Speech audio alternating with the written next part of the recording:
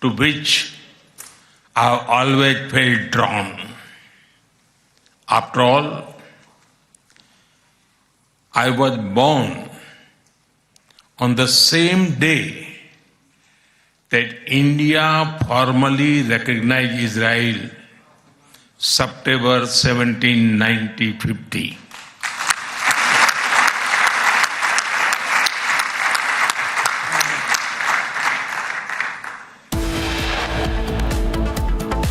Coming up next, Prime Minister Modi's big message on terrorism at the Knesset address says sustained and coordinated action need for countering terrorism. And updates on a major face-off between Delhi police and Himachal police in Shimla over Congress workers' arrest. 20 Delhi police personnel detained by Himachal cops.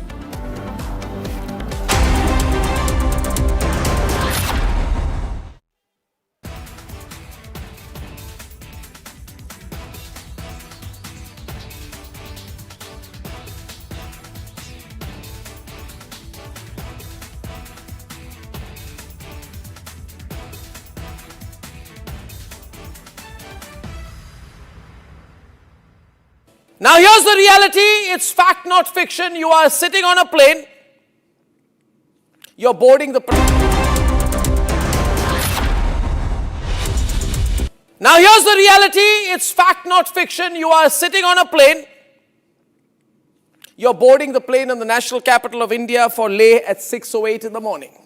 It's a SpiceJet plane.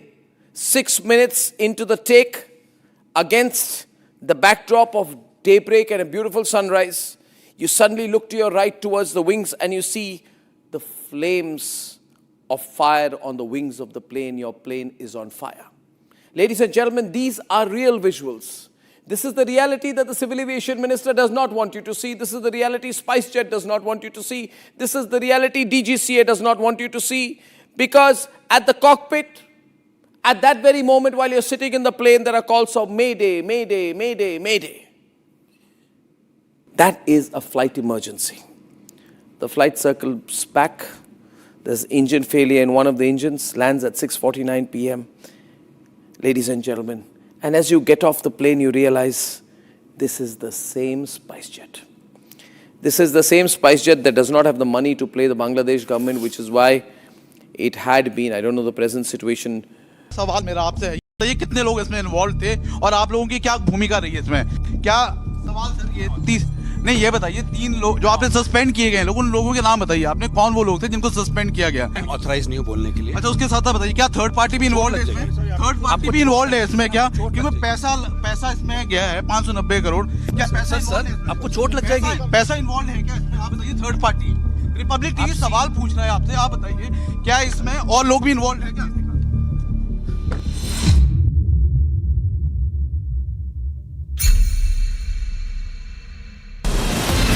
From Asia's largest news headquarters,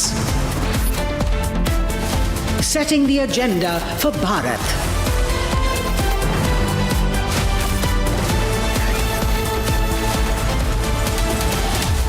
You're watching Republic.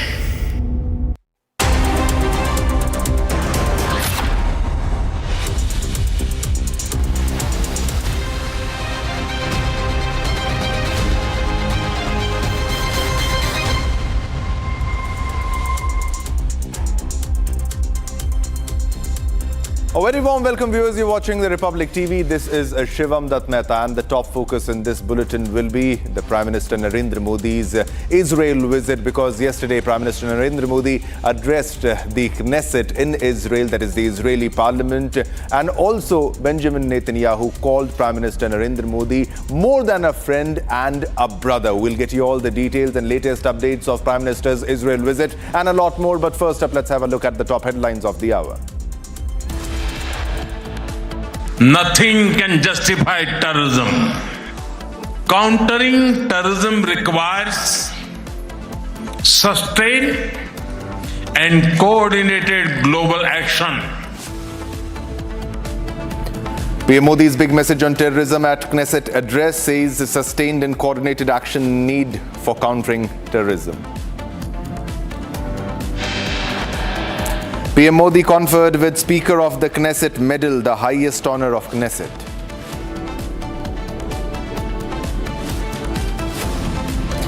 India-Israel to hold bilateral meetings today, defense, economic and trade on agenda.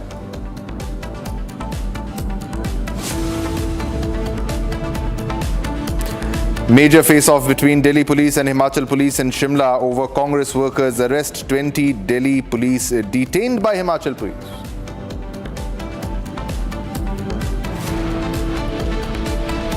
ED summons Anil Ambani in connection with money laundering case, attaches assets worth rupees 3,716 crore.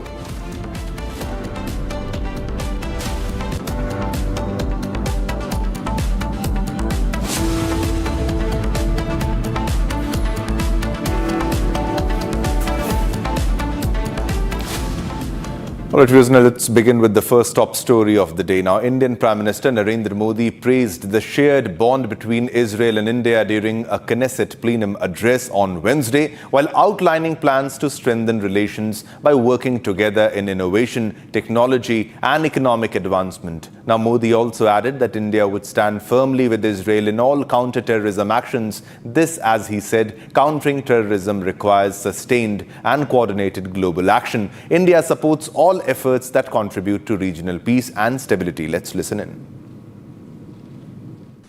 In India, there is a great admiration for Israel's resolve, courage, and achievements.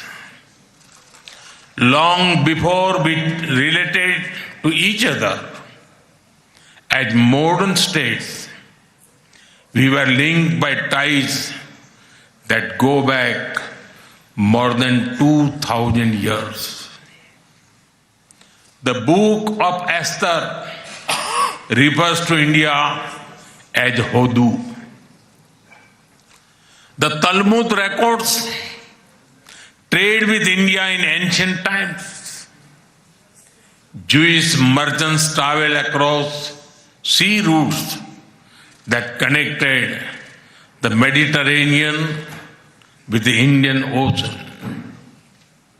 They came seeking opportunity and dignity. And in India, they became one of us. Jewish communities have lived in India without fear of persecution or discrimination. They have preserved their faith and participated fully in society. That record is a source of pride for us. Honorable members, the Bene Israel of Maharashtra, the Kochini Jews of Kerala, the Baghdadi Jews of Kolkata and Mumbai, and the Bene Menashe of the Northeast have enriched India. In my home state, Gujarat, there is a school set up by a Bene Israeli family, Mr. and Mrs. Best. It is an excellent school, and of course, it is called the Best School.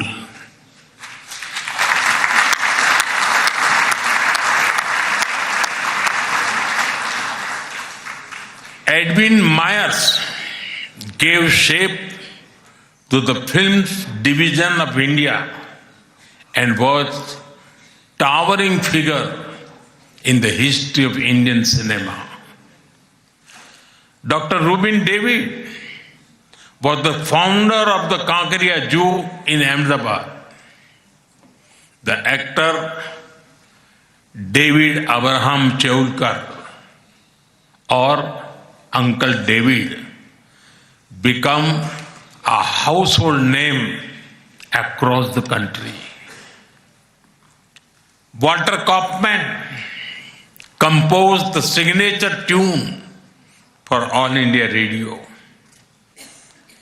David Sassoon built many institutions that still serve Indian society.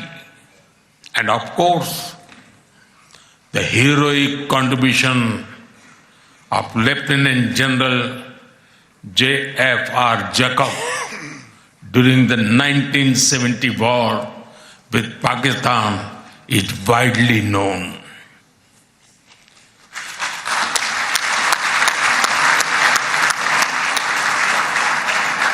I had the honor of working closely with him after his retirement. We discussed India-Israel relations, among many other things, over many cups of tea. There have been countless others whose contributions are woven into India's rich fabric of life. Honorable members, there was movement from India to Israel too, when many Indian Jews migrated to Israel in the mid-20th century. Today, a vibrant Indian origin Jewish community lives here.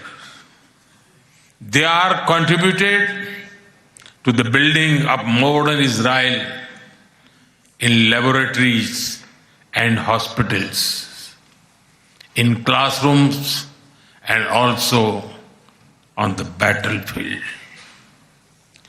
They hold firmly that Israel is their fatherland and India their motherland.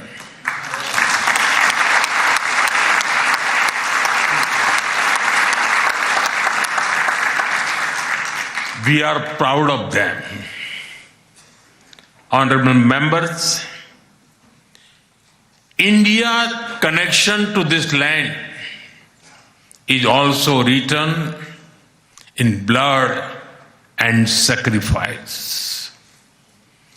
During the First World War, more than 4,000 Indian soldiers laid down their lives in this region. The cavalry charge at Haifa in September 1918 remains a significant chapter in military history. Major Thakur Dalpat Singh, remembered as the hero of Haifa, symbolized the shared history. During my last visit, I was deeply moved to pay my respect at the Haifa Memorial for Indian soldiers. All right, viewers. So Prime Minister Narendra Modi received a grand welcome in the Israeli parliament, that is the Knesset. Now, in his address in Knesset, PM Benjamin Netanyahu also praised Narendra Modi. Now, while welcoming Prime Minister Narendra Modi, Benjamin Netanyahu said that the relationship that we have is beyond friendship. Let's listen into what he has said. I said, Narendra, my dear friend, these are not just words.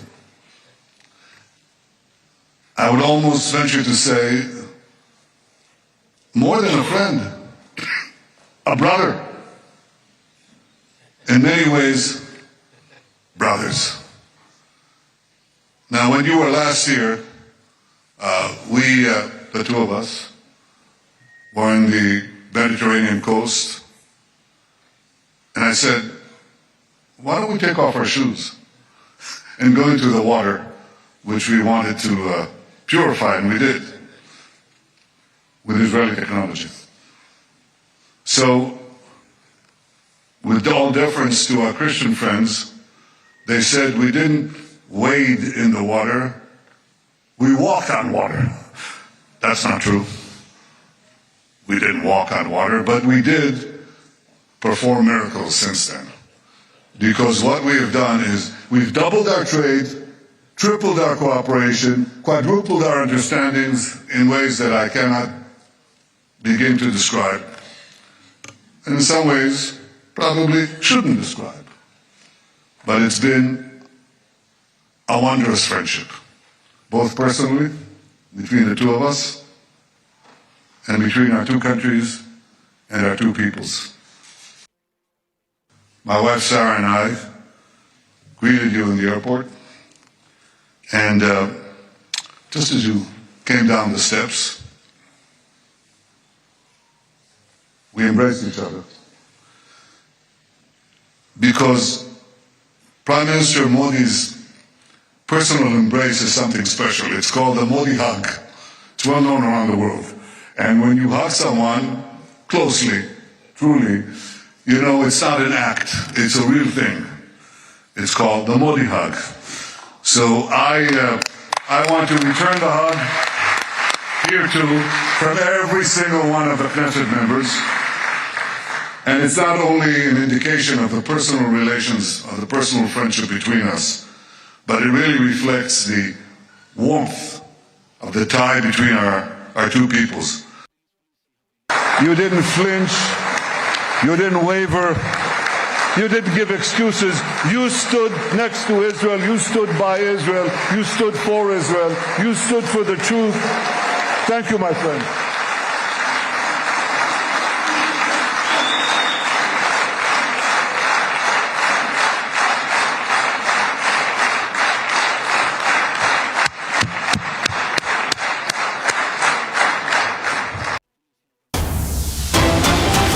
All right, viewers, there's a big breaking news coming in right now at this moment, and this is Delhi police team was again stopped by HP police this morning, stating that 3 accused arrested in AI summit protest could be taken to Delhi after Delhi police has received their transit remand. But Himachal Pradesh police can't let Delhi police team go, as FIR has been registered against Delhi police.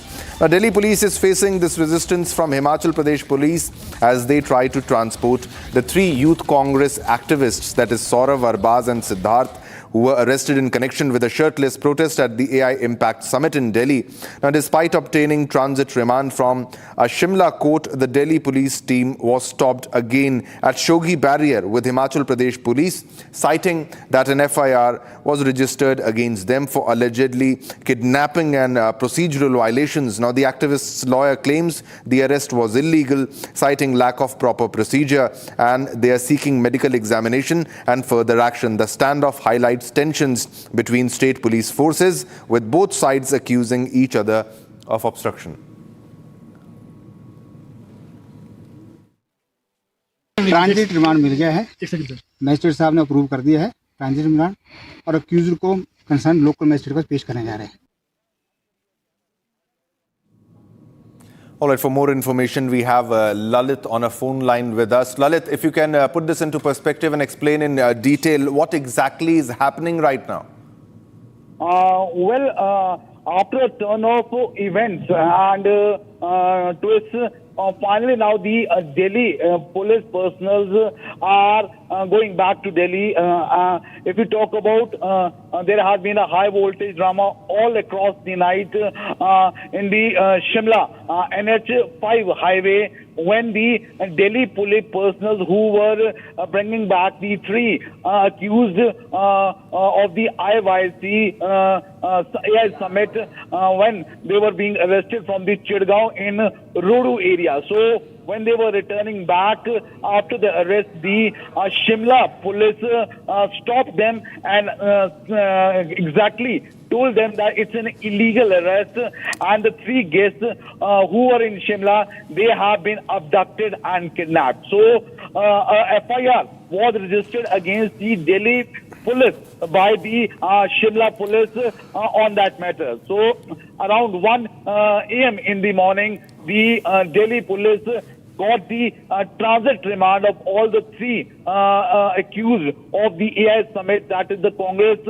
youth workers. So when they were again returning back after the transit remand was being approved by the Shimla district court, then again, the Shimla police stopped the Delhi police personnel who were in number around 15 to 20, and they said that an FIR has been registered against you people. You can take all the three accused, that is the Congress workers, back to Delhi as they have got the transit remand. But you are not allowed to go back to Delhi as a FIR has been registered against you. Apart from that, there were allegations that the DVR which the Delhi police have seized from the hotel in which the three Congress workers were staying, that has been taken without issuing any memo or receipt. So that was all illegal. So these were the these were the statements which were being given by the Shimla police to the Delhi police. So high voltage drama and a number of paperwork. Finally, around 6 a.m. in the morning, after the in the Shogib area, that is in the National Highway 5, the Delhi police personnel are now finally returning back to Delhi after the transit remand was being approved, and they are taking all the three accused, that is the IYC Congress workers who were being arrested and for whom they have got the transit remand. Back to the studio. All right, Lalit, thanks a lot for the information on this story. We'll come back to you as more developments happen in the story. All right, let's move on to our next top story. Now, the upcoming film, The Kerala Story Goes Beyond, has landed in the middle of a legal storm in Kerala. Now, a petition has been filed challenging the film's release, alleging that it presents a misleading portrayal of the state and could potentially disturb public order. Now, hearing the matter, the Kerala High Court has instructed the producers of The Kerala Story Goes Beyond to refrain from releasing the film's rights until it delivers a verdict on petitions contesting its certification. More in this report.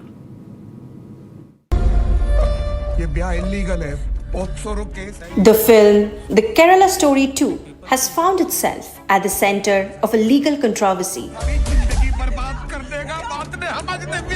A petition was filed against the film's release, alleging that it portrays a misleading image of Kerala. Now, the Kerala High Court has instructed the producers of the controversial film to refrain from releasing its rights. The court has asked the filmmakers to halt the release of its rights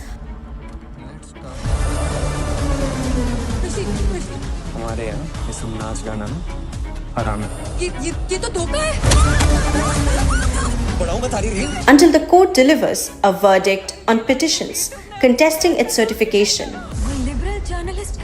During the hearing, the filmmakers were also asked to arrange a pre-screening for the court in Kochi. However, the filmmakers flatly refused. The film's full title, The Kerala Story Goes Beyond, with Goes Beyond intended to signal that the narrative is not limited to Kerala. Despite the controversy, the filmmakers have stated that they will not change the title. The producers also filed a response opposing the petition and defending the film's title. The High Court, meanwhile, directed that the film must not be released until the ongoing hearing concludes. The order came in response to petitions raising concerns about the film's content and its potential impact on public order.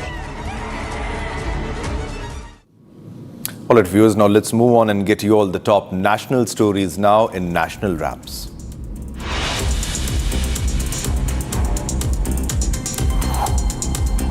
A major controversy has erupted in Bid district of Maharashtra after a video surfaced allegedly showing cheating slips being supplied to students during a class 12 biology exam. Now, despite CCTV surveillance installed at all examination centers on the orders of the district collector to ensure transparency, relatives were reportedly seen delivering slips from behind the exam center premises. Now, the shocking visuals have raised serious questions about the effectiveness of anti-cheating measures.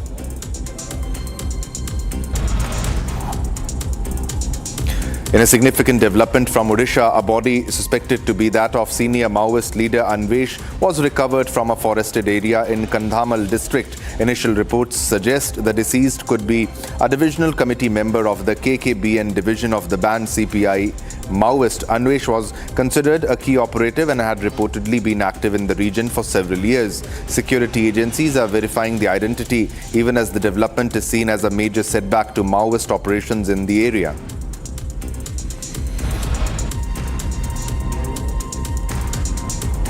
Two young men lost their lives in a tragic road accident on the Shahi Shergarh road in Bareilly after a speeding car rammed into their motorcycle. Sonu died on the spot while Vishal Kumar, who sustained critical injuries, later succumbed at a hospital. The car driver fled the scene and police have registered a case while launching a search operation to trace the absconding accused.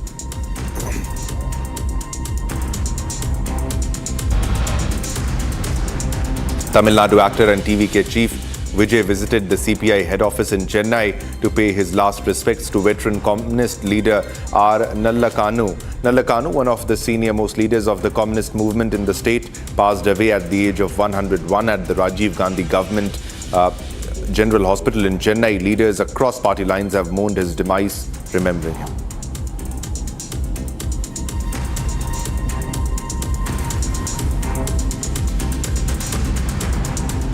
All right, viewers, now let's move on to our next top story. Now, German Chancellor Friedrich Merz is in Beijing on his first official visit to China since taking office. Meeting President Xi Jinping and Premier Li Qiang, trade, global stability and the war in Ukraine are high on the agenda as both sides call for deeper cooperation amid a shifting international landscape. Watch this report for more information. German Chancellor Friedrich Merz began his two-day visit to Beijing with an official welcome ceremony meeting Chinese Premier Li Qiang on his first trip to China since taking office last May. Merz inspected an honor guard before holding formal talks as both sides acknowledged differences but emphasized cooperation where possible. Trade and global security were central to discussions, with Merz pressing for fair economic playing field for German companies operating in China. Wir haben heute bereits bekräftigt, dass wir die umfassende strategische Partnerschaft zwischen unseren beiden Ländern vertiefen wollen, dass wir uns weiter auch entwickeln wollen, in gegenseitigem Respekt, in einem offenen Dialog miteinander und dass wir unsere Gemeinsamkeiten herausstellen und uns gemeinsam auch den Herausforderungen stellen, vor denen wir stehen. Wir sind zwei der drei größten Industrienationen der Welt. Das ist eine große Verantwortung, aber es ist auch eine große Chance. Merz noted that Germany and China, as major industrial nations, share both responsibility and opportunity in shaping global economic relations. During talks with Chinese President Xi Jinping, the focus turned to strengthening strategic communication amid what Beijing described as a turbulent international environment. 世界越是变乱交织呢，中德两国要加强战略沟通，增进战略互信，以中德关系的稳定性、活力，对中欧关系谋合作，也为这个动荡的世界谋发展。 Xi also reiterated his commitment to advancing the comprehensive strategic partnership between the two countries. The visit included a signing ceremony underscoring continued institutional cooperation between Berlin and Beijing. Ahead of the visit, Merz said he would also seek China's assistance in efforts to bring an end to Russia's 4-year war in Ukraine. The talks come as both Europe and China face pressure from US tariffs and broader shifts in the global political and economic order, with leaders on both sides emphasizing dialogue and continued engagement. All right, time to slip into a short commercial break, but don't go anywhere. Coming up next, PM Modi conferred with the Speaker of the Knesset Medal, the highest honor of Knesset, that is the Israeli Parliament. Coming up next. MDH की हल्दी मिर्ची धनिया करे कमाल, ये रंग दे, ये खुशबू दे, ये तीखा, ये कम पड़े, क्या निराला MDH masala. Amity has been ranked India's #1 not-for-profit private university for 11th year, with top 10 ranked institutions in management, engineering, biotech, law, mass comm, telecom, hospitality, fashion and more. Yet another top ranking for Amity University. Our pure Shahi Paneer Masala. Delicious, healthy, every day. Now here's the reality. It's fact, not fiction. You are sitting on a plane. You're boarding the plane in the national capital of India for Leh at 6:08 in the morning. It's a SpiceJet plane. 6 minutes into the take, against the backdrop of daybreak and a beautiful sunrise, you suddenly look to your right towards the wings and you see the flames of fire on the wings of the plane. Your plane is on fire. Ladies and gentlemen, these are real visuals. This is the reality that the Civil Aviation Minister does not want you to see. This is the reality SpiceJet does not want you to see. This is the reality. आधे bowl दही में 4 चम्मच MDH चटनी पुदीना मसाला डाला, stir करो, पुदीना चटनी तैयार। MDH चटनी पुदीना मसाला। रानी, इस घर में कुछ है जो टूटता नहीं। ये पिलर कभी नहीं टूटेगा। रुंगटा स्टील TMT से बना। रुंगटा नहीं तो घर स्ट्रॉन्ग नहीं। रुंगटा स्टील TMT बार एकदम सॉलिड। थोड़े में ज्यादा स्वाद, यही तो है इसकी खास बात। वाओ मामा, क्या स्वाद है? अरे मेरे राजा, राजा और मसाला।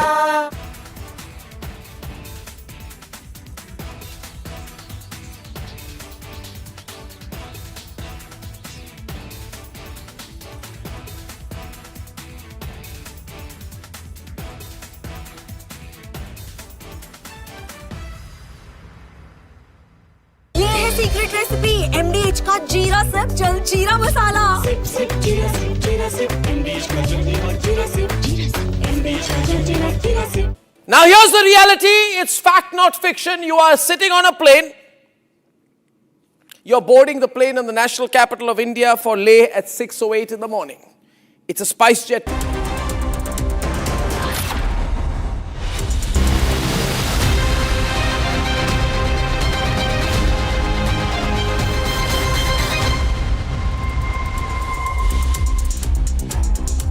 Hello viewers and a very warm welcome. You're watching the Republic TV. This is Shivam Dutt Mehta and the top focus in this bulletin will be Prime Minister Narendra Modi's 2-day Israel visit, because Prime Minister Narendra Modi yesterday addressed the Knesset, that is the Israeli parliament. There was a grand welcome from Prime Minister Narendra Modi, and also Israeli Prime Minister Benjamin Netanyahu said that Prime Minister Narendra Modi, for him and for Israel, is more than a friend. He called Prime Minister Narendra Modi a brother. We'll get you all the details of this and the important bilateral talks, all details of that too. But first up, let's have a look at the top headlines of the hour.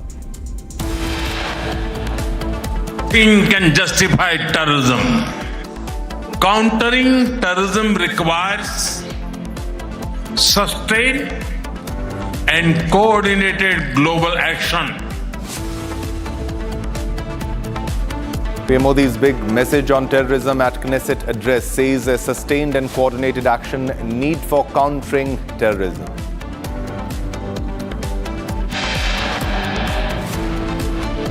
PM Modi conferred with Speaker of the Knesset Medal, the highest honor of the Knesset.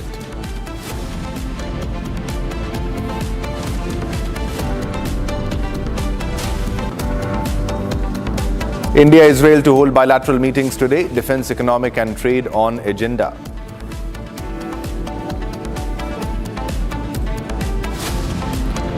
Major face-off between Delhi police and Himachal police in Shimla over Congress workers. Arrest 20 Delhi police personnel detained by Himachal police.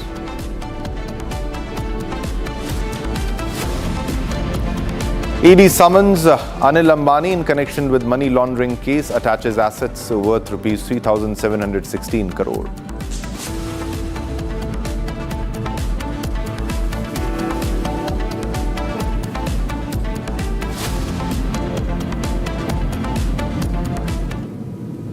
All right, viewers, in what would be the first time an Indian Prime Minister ever addressed the Israeli parliament. Prime Minister Narendra Modi praised the shared bond between Israel and India during a Knesset plenum address on Wednesday, while outlining the plans to strengthen relations by working together in innovation, technology and economic advancement. Now, this address was held shortly after Modi landed in the country for an official state visit. He was greeted with standing ovations from the audience, from PM Modi condemning Hamas violence, saying nothing can justify terror, to Israel PM Netanyahu welcoming the Indian PM and calling him a great friend of Israel while thanking him for his support. The Knesset address was the start of an upgrade of Indo-Israel bilateral ties. Now, from strategic partnership to special strategic partnership, let's listen in to what was said one by Prime Minister Narendra Modi. And also, Prime Minister Narendra Modi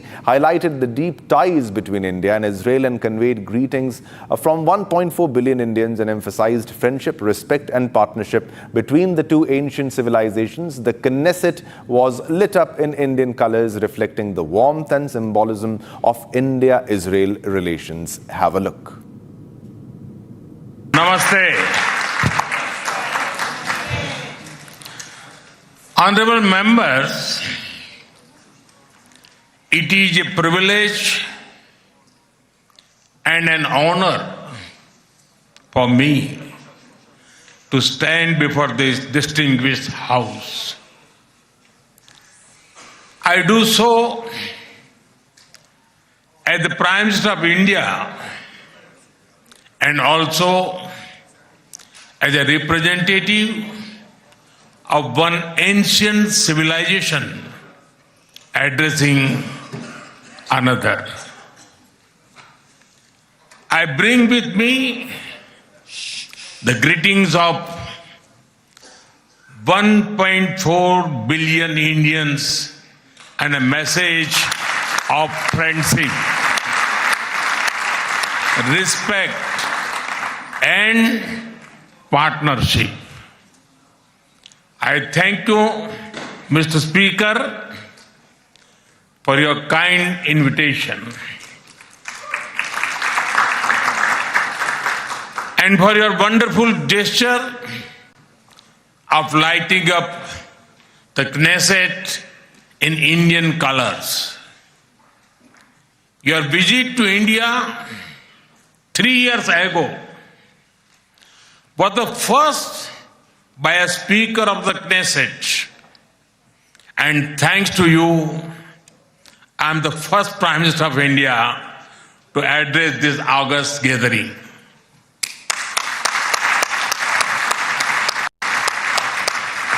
Nine years ago, I had the good fortune to be the first Prime Minister of India to visit Israel. And I'm very happy to be here again, returning to a land to which I've always felt drawn. After all, I was born on the same day that India formally recognized Israel, September 17, 1950.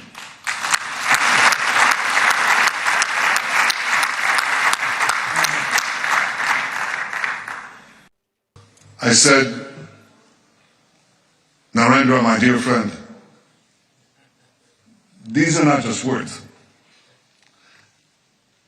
I would almost venture to say, more than a friend, a brother. In many ways, brothers. Now, when you were last here, the two of us, were in the Mediterranean coast, and I said, why don't we take off our shoes and go into the water, which we wanted to purify, and we did, with Israeli technology. So, with all deference to our Christian friends, they said we didn't wade in the water, we walked on water. That's not true. We didn't walk on water, but we did perform miracles since then. Because what we have done is we've doubled our trade, tripled our cooperation, quadrupled our understandings in ways that I cannot begin to describe. And in some ways, probably shouldn't describe. But it's been a wondrous friendship, both personally, between the two of us, and between our two countries and our two peoples. My wife Sarah and I greeted you in the airport, and just as you came down the steps, we embraced each other. Because Prime Minister Modi's personal embrace is something special. It's called the Modi hug. It's well known around the world. And when you hug someone closely, truly, you know it's not an act, it's a real thing. It's called the Modi hug. So I want to return the hug here too from every single one of the Knesset members. And it's not only an indication of the personal relations, of the personal friendship between us, but it really reflects the warmth of the tie between our two peoples. All right, viewers, Prime Minister Narendra Modi condemned the October 7 Hamas attack on Israel and expressed India's solidarity with Israel, saying, "We share your grief," during his address to the Knesset, on which Netanyahu thanked Prime Minister Narendra Modi and India, saying India stood next to Israel and stood for the truth. Let's listen in. Honorable members, I also carry with me the deepest condolences of the people of India for every life lost and for every family whose world was shattered in the barbaric terrorist attack by Hamas on October 7. We feel your pain. We share your grief. India stands with Israel firmly, with full conviction in this moment and beyond.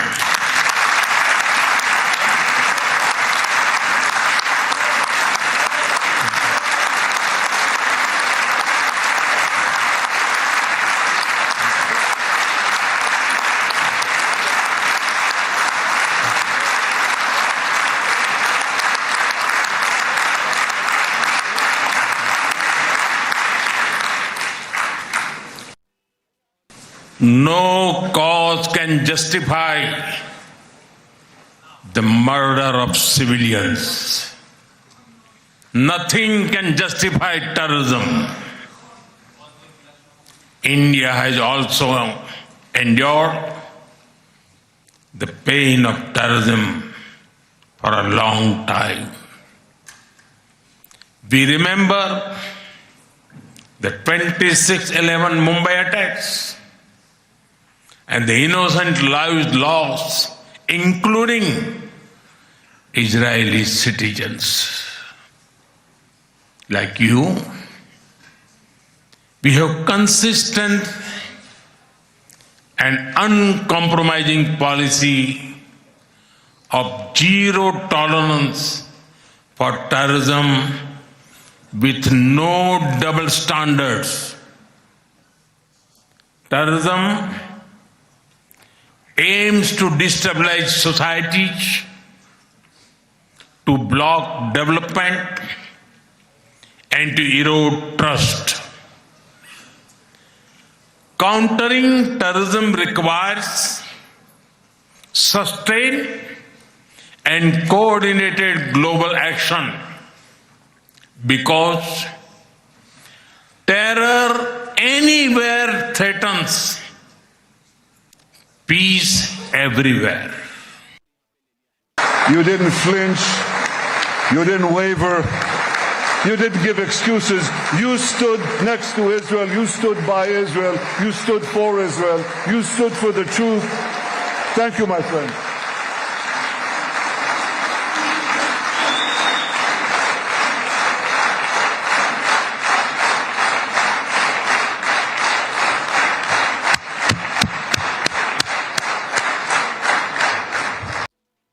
In a world where anti-Semitism is rising, India stands out.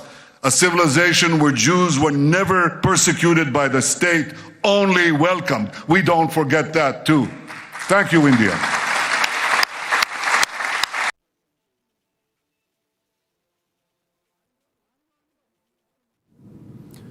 All right, viewers, so terrorism anywhere threatens peace everywhere. That's the word that came in from Prime Minister Narendra Modi as he asserted in his address at the Israeli parliament, even as he threw New Delhi's weight behind the Gaza Peace Initiative, saying it holds the promise of a just and durable peace in the region. Let's listen in. India supports all efforts that contribute to durable peace and regional stability. Some years ago, when you concluded the Abraham Accords, we applauded your courage and vision. It was a moment of new hope for a long troubled region. Since then, the situation has changed significantly. The path is even more challenging. Yet, it is important to sustain that hope. The Gaza Peace Initiative that was endorsed by the UN Security Council offers a pathway. India has expressed its firm support for the initiative. We believe that it holds the promise of a just and durable peace for all the people of the region, including by addressing the Palestine issue. Let all our efforts be guided by wisdom, courage, and humanity. The road to peace is not always easy, but India joins you and the world for dialogue, peace, and stability in this region. Prime Minister Narendra Modi also highlighted that Jewish communities have lived in India without fear of persecution or discrimination and have preserved their faith and participated fully in society. And this record is a source of pride for India. Let's listen into what PM said.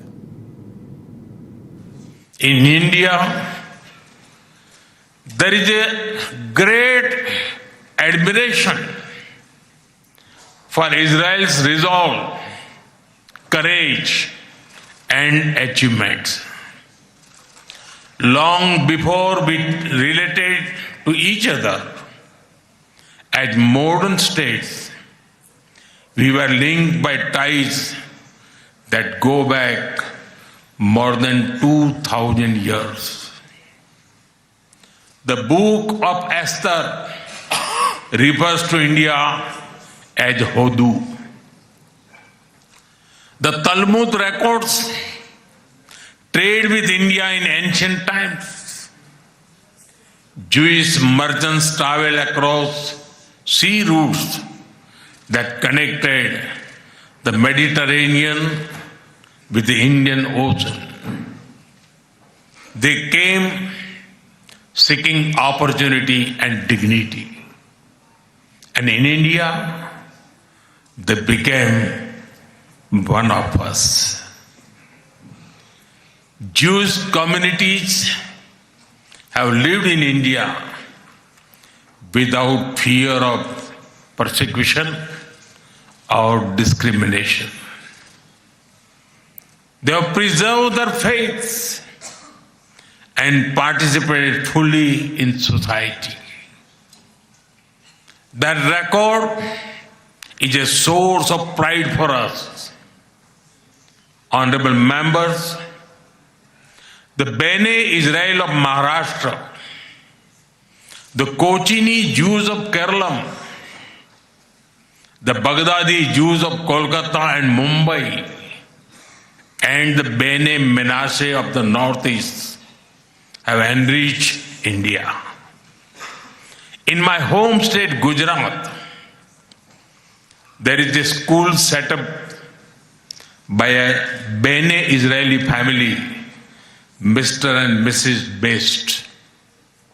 It is an excellent school, and of course, it is called the Best School.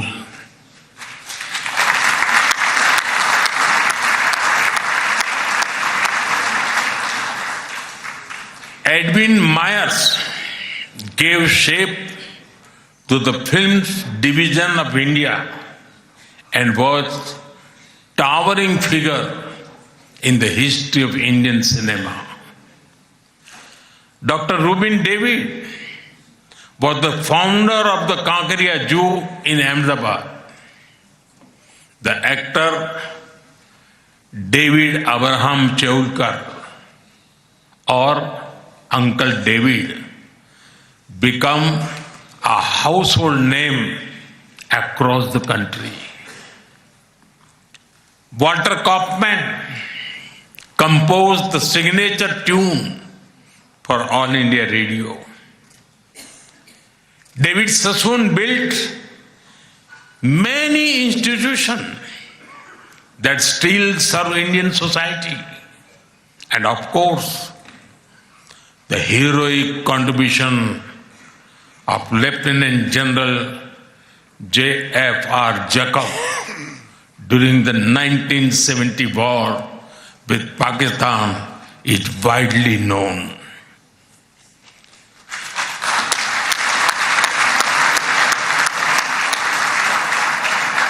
I had the honor of working closely with him after his retirement. We discussed India-Israel relations, among many other things, over many cups of tea. There have been countless others whose contributions are woven into India's rich fabric of life. Honorable members, there was movement from India to Israel too, when many Indian Jews migrated to Israel in the mid-20th century. Today, a vibrant Indian origin Jewish community lives here.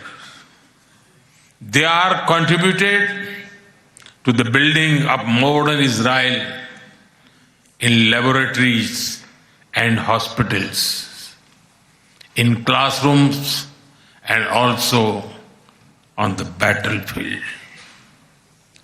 They hold firmly that Israel is their fatherland and India their motherland.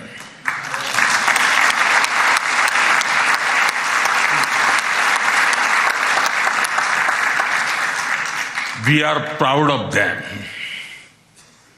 Honorable members, India's connection to this land is also written in blood and sacrifice. During the First World War, more than 4,000 Indian soldiers laid down their lives in this region.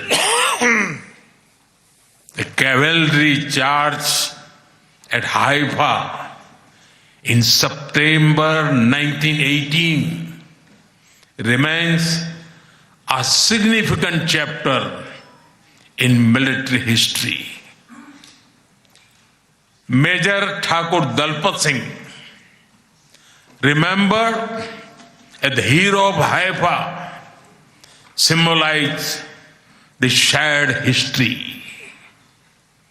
During my last visit, I was deeply moved to pay my respect at the Haifa Memorial for Indian soldiers. Honorable members, last month, the world marked the International Holocaust Remembrance Day. The Holocaust stands as one of humanity's darkest chapters. Yet, even in those turbulent years, some acts of humanity stood out. The Maharaja of Navanagar in Gujarat, also known as the Jam Sahib, offered refuge to Polish children, including Jewish children who had nowhere else to turn. I am told that a statue of Jam Sahib was unveiled in Moshav Nevatim recently. Thank you. Thank you for this honor and remembrance. All right, viewers, Prime Minister Narendra Modi highlighted India's growth story and sought greater bilateral collaboration in the fields of trade, investment, infrastructure, development, green growth, startups, digital solutions and emerging technologies, unlocking the innovation and creativity of the youth. Expressing satisfaction at the conclusion of the bilateral investment treaty, he called for early finalization of an ambitious free trade agreement to realize the untapped trade potential. Watch this. We will be among the top 3 economies globally.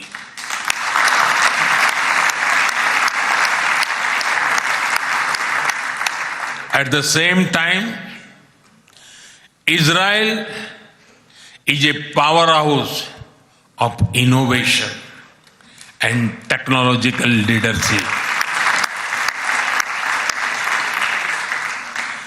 This creates a natural foundation for our forward-looking partnership.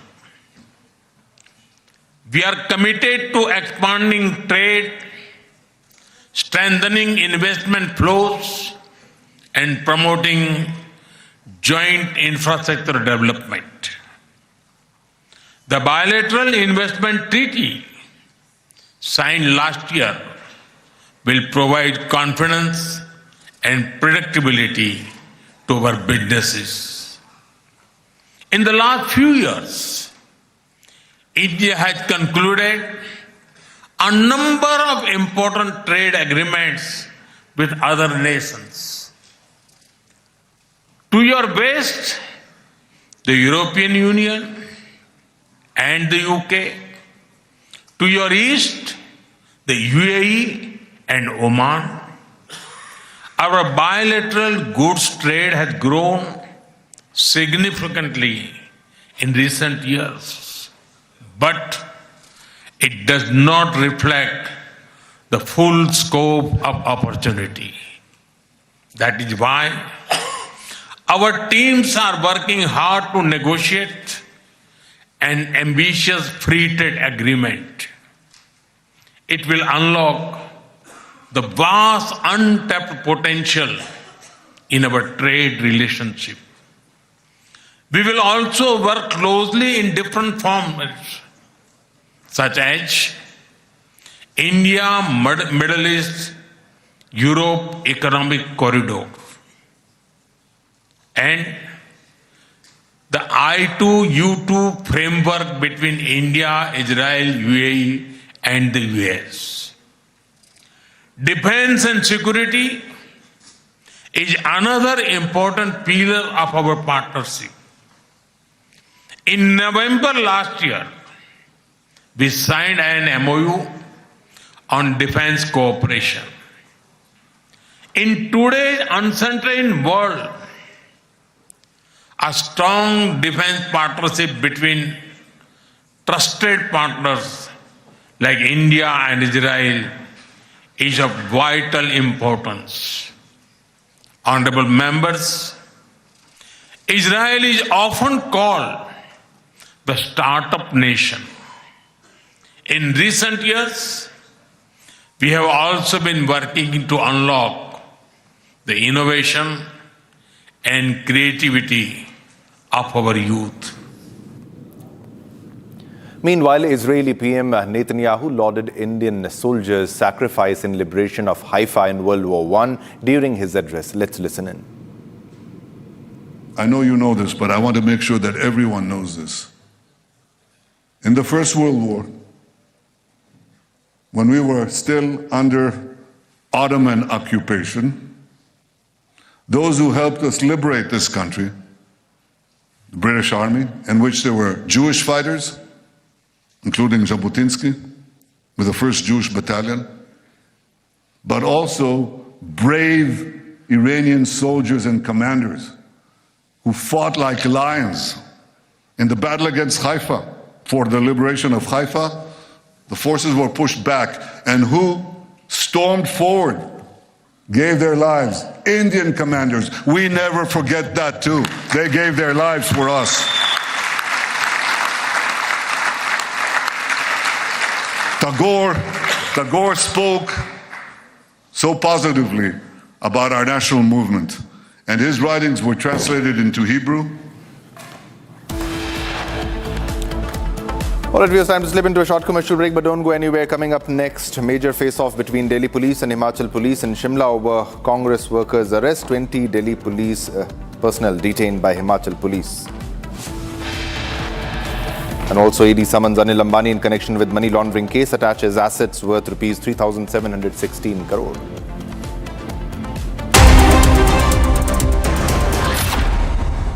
Amity has been ranked India's #1 not-for-profit private university for 11th year, with top 10 ranked institutions in management, engineering, biotech, law, masscom, telecom, hospitality, fashion and more. Yet another top ranking for Amity University.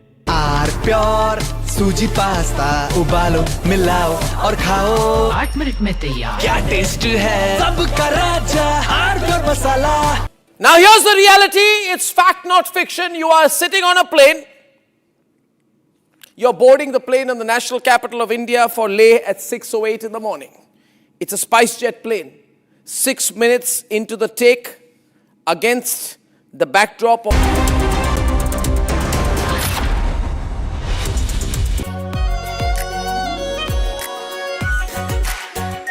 Are pure shahi paneer masala, delicious, healthy, everyday. Rani, इस घर में कुछ है जो टूटता नहीं.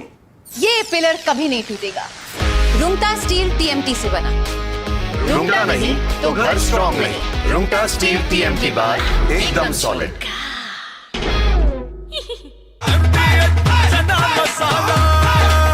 अब छोलिया हो या लोबिया, सफेद चने या काले चने, सब कुछ मजेदार बने.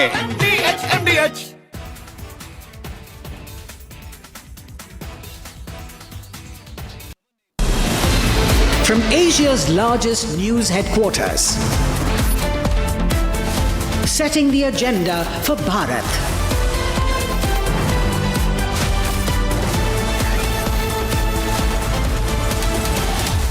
You're watching Republic.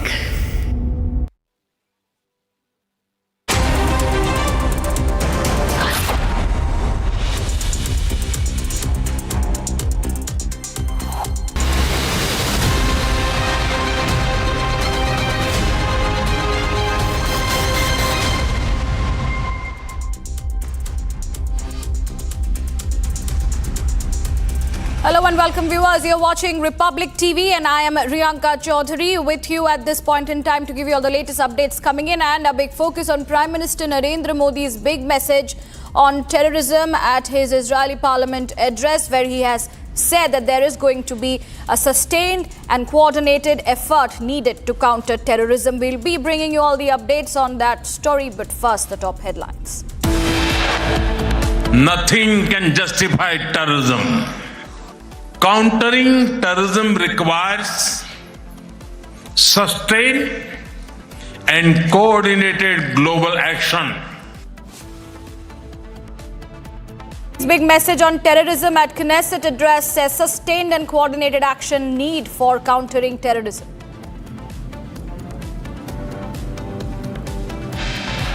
Prime Minister Modi conferred with Speaker of the Knesset medal, the highest honor of the Israeli parliament. India and Israel to hold bilateral meetings today. Defense, economy and trade on the agenda.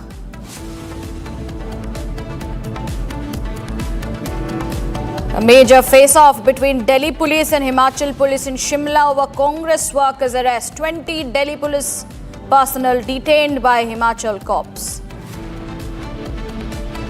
Enforcement Directorate summons Anil Ambani in connection with money laundering case, attaches assets worth rupees 3,716 crore.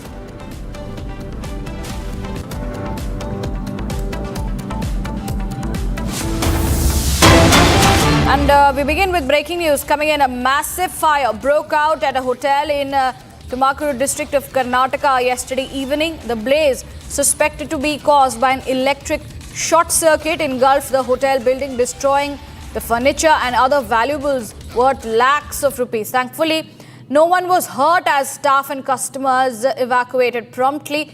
The Amritsar police and fire and emergency services teams were rushed to the scene and they brought the fire under control. Meanwhile, the investigations are ongoing to determine the exact cause of the fire. A massive blaze suspected to be caused by electric short circuit engulfed a hotel building in Karnataka yesterday evening. Furniture and multiple other valuable items worth lakhs of rupees were destroyed.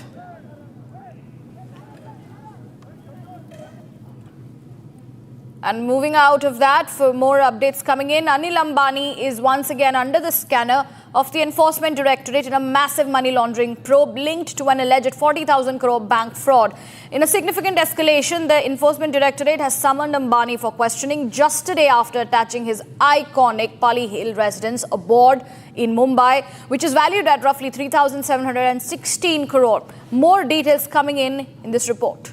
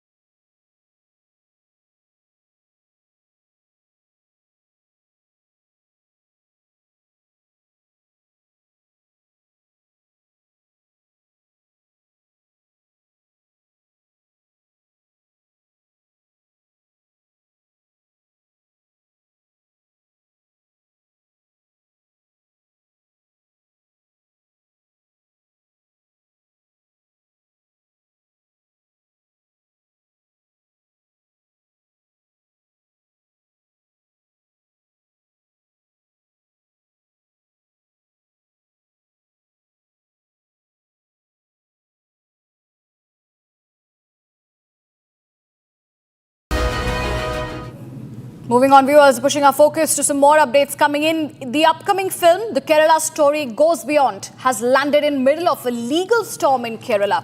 A petition has been filed challenging the film's release, alleging that it presents a misleading portrayal of the state and could potentially disturb the public order.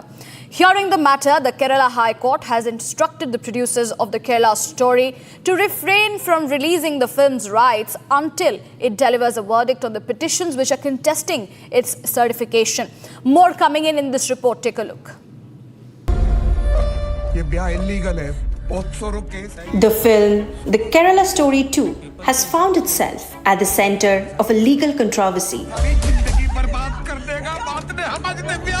A petition was filed against the film's release, alleging that it portrays a misleading image of Kerala. Now, the Kerala High Court has instructed the producers of the controversial film to refrain from releasing its rights. The court has asked the filmmakers to halt the release of its rights.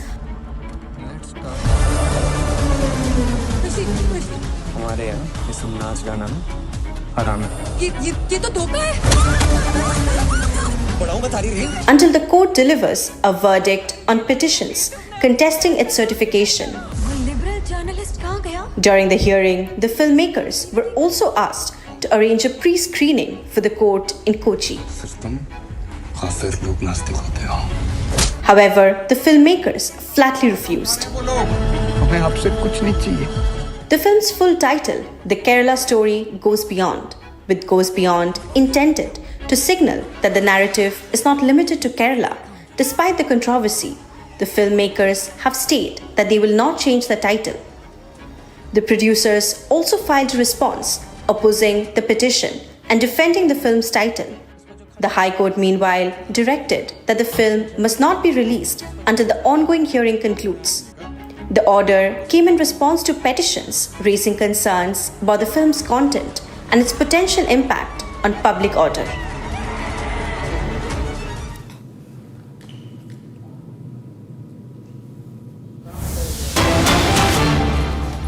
And breaking news coming in, viewers. Canada's federal government has reportedly shifted its stance, stating that India is no longer linked to violent crimes in the country. Ahead of Prime Minister Mark Carney's visit to India, this marks a significant change in Canada's public position, reflecting progress in diplomatic engagement and security talks between Ottawa and New Delhi.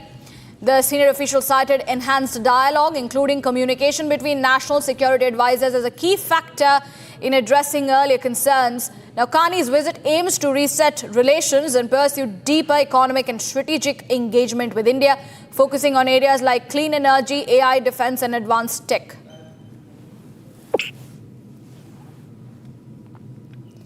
Ahead of Carney's India visit, Canada has shifted its stance on India, and it has said now that India is no longer linked to violent crimes in the country. And this development is coming in ahead of Canadian Prime Minister Mark Carney's visit to India. This is looking towards a very, very significant change in Canada's public position, and it reflects the progress in democratic engagement and security talks between India and Canada. These are latest developments coming in as far as Carney's India visit is concerned, and Canada now shifting its stance on India. There are changes that have been made in the diplomatic ties. The senior officials have cited that there is going to be enhanced dialogue, which includes communication between the national security advisors, which is a key factor in addressing earlier concerns. We will be bringing in more details, but because this is Canada's changed stance on India, coming in saying that India is no longer linked to any violent crimes in the country, and bringing in a very, very significant development in the diplomatic ties between India and Canada. And the Canadian officials have asserted that India is an important partner and is no longer connected to violent crimes in Canada. It is going to be a pivotal trip of Prime Minister Mark Carney, marking a significant shift in the diplomatic relations, which is followed by a turbulent period of accusations and tensions between the two nations earlier. And this is coming in from the federal government in Canada, which now believes India is no longer linked to violent crimes in the country, as per a senior official Senior Executive Editor Abhishek Kapoor joins me on the phone line. Abhishek, how do you see this development coming in right ahead of Mark Carney's visit to India, with Canada now believing that India is no longer linked to violent crimes in the country? These are good atmospherics ahead of arrival of Prime Minister Carney to Mumbai first and then New Delhi tomorrow, where there are going to be delegation-level talks. And I think this is indication that the intent to reset the larger India-Canada ties is strong, that the Canadian establishment is finally looking towards future and is practical enough to understand that there were some mistakes that were made and that those those have to be corrected. So I think, like in the case of Tahawur Rana, who's all set to be declared persona non grata and a non-citizen insofar as Canada is concerned. So in this statement, I think this is an acknowledgement of a fact on the ground. Also, remember the kind of violent crimes we have seen connected with criminal gangs in Canada. Those were a problem for India, those were a problem for Canadian society, and just out of spite of one leader, those were being papered over, and those concerns rather were being papered over. India had sent dossier after dossier of involvement of criminal gangs operating out of Canadian soil and creating problems in India, particularly in Punjab, Haryana, Rajasthan belt. The Bishnoi gang and the Brar gang, they have operated out of Canadian soil, sometimes out of the United States also, but that's a parallel conversation going. The Khalistani nuisance that is entirely based out of Canada. So I think this is a good statement of intent ahead of Prime Minister Carney's visit, and this is going to create a good atmospherics heading into the delegation level talks that perhaps will smooth out the creases further, and the two leaderships then perhaps look collectively towards the future in a single direction. That's right, Abhishek. Thank you for giving your inputs on this important story and a very, very important development coming in ahead of Mark Carney's visit to India. With that, viewers, we shift our focus now. But before that, it is imperative to note that India and Canada are going to be building in better democratic, better diplomatic positions after the visit. Moving on, the world's largest aircraft carrier, the USS Gerald R. Ford, remains stocked at the US naval base in Souda Bay on the Greek island of Crete. The port comes as part of a major American build-up in the Middle East amid the rising tensions with Iran. Now, President Donald Trump has constantly warned of a possible military action over Iran's nuclear program. Meanwhile, protesters have staged anti-war demonstrations. Here are the details coming in.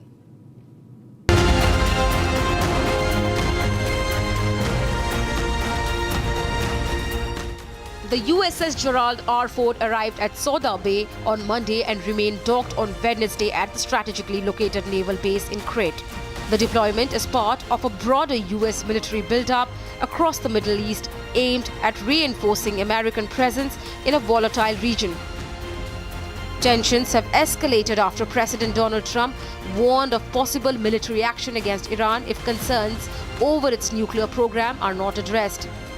Tehran has responded with strong rhetoric, insisting it will defend its sovereignty as regional tensions spike once again. The development also carry a China dimension. Beijing has deepened economic and defense ties with Iran in recent years, and reports suggest growing military cooperation between the two nations.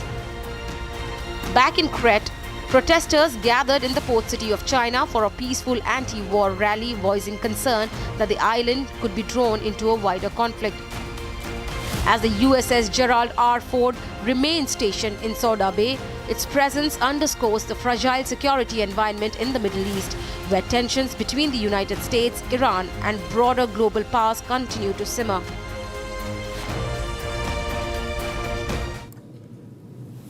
With that, moving on, viewers, we bring you an update on where exactly the businesses and the markets are headed today. Take a look.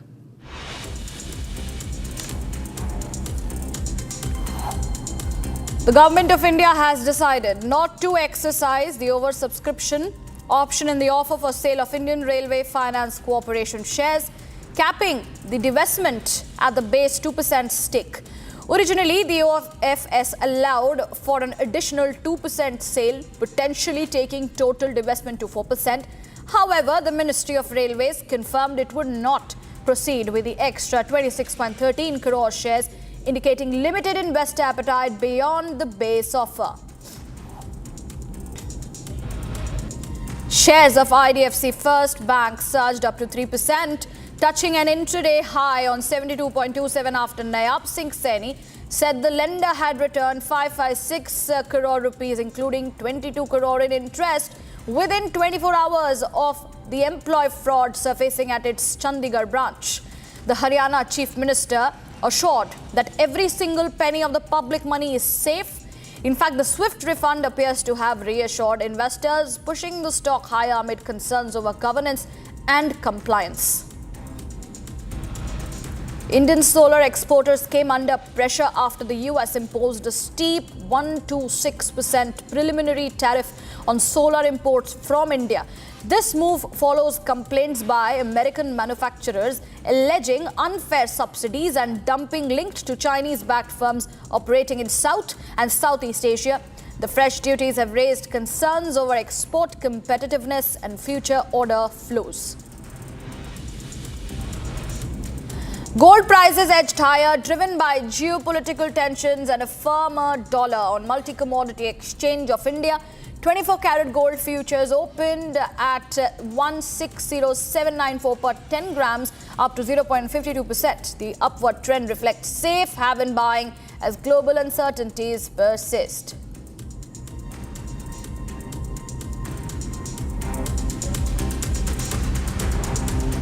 And putting in our focus on Iran, which is facing an economic crisis as soaring prices of food and daily essentials push the families to the brink. Inflation has climbed over 40% and the Iranian rial has plunged to historic lows against the US dollar. Now, the economic turmoil comes amid renewed US sanctions, mounting military tensions and uncertainty over the nuclear negotiations in Geneva. Although for the citizens of Iran, the pressure is becoming unbearable. Here's more on the story coming in. In shops and markets across Tehran, shoppers say they are being forced to buy less and pay more. The Iranian rial is trading at nearly 1.65 million to the dollar, a sharp drop from 1.3 million just weeks ago. Inflation has now crossed 40% compared to January last year, squeezing the families already struggling under years of economic strain. همه تحت فشارن، بازاری‌ها تحت فشارن، کارمند تحت فشاره، کارگر تحت فشاره. همه دارن فشار رو تحمل میکنن دیگه. خیلی هم فشار زیاده. خصوصا قشر ضعیف که دیگه داره له میشه. کاملا داره له میشه. قشر ضعیف الان جوونا سن ازدواجشون بالا رفته. چرا؟ چون نمیتونن ازدواج کنن. عرضم به حضورتون کارمند میره کار میکنه، میخواد بره خونه بخره، نمیتونه خونه بخره. دوباره مستاجره، کرایه تو همین چند وقته کرایه کلی رفته بالا. Some residents are rushing to stockpile rice, beans and canned food, while others are buying flashlights and small gas stoves, fearing unrest or potential military conflict. While on social media, Iranians are posting photos of shrinking grocery carts, a stark symbol signaling the country's economic decline. Tensions have escalated after the US revived its maximum pressure campaign under President Donald Trump. Now, as nuclear talks resume in Geneva, the US has assembled one of its largest military deployments in the Middle East in decades. Iranian officials have warned that while they are open to what they call an honorable diplomacy, any attack would trigger a firm response. اگر میز دیپلماسی رو انتخاب کنید که عزت ایرانی و منافع متقابل در آن رعایت بشه، ما هم پشت اون میز هستیم، کمایی که الان هستیم. فردا هم دور سوم مذاکرات رو داریم و در قبلم بوده، در پیش رو هم این کار رو انجام میدیم. اگر هم تصمیمتون این بود که با فریب، با دروغ، با تحلیل غلط با اطلاعات غلط بخوان دفعه گذشته رو تکرار کنید و وسط مذاکره به میز دیپلماسی که ایران در اونجا با این شرایط داره دنبال میکنه و بمباران کنه، مثل گذشته بدون شک طعم مشت محکم ملت ایران و نیروهای دفاعی ما رو خواهید چشید و از این انتخاب خود به طور قطعی پشیمان خواهید شد. However, for ordinary Iranians, the crisis is no longer abstract. It is visible in empty shelves, lighter shopping carts, and growing uncertainty about what comes next. Moving on, viewers, in a massive anti-cartel operation that has sent shockwaves across Mexico, notorious drug lord Nemesio Oseguera Cervantes, better known as El Mencho, has been killed in a military operation in Jalisco. The operation, backed by US intelligence support, triggered violent retaliation across several regions, leaving over 70 people dead. Here's more coming in.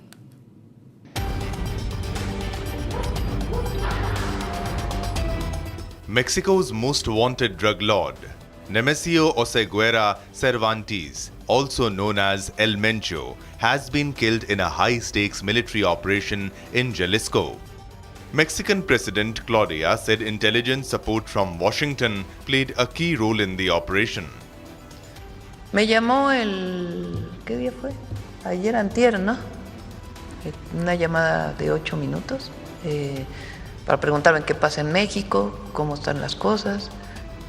Están bien, pues le platiqué cómo había sido el operativo, que habíamos tenido ayuda en inteligencia por parte del gobierno de los Estados Unidos, que iba muy bien la coordinación. Ya, bueno, pues muchas gracias, nos vemos, que estés bien. Y reunión fue todavía. así la llamada corta y para ver cómo estaban las cosas en México. The White House has confirmed that the US provided intelligence inputs and applauded Mexico's armed forces for eliminating him. El Mencho headed one of Mexico's fastest growing and most violent criminal networks, trafficking fentanyl and cocaine into the United States. Mexican Defense Secretary General Ricardo Trevilla revealed that authorities tracked one of Oseguera's romantic partners to his hideout in Jalisco. The cartel chief and his bodyguards fled and later died while being transported to Mexico City. But the takedown triggered a deadly backlash. Cartel members unleashed widespread violence, blocking highways, torching vehicles, and spreading chaos across multiple regions. The US Embassy instructed its personnel in 8 cities to shelter in place and warned American citizens to exercise extreme caution. While authorities hail the operation as a decisive blow against organized crime, the scale of the violent retaliation underscores the deep and volatile grip cartels continue to hold. And viewers, that's all we have for this bulletin. More news and updates on the other side. Let's take a look what's coming up next. PM Modi conferred with Speaker of the Knesset Medal, the highest honor of the Israeli parliament. India, Israel to hold bilateral meetings today. Defense, economy and trade on the agenda.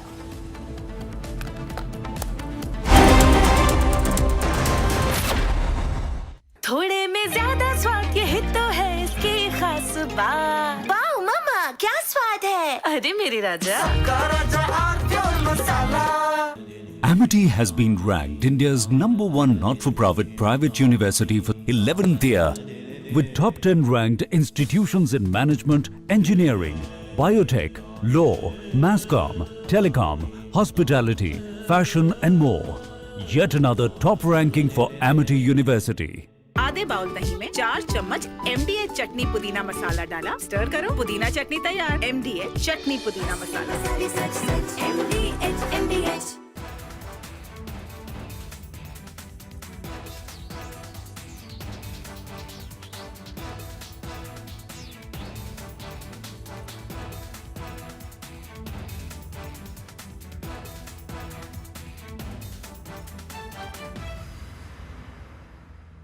Are pure सूजी pasta उबालो मिलाओ और खाओ 8 minute में तैयार क्या taste है सबका राजा hardware masala Now here's the reality. It's fact, not fiction. You are sitting on a plane. You're boarding the plane in the national capital of India for Leh at 6:08 in the morning. It's a SpiceJet plane. 6 minutes into the take, against the backdrop of daybreak and a beautiful sunrise, you suddenly look to your right towards the wings and you see the flames of fire on the wings of the plane. Your plane is on fire. Ladies and gentlemen, these are real visuals. This is the reality that the Civil Aviation Minister does not want you to see. This is the reality SpiceJet does not want you to see.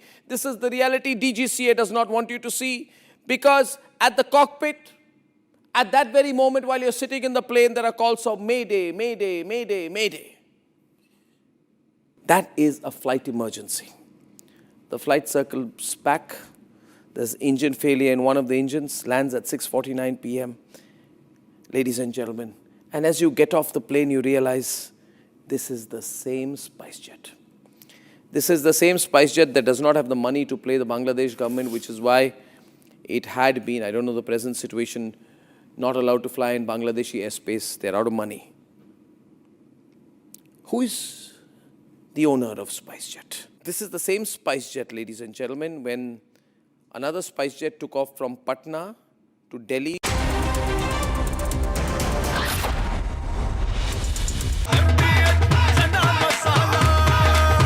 अब छोलिया हो या लोबिया, सफेद चने या काले चने, सब कुछ मजेदार बने। रानी, इस घर में कुछ है जो टूटता नहीं। ये पिलर कभी नहीं टूटेगा। रूंगटा स्टील TMT से बना। रूंगटा नहीं तो घर स्ट्रॉन्ग नहीं। रूंगटा स्टील TMT बार एकदम सॉलिड।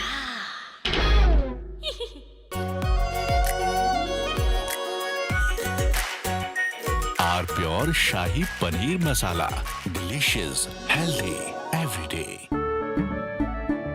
केसरिया से मन जोगी हुआ रे, दिल झूमे देखो मतवारा हुआ रे। केसरिया से मन जोगी हुआ। हर पल मनाओ केसरी त्योहार। विमल, बोलो जुबान केसरी। MDH की हल्दी मिर्ची धनिया करे कमाल, ये रंग दे, ये खुशबू दे, ये तीखा, ये कम पड़े, क्या निराला MDH masala.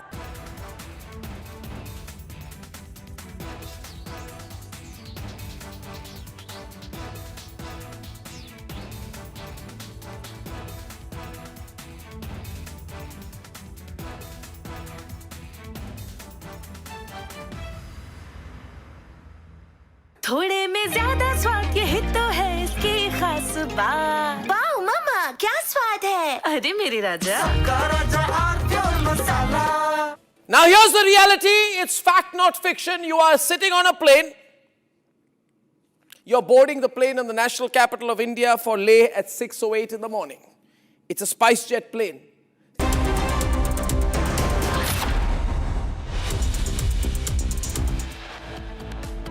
Nothing can justify terrorism. Countering terrorism requires sustained and coordinated global action. Prime Minister Modi's big message on terrorism at the Knesset address says sustained and coordinated action need for countering terrorism. Prime Minister Modi conferred with Speaker of the Knesset Medal, the highest honor of the Israeli parliament. India-Israel to hold bilateral meetings today. Defense, economy and trade on the agenda. Major face-off between Delhi police and Himachal police in Shimla over Congress workers arrest. Detained Delhi police personnel leave Himachal after hours of high-voltage drama. ED summons Anil Ambani in connection with money laundering case, attaches assets worth rupees 3,716 crore.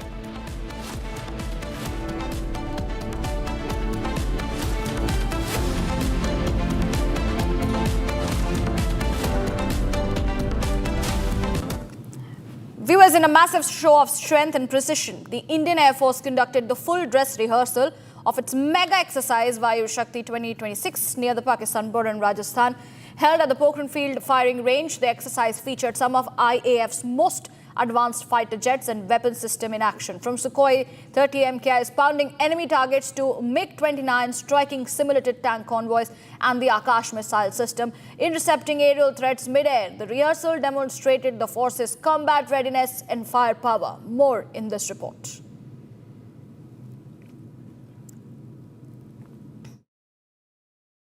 Vayu Shakti 2026, one of the largest combat shows of Indian Air Force, staging mighty prowess of air and land-based weapon systems, networked environments and coordinated operations. Let me tell you, this is supposed to be executed at the Pokhran Field firing range, which you can see behind me, located in Rajasthan's Jaisalmer, near Rajasthan's Jaisalmer, which is a very important strategic location for the Indian Air Force and the aspirations of Indian subcontinent and the national borders.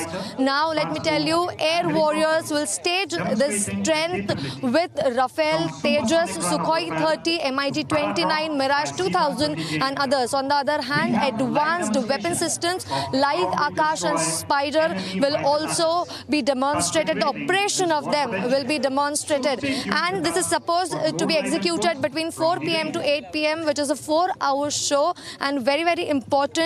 The precision of Indian Air Force is going to be executed. Also, success of Operation Sindoor will be celebrated over here. All the operation which took place during that time will be executed to show the precision of Indian Air Force with the long-range targeting precision and indigenous platforms with which Indian Air Force has delivered. Vayu Shakti 2026, the mighty prowess is being staged over here, and India that attacks does not fall back. That's the sort of energy and execution that is being done over here. And as we can see on our screens, in our visuals, it's a proud moment, one of the largest combat shows of Indian Air Force. As we can see on our visuals, on our screens, Look towards your left, high. At the Pokhran Field firing range, which is situated in Rajasthan's Jaisalmer, near Jaisalmer. Again, very important strategic location for Indian Air Force, also armed forces. On our screens, we can see our aircrafts, our fighter aircrafts, dropping bombs at the enemy targets, and that's how the strength is being demonstrated over here constantly. Indian Air Force, that is indefinite shield for the blue skies of this country, and the strength, the prowess and the efficiency that is clearly visible on our screens, including all the advanced weapon systems, including air and land, coordinated operations. Enemy targets are on the radar, and now we can see on our visuals how these bombs are being dropped. A promise for the security of this nation. Indian Air Force, that is quick, decisive and deadly. Viewers, breaking news coming in. A horrific accident was caught on dash camera in Gurugram's area, where a speeding Innova car hit two brothers riding a bike, killing 50-year-old Shakir on the spot and leaving the other brother in critical condition. In fact, the incident happened on the Gurugram-Faridabad road, where the brothers were waiting at the traffic jam. The Innova car, seen clearly driven recklessly, crashed into their bike from behind, crushing it between the vehicles. One of them succumbed to the injuries in the hospital in Faridabad during treatment. The police have registered a case against the accused car driver and seized the damaged vehicle for investigation.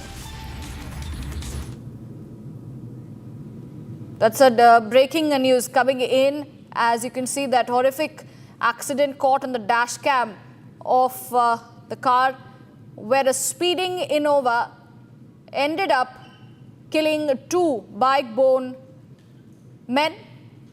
One of them who died on the spot, while the other succumbed to his injuries in the hospital. The incident is coming in from Gurugram Faridabad Road, where the brothers were waiting at the traffic signal. The Innova car, seen clearly driven recklessly, crashed into the bike from behind. Jatin, my colleague, joins me on the phone line. Jatin, इस case पे और जानकारी दीजिए, क्योंकि देख सकते हैं इस डैश कैम के फुटेज से किस तरीके से लापरवाही इनोवा ड्राइवर की तरफ से हुई, जिसके वजह से 2 लोगों की जान चली गई। बिल्कुल, देखिए मैं आपको बता दूं कि एक शख्स की मौत हुई है, दूसरा घायल है, जिसको अस्पताल में अभी भर्ती कराया जा रहा है। कल शाम का इंसिडेंट बताया जा रहा है, जिसमें डैश कैम पे का वीडियो जो है वो भी आप साफ तौर पर देखेंगे कि कैसे रेड लाइट पर या यूं कह लीजिए कि ट्रैफिक जाम में वो बाइक आके खड़ी हुई थी, लेकिन तेज रफ्तार जो इनोवा गाड़ी थी उसने डायरेक्ट हिट किया बाइक को। इंसिडेंट साफ तौर पर उस डैश कैम के फुटेज में कैप्चर हुआ है। हालांकि लापरवाही इसलिए भी क्योंकि गाड़ी बहुत तेज रफ्तार में थी और आगे जहां पर उस गाड़ी को रुकना चाहिए था वो रुकी नहीं, बल्कि उसने हिट किया, जिसमें एक शख्स की मौत हुई है। दोनों ही यूपी के रहने वाले बताए जा रहे हैं। काम करने के लिए जो DLF फेस सिटी है वहां पर ये लोग काम करते थे। इंसिडेंट के बाद जब पुलिस मौके पर पहुंची, उसके बाद जो स्टेटमेंट है उन सबके दर्ज किए गए हैं। तो जानकारी मिली है कि इनोवा कैब ड्राइवर को डिटेन किया गया है। आगे लीगल जो एक्शन है इस पूरे मामले में लिया जा रहा है। मेडिकल कराया गया है उस ड्राइवर का, ताकि ये पता किया जा सके कि कोई अल्कोहल इन्फ्लुएंस तो नहीं था। लेकिन इस फुटेज में आप साफ तौर पर देखेंगे कि लापरवाही पूरे तरीके से इनोवा गाड़ी की थी। बाइक रेड लाइट पर ट्रैफिक जाम के जरिए रुकी थी, पीछे से उस बाइक को तेज रफ्तार जो इनोवा कार है उसने हिट किया। ये भी जानकारी मिल रही है कि इनोवा गाड़ी के अंदर 2 से 3 लोग सवार थे। हालांकि उनकी आइडेंटिटी को लेकर अभी ज्यादा जानकारी पुलिस के द्वारा नहीं दी गई, लेकिन इतना बिल्कुल बताया कि चालक है उसको डिटेन किया गया है और आगे इस पूरे मामले की जो जांच है वो की जा रही है। All right, Jatin, thank you for giving us those details on that story. We will be keeping a track on the updates that come in. For now, shifting our focus, viewers, we are bringing you all the updates that we are tracking as far as the field of sports is concerned.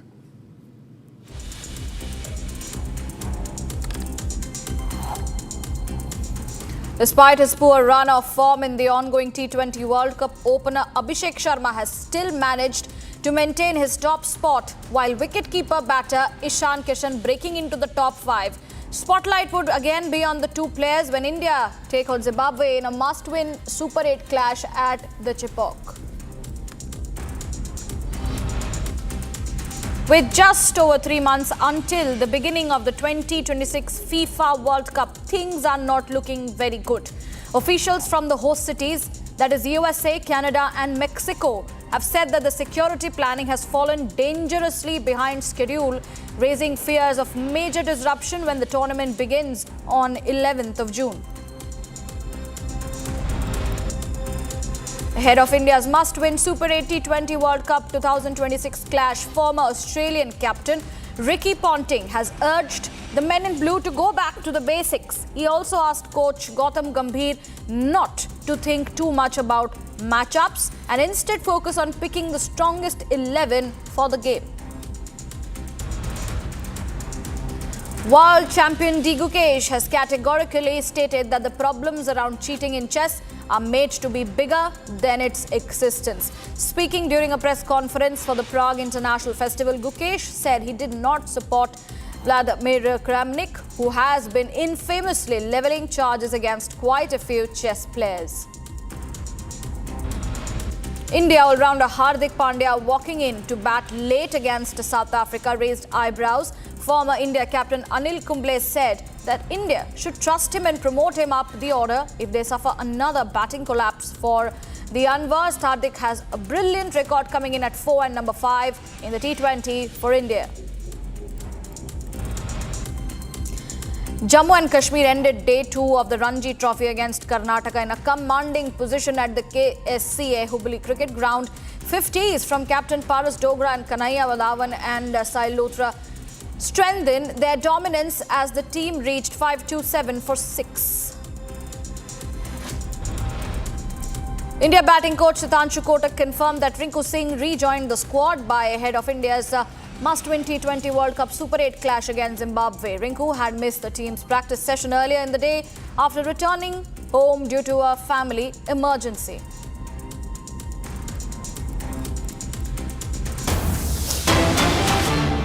And breaking news coming in, viewers, the National Council of Educational Research and Training has apologized for including a chapter on judicial corruption in a Class 8 textbook following the Supreme Court's criticism. The Council has put the textbook circulation on hold and plans to rewrite the chapter in consultation with the relevant authorities. The chapter, part of the social science textbook, mentioned corruption, backlog of cases and inadequate judges as challenges faced by the judicial system. Chief Justice Suryakant strongly objected to the content, stating it was tentatively calculated, deep-rooted attempt to denigrate the judiciary. The NCERT has assured that the error was unintentional and the textbook will be revised for 2026-27 academic session. Chapter on judicial corruption has now gone into an entire controversy, with Supreme Court slamming the move by NCERT, which has now gone ahead and apologized for the corruption chapter, the Class 8 social sciences textbook, and they are all set to rewrite with the consultation with the relevant stakeholders in this matter.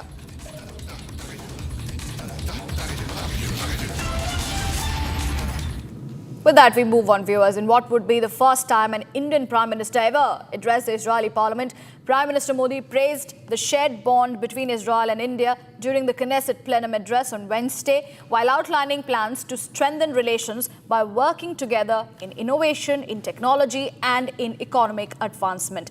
Well, in his powerful compilation, relive the top 5 standout moments from Prime Minister Narendra Modi's landmark address to Israel's Knesset, from the thunderous Modi Modi chants echoing through the hall to the Indian Prime Minister boldly calling out Hamas' barbaric October 7 terror attack, and Prime Minister even firmly declaring nothing can justify terrorism. The address paved the way for strengthening India-Israel ties, just and durable regional and international peace. Let's tune in.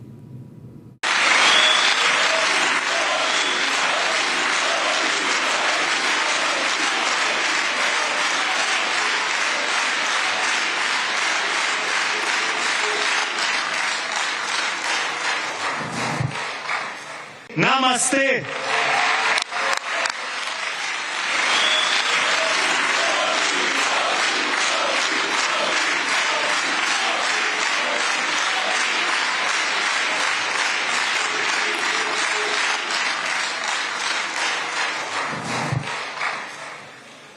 For Prime Minister Modi, leadership is not merely the administration of a state, but the inspiration of a nation, a huge nation.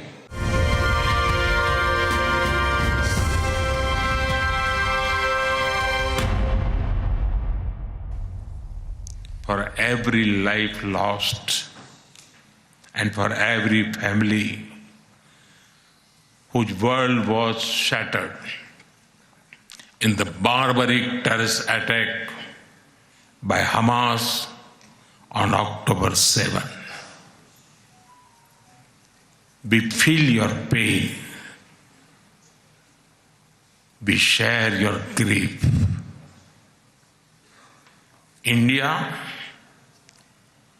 stands with Israel firmly, with full conviction in this moment and beyond.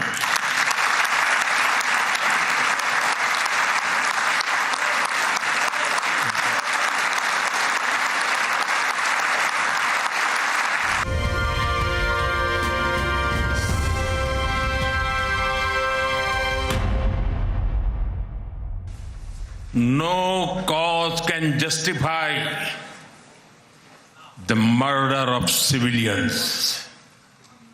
Nothing can justify terrorism. India has also endured the pain of terrorism for a long time. We remember the 26/11 Mumbai attacks and the innocent lives lost, including Israeli citizens. Like you, we have consistent and uncompromising policy of zero tolerance for terrorism with no double standards. Terrorism aims to destabilize societies, to block development, and to erode trust. Countering terrorism requires sustained and coordinated global action because terror anywhere threatens peace everywhere. That is why India supports all efforts that contribute to durable peace and regional stability.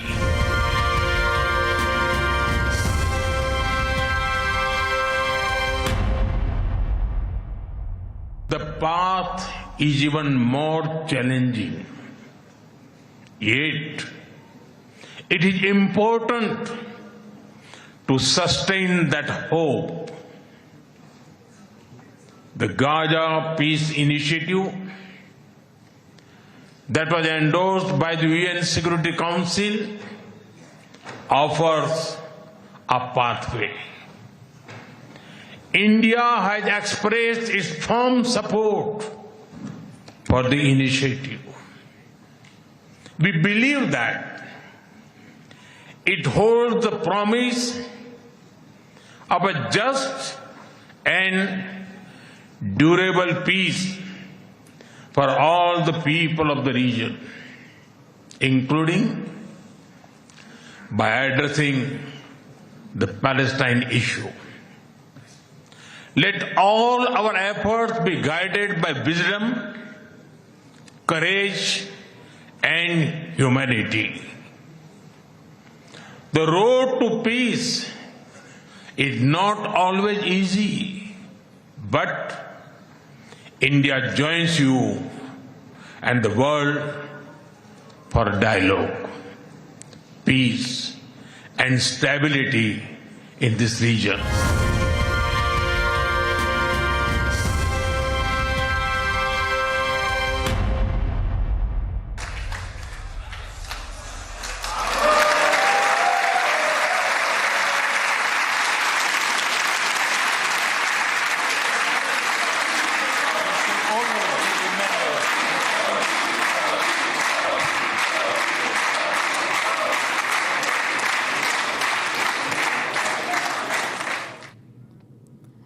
Viewers, it's time we get a quick check of all the news and updates coming in from across the nation. We bring you Bharat in 1 minute.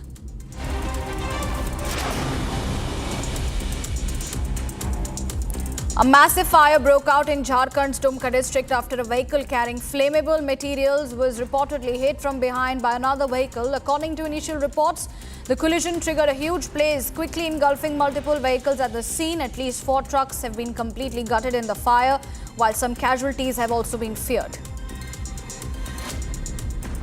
Kerala Health Minister Veena George shifted to Kannur Government Medical College. She sustained injuries to her neck and hand during a Kerala Student Union Black Flag protest at the Kannur railway station.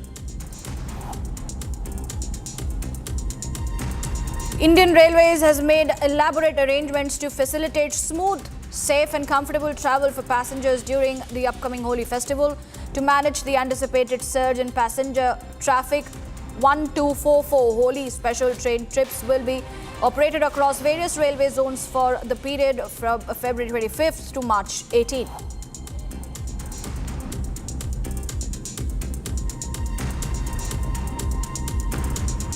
With that, putting our focus to Iran, which is facing an economic crisis as soaring prices of food and daily essentials have pushed families to the brink. Inflation has climbed over 40% and the Iranian rial has plunged to historic lows against the US dollar. Now, the economic turmoil comes amid renewed US sanctions, mounting military tensions and uncertainty over nuclear negotiations in Geneva. Although for the citizens of Iran, the pressure is becoming unbearable. Here's more on the story. In shops and markets across Tehran, shoppers say they are being forced to buy less and pay more. The Iranian rial is trading at nearly 1.65 million to the dollar, a sharp drop from 1.3 million just weeks ago. Inflation has now crossed 40% compared to January last year, squeezing the families already struggling under years of economic strain. همه تحت فشارن، بازاری‌ها تحت فشارن، کارمند تحت فشاره، کارگر تحت فشاره. همه دارن فشار رو تحمل میکنن دیگه. خیلی هم فشار زیاده. خصوصا قشر ضعیف که دیگه داره له میشه. کاملا داره له میشه. قشر ضعیف الان جوونا سن ازدواجشون بالا رفته. چرا؟ چون نمیتونن ازدواج کنن. عرضم به حضورتون کارمند میره کار میکنه، میخواد بره خونه بخره، نمیتونه خونه بخره. دوباره مستاجره، کرایه تو همین چند وقته کرایه کلی رفته بالا. Some residents are rushing to stockpile rice, beans and canned food, while others are buying flashlights and small gas stoves, fearing unrest or potential military conflict. While on social media, Iranians are posting photos of shrinking grocery carts, a stark symbol signaling the country's economic decline. Tensions have escalated after the US revived its maximum pressure campaign under President Donald Trump. Now, as nuclear talks resume in Geneva, the US has assembled one of its largest military deployments in the Middle East in decades. Iranian officials have warned that while they are open to what they call an honorable diplomacy, any attack would trigger a firm response. اگر میز دیپلماسی رو انتخاب کنید که عزت ایرانی و منافع متقابل در آن رعایت بشه، ما هم پشت اون میز هستیم، کما اینکه الان هستیم. فردا هم دور سوم مذاکرات رو داریم و در قبلم بوده، در پیش رو هم این کار رو انجام میدیم. اگر هم تصمیمتون این بود که با فریب، با دروغ، با تحلیل غلط، با اطلاعات غلط بخوان دفعه گذشته رو تکرار کنید و وسط مذاکره به میز دیپلماسی که ایران در اونجا با این شرایط داره دنبال میکنه و بمباران کنین، مثل گذشته بدون شک طعم مشت محکم ملت ایران و نیروهای دفاعی ما رو خواهید چشید و از این انتخاب خود به طور قطعی پشیمان خواهید شد. However, for ordinary Iranians, the crisis is no longer abstract. It is visible in empty shelves, lighter shopping carts and growing uncertainty about what comes next. Moving on, in a massive anti-cartel operation that has sent shockwaves across Mexico, notorious drug lord Nemesio Cervantes, better known as El Mencho, has been killed in a military operation in Jalisco. The operation, backed by US intelligence report, triggered violent retaliation across several regions, leaving over 70 people dead. Here's more coming in.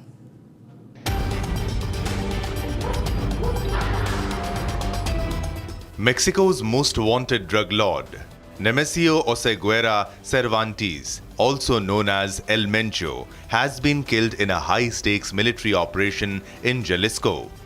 Mexican President Claudia said intelligence support from Washington played a key role in the operation. Me llamó ¿qué día fue? Ayer antier, ¿no? Una llamada de 8 minutos. Para preguntarme qué pasa en México, cómo están las cosas. Están bien, pues le platiqué cómo había sido el operativo, que habíamos tenido ayuda en inteligencia por parte del gobierno de los Estados Unidos, que iba muy bien la coordinación. Ya, bueno, pues muchas gracias, nos vemos, que estés bien. Y reunión fue todavía. así la llamada corta y para ver cómo estaban las cosas en México. The White House has confirmed that the US provided intelligence inputs and applauded Mexico's armed forces for eliminating him. El Mencho headed one of Mexico's fastest growing and most violent criminal networks, trafficking fentanyl and cocaine into the United States. Mexican Defense Secretary General Ricardo Trevilla revealed that authorities tracked one of Oseguera's romantic partners to his hideout in Jalisco. The cartel chief and his bodyguards fled and later died while being transported to Mexico City. But the takedown triggered a deadly backlash. Cartel members unleashed widespread violence, blocking highways, torching vehicles, and spreading chaos across multiple regions. The US Embassy instructed its personnel in 8 cities to shelter in place and warned American citizens to exercise extreme caution. While authorities hail the operation as a decisive blow against organized crime, the scale of the violent retaliation underscores the deep and volatile grip cartels continue to hold. Time for a break, but coming up next, all the details is a major face-off between Delhi police and Himachal police in Shimla over Congress workers' arrest. Detained Delhi police personnel have left Himachal after hours of high-voltage drama.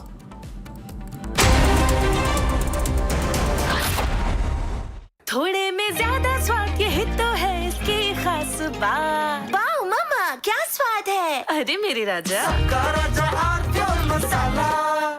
Amity has been ranked India's #1 not-for-profit private university for 11th year, with top 10 ranked institutions in management, engineering, biotech, law, masscom, telecom, hospitality, fashion and more.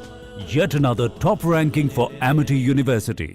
ये है secret recipe MDH का जीरा SIP जल जीरा मसाला। SIP SIP जीरा SIP MDH का जीरा SIP MDH का जीरा SIP.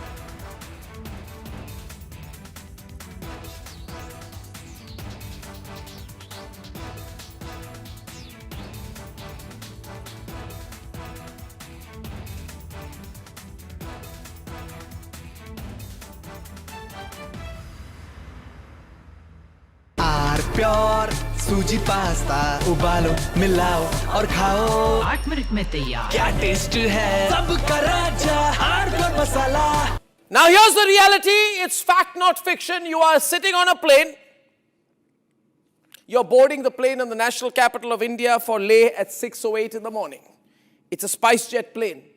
6 minutes into the take, against the backdrop of daybreak and a beautiful sunrise, you suddenly look to your right towards the wings and you see the flames of fire on the wings of the plane. Your plane is on fire. Ladies and gentlemen, these are real.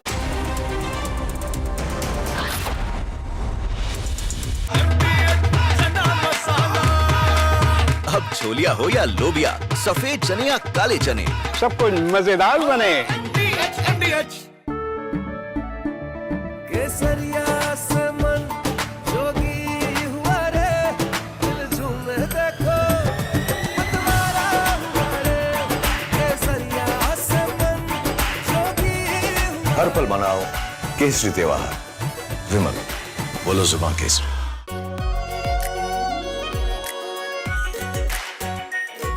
Pure shahi paneer masala, delicious, healthy, every day. Now here's the reality. It's fact, not fiction. You are sitting on a plane. You're boarding the plane in the national capital of India for Leh at 6:08 in the morning. It's a SpiceJet plane. 6 minutes into the take, against the backdrop of daybreak and a beautiful sunrise, you suddenly look to your right towards the wings and you see the flames of fire on the wings of the plane. Your plane is on fire. Ladies and gentlemen, these are real visuals. This is the reality that the Civil Aviation Minister does. सीधा सवाल मेरा आपसे है, ये बताइए कितने लोग इसमें इन्वॉल्व थे और आप लोगों की क्या भूमिका रही है इसमें? क्या सवाल सर ये नहीं, ये बताइए 3 लोग जो आपने सस्पेंड किए गए लोग, उन लोगों के नाम बताइए आपने, कौन वो लोग थे जिनको सस्पेंड किया गया? ऑथराइज नहीं हो बोलने के लिए। अच्छा, उसके साथ आप बताइए क्या थर्ड पार्टी भी इन्वॉल्व है इसमें?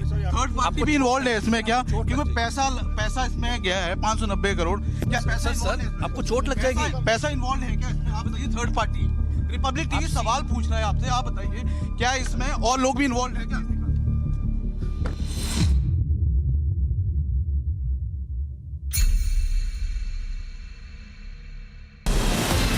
From Asia's largest news headquarters, setting the agenda for Bharat.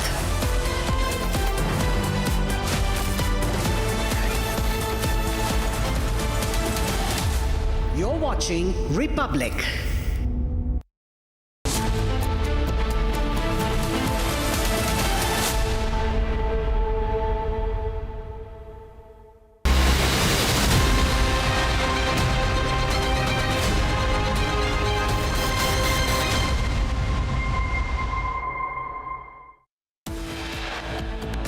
Nothing can justify terrorism. Countering terrorism requires sustained and coordinated global action. PM Modi's big message on terrorism at the Knesset address says sustained and coordinated action, need for countering terrorism. PM Modi conferred with the Speaker of the Knesset medal, the highest honor of Knesset.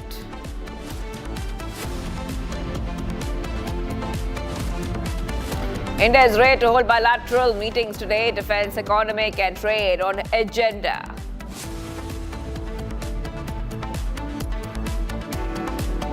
Major face-off between Delhi police and Himachal police in Shimla over Congress. Workers arrest 20 Delhi police detained by Himachal police.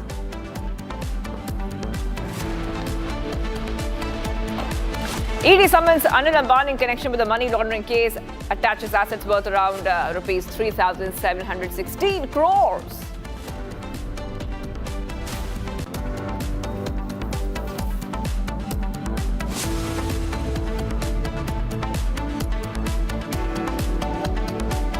Viewers, we're live and breaking. I'm Shivangi Shukla getting you the latest coming in. Delhi police team was again stopped by the Himachal Pradesh police this morning, stating that the 3 accused arrested in the AI summit protest case could be taken to Delhi after Delhi police has received their transit remand. But Himachal Pradesh police cannot let Delhi police team go as FIR has been registered against Delhi police. Delhi police is facing this resistance from Himachal Pradesh police. And as they try to transport these 3 youth Congress activists, Saurav, Arbaz and Siddharth, arrested in connection with a shirtless protest at the AI Impact Summit in Delhi. And despite obtaining transit remand from a Shimla court, the Delhi police team was stopped again at the Shogi barrier with Himachal Pradesh police, citing an FIR registered against them for alleged kidnapping and procedural violation. The activist lawyer claims that the arrest was illegal, citing the lack of proper procedure, and they're seeking medical examination and further action. Now, in latest, Delhi police has finally left Himachal Pradesh after this high-voltage drama between the 2 state police forces. A standoff highlights tensions between the state police forces, with both sides accusing each other of obstruction. So, what we see is that the situation is basically that cops are filing cases against cops. We're getting some reactions coming in. Let's go to that. Transit remand मिल गया है, magistrate साहब ने approve कर दिया है transit remand, और accused को कंसर्न लोकल मजिस्ट्रेट पर पेश करने जा रहे हैं।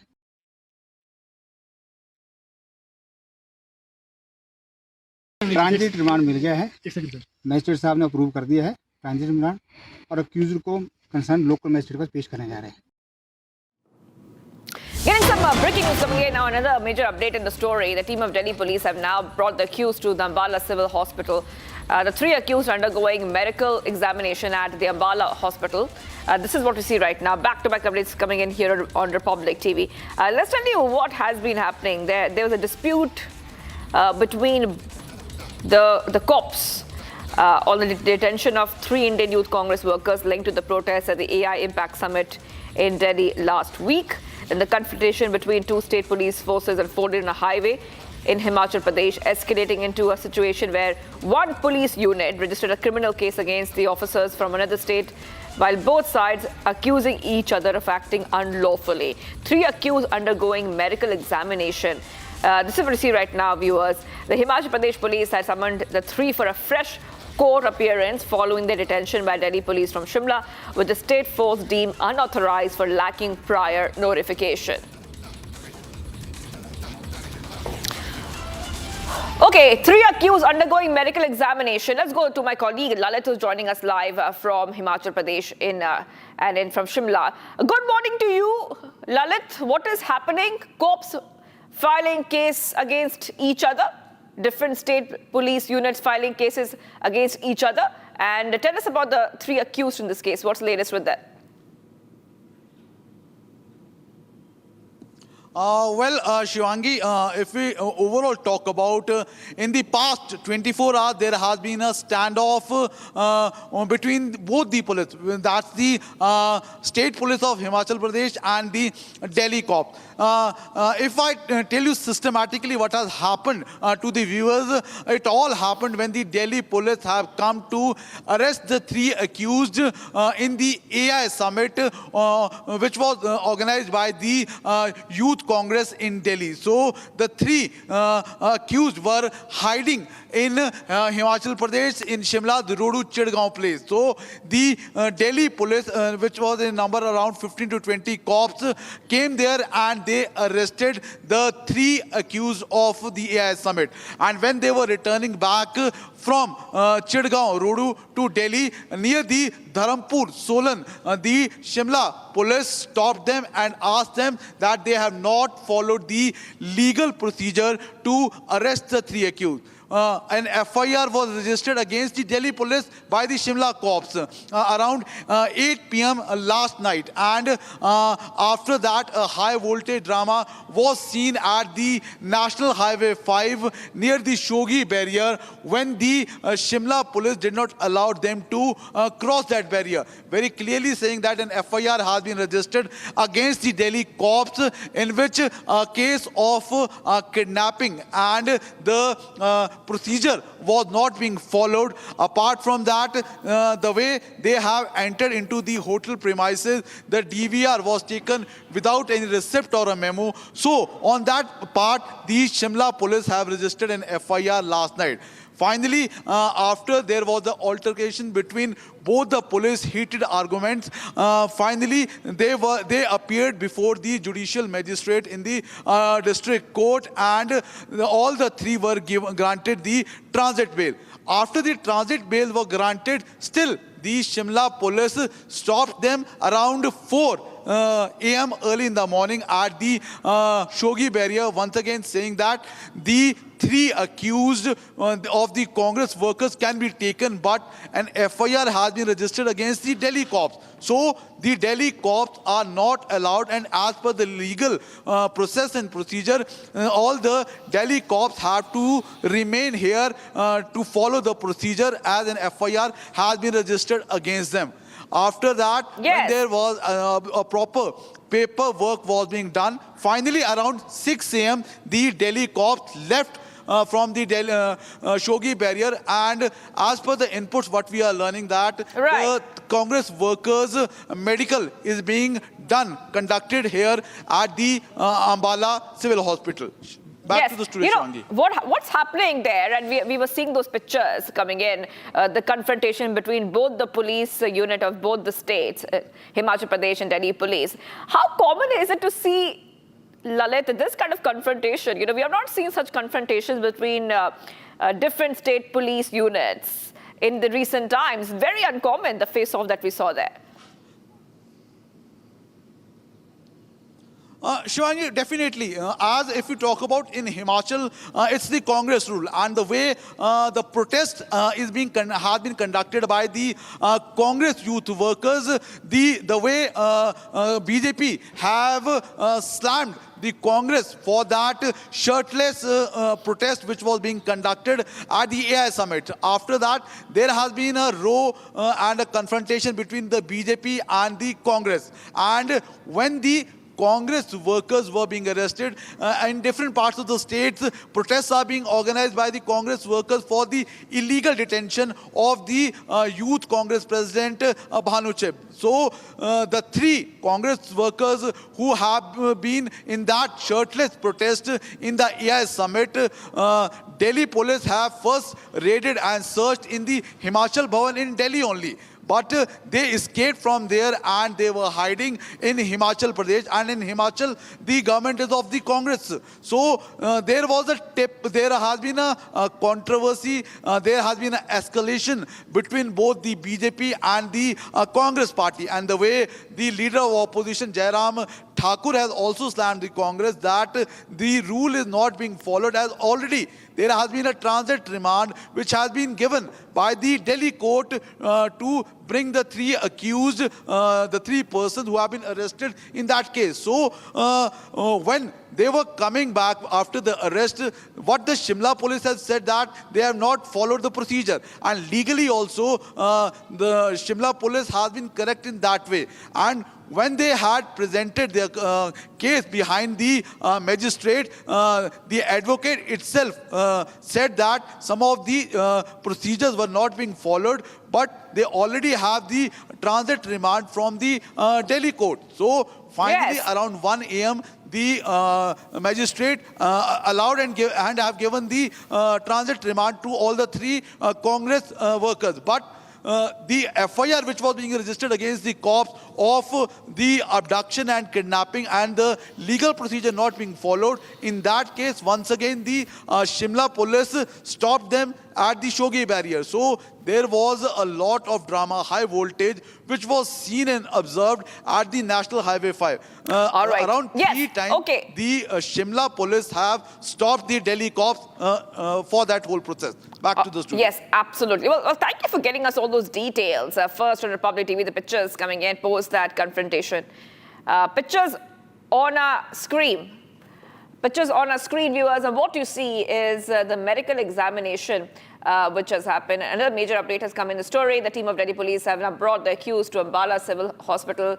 The three accused are undergoing medical examination at the Ambala City Hospital. So these are pictures coming in live from Ambala Hospital, first on Republic TV, post that confrontation. Let's tell you exactly what's been happening so far. Situation became very tense after Shimla police registered a case against Delhi police personnel alleging that the three men had been forcibly taken from a resort earlier, and now the three accused were brought at the Ambala hospital for a medical examination. Okay, let's go straight back to my colleague. Yes, go ahead, Lalit. Pictures coming in of these three accused. They were brought to the Ambala Civil Hospital. They are undergoing medical examination at the Ambala hospital. Is that done?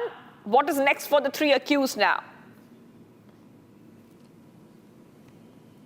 The visuals which are coming on the screen, in which you can clearly see that after there has been escalation between both the cops, that is the Delhi cops and the Himachal cops. Now, finally, at 6 a.m., all the three have left to Delhi. Around 8 a.m., the Delhi cops with all the three Congress workers reached the civil hospital of Ambala, where the medical examination of all the three are being conducted. And it's a legal procedure which has to be followed. And as already the magistrate have given them the transit remand. So now there has been no jurisdiction barrier as first crossing the Himachal and now the Haryana state, they would be immediately produced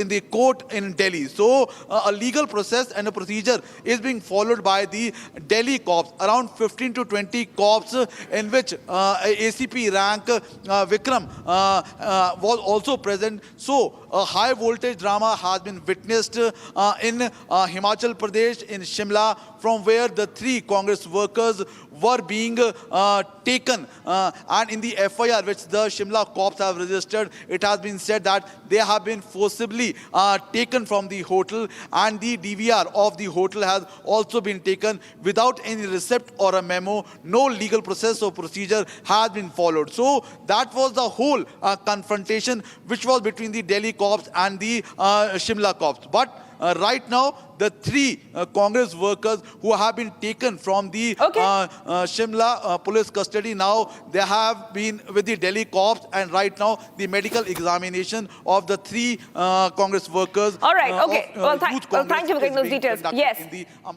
Okay, Lalit, thank you for getting those details. I'll be coming back to you, Lalit, as we keep tracking this story very, very closely here on Republic TV. Delhi and Himachal Pradesh cops face off. The accused have been brought to the hospital. These are the accused in the protest, Youth Congress protest in Bharat Mandapam. Okay, let's move ahead, viewers. Indian Prime Minister Narendra Modi has praised the shared bond between Israel and India during the Knesset address. And this is while outlining plans to strengthen relations by working together in innovation, technology, and economic advancement. Modi also added that India would stand firmly with Israel in all counter-terrorism action. This, as he said, that countering terrorism requires sustained and coordinated global action. India supports all efforts that contribute to regional peace and stability. Let's listen in to what Prime Minister Modi had said. In India, there is a great admiration for Israel's resolve, courage, and achievements. Long before we related to each other as modern states, we were linked by ties that go back more than 2,000 years. The book of Esther refers to India as Hodu.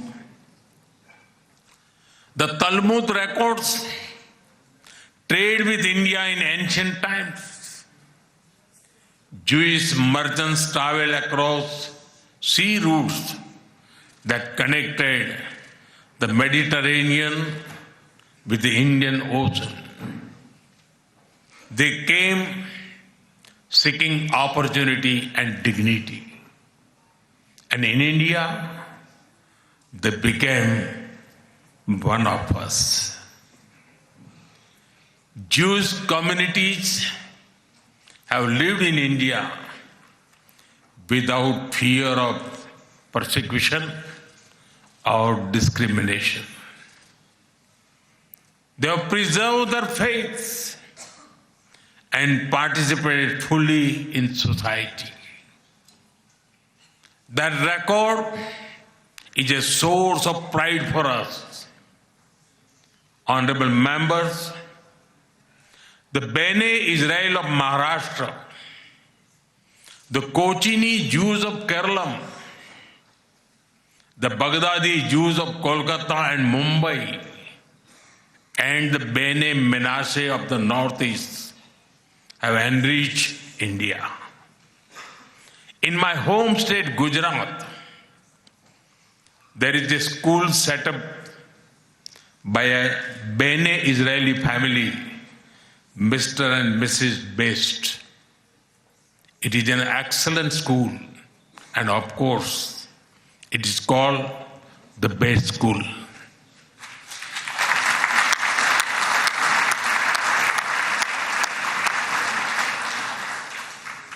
Edwin Myers gave shape to the films division of India and was towering figure in the history of Indian cinema.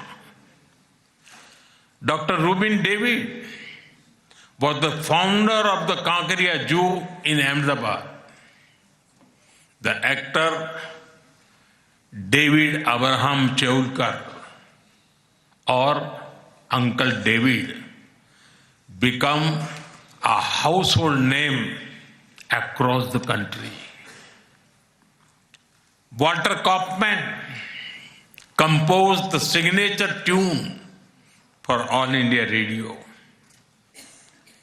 David Sassoon built many institutions that still serve Indian society.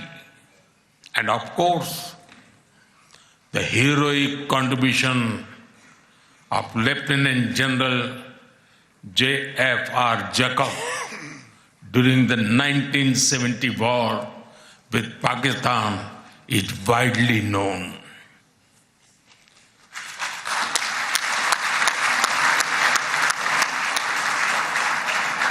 I had the honor of working closely with him after his retirement. We discussed India-Israel relations, among many other things, over many cups of tea. There have been countless others whose contributions are woven into India's rich fabric of life. Honorable members, there was movement from India to Israel too. When many Indian Jews migrated to Israel in the mid-20th century. Today, a vibrant Indian origin Jewish community lives here. They are contributed to the building of modern Israel in laboratories and hospitals, in classrooms, and also on the battlefield. They hold firmly that Israel is their fatherland and India their motherland.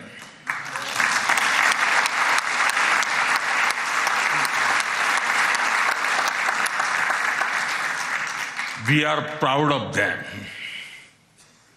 Honorable members, India's connection to this land is also written in blood and sacrifice. During the First World War, more than 4,000 Indian soldiers laid down their lives in this region. The cavalry charge at Haifa in September 1918 remains a significant chapter in military. Major Thakur Dalpat Singh, remembered as the hero of Haifa, symbolized the shared history.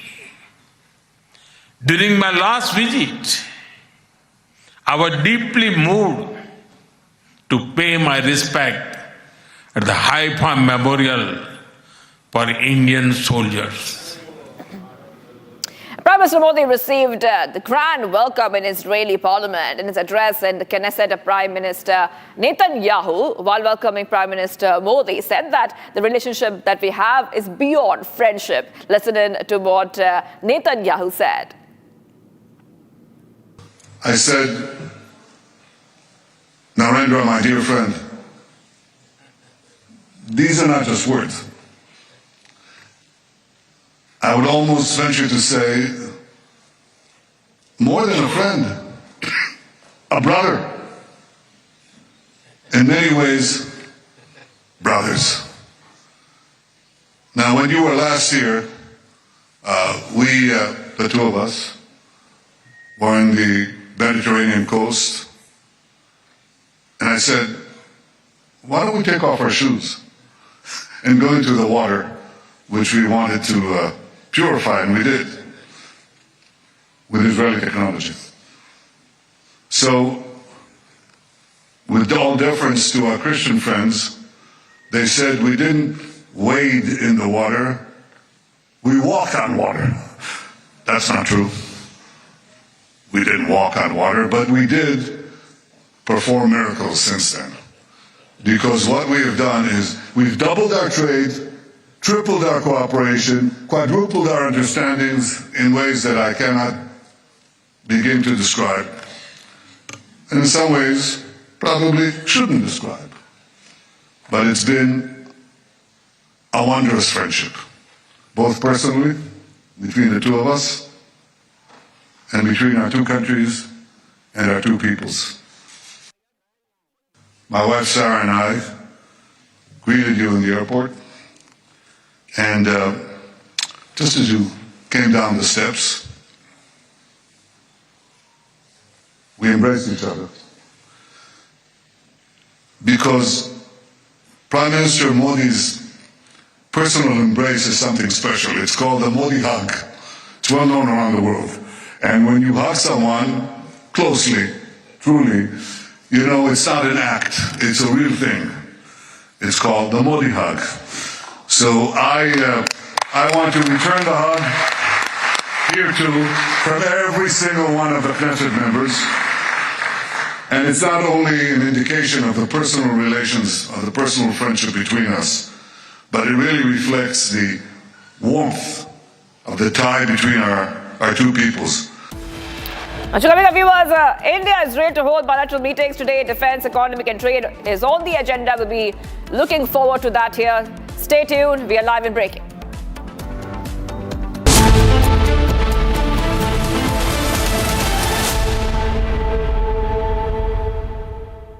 Powered by Century Ply Club Prime. Raho befikar. MDH की देगी मीरज, देगी मिर्च का तड़का, अंग अंग फड़का। MDH की देगी मीरज। अरे टेंशन किस बात की? सेंचुरी प्रोबूट का प्रीमियम प्लस है ना, लो एमिशन है, हाई डेंसिटी है, वाटर रेजिस्टेंट भी, टर्माइट एंड बोरो रेजिस्टेंट भी है। यानी ये है जहां नो टेंशन वहां। Premium plus by Century Prowud. R pure सूजी पास्ता, उबालो मिलाओ और खाओ, 8 मिनट में तैयार। क्या टेस्ट है सबका राजा, आर प्योर मसाला।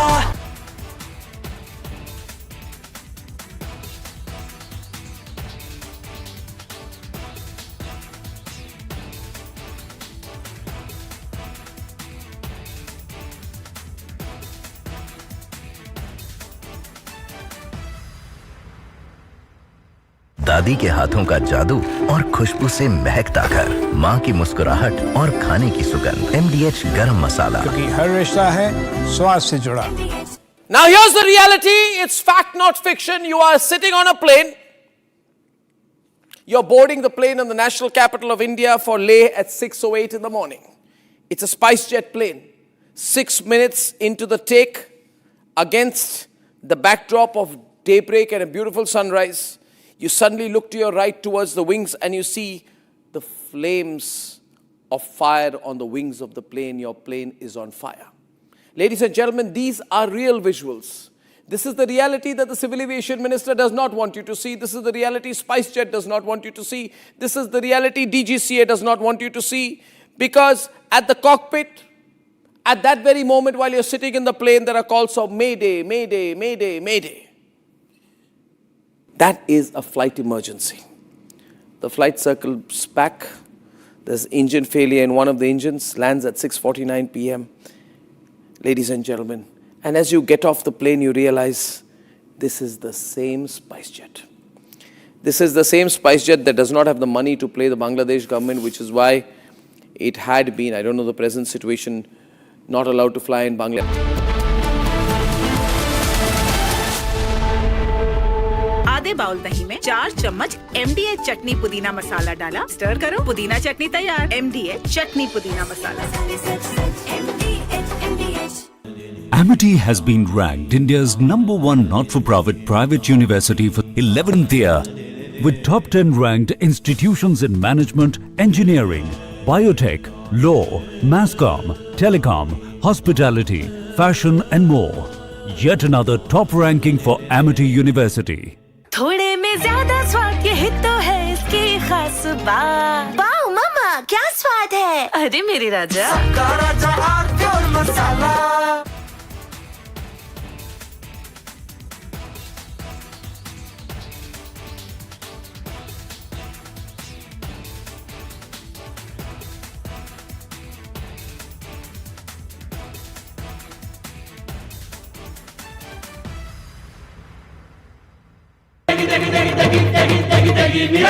MDH की देगी मीरज, देगी मिर्च का तड़का, अंग अंग फड़का। MDH की देगी Miraj.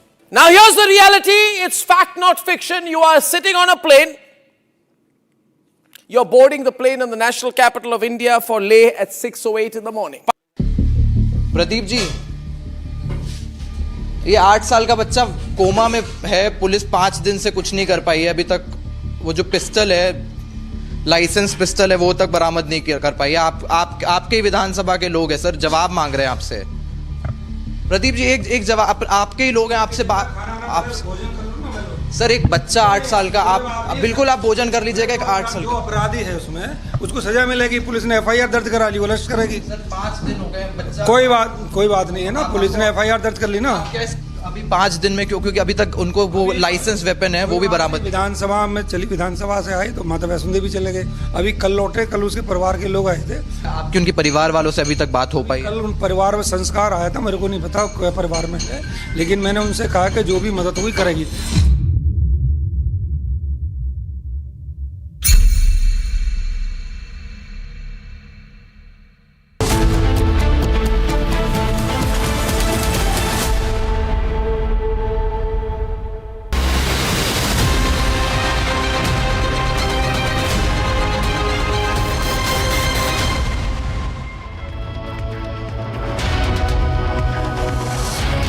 A very warm welcome, viewers. You're watching the Republic TV. This is Shivam Dutt Mehta, and the top focus today will be Prime Minister Narendra Modi's two-day Israel visit. Yesterday, Prime Minister Narendra Modi addressed the Knesset, that is the Israeli Parliament, and also Benjamin Netanyahu heaped praises on Prime Minister Narendra Modi. He called him more than a friend, he called him a brother. We'll get you all the details of the bilateral which are supposed to take place today and a lot more. But first up, let's have a look at the top headlines of the hour. Nothing can justify terrorism. Countering terrorism requires sustained and coordinated global action. PM Modi's big message on terrorism at a Knesset address says sustained and coordinated action need for countering terrorism. India-Israel to hold bilateral meetings today. Defense, economics and trade on agenda today.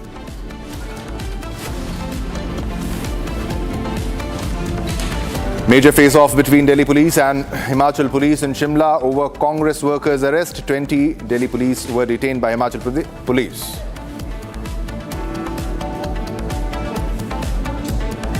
ED summons Anil Ambani in connection with money laundering case. Attaches assets worth rupees 3,716 crore.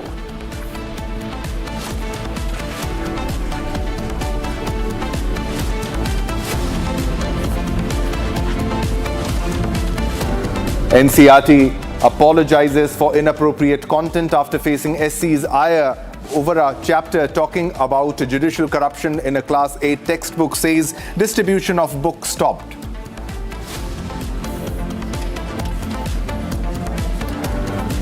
Canada softens stance. Canada tones down terror accusations ahead of Prime Minister Carney's visit, says India no longer linked to violent crimes in Canada.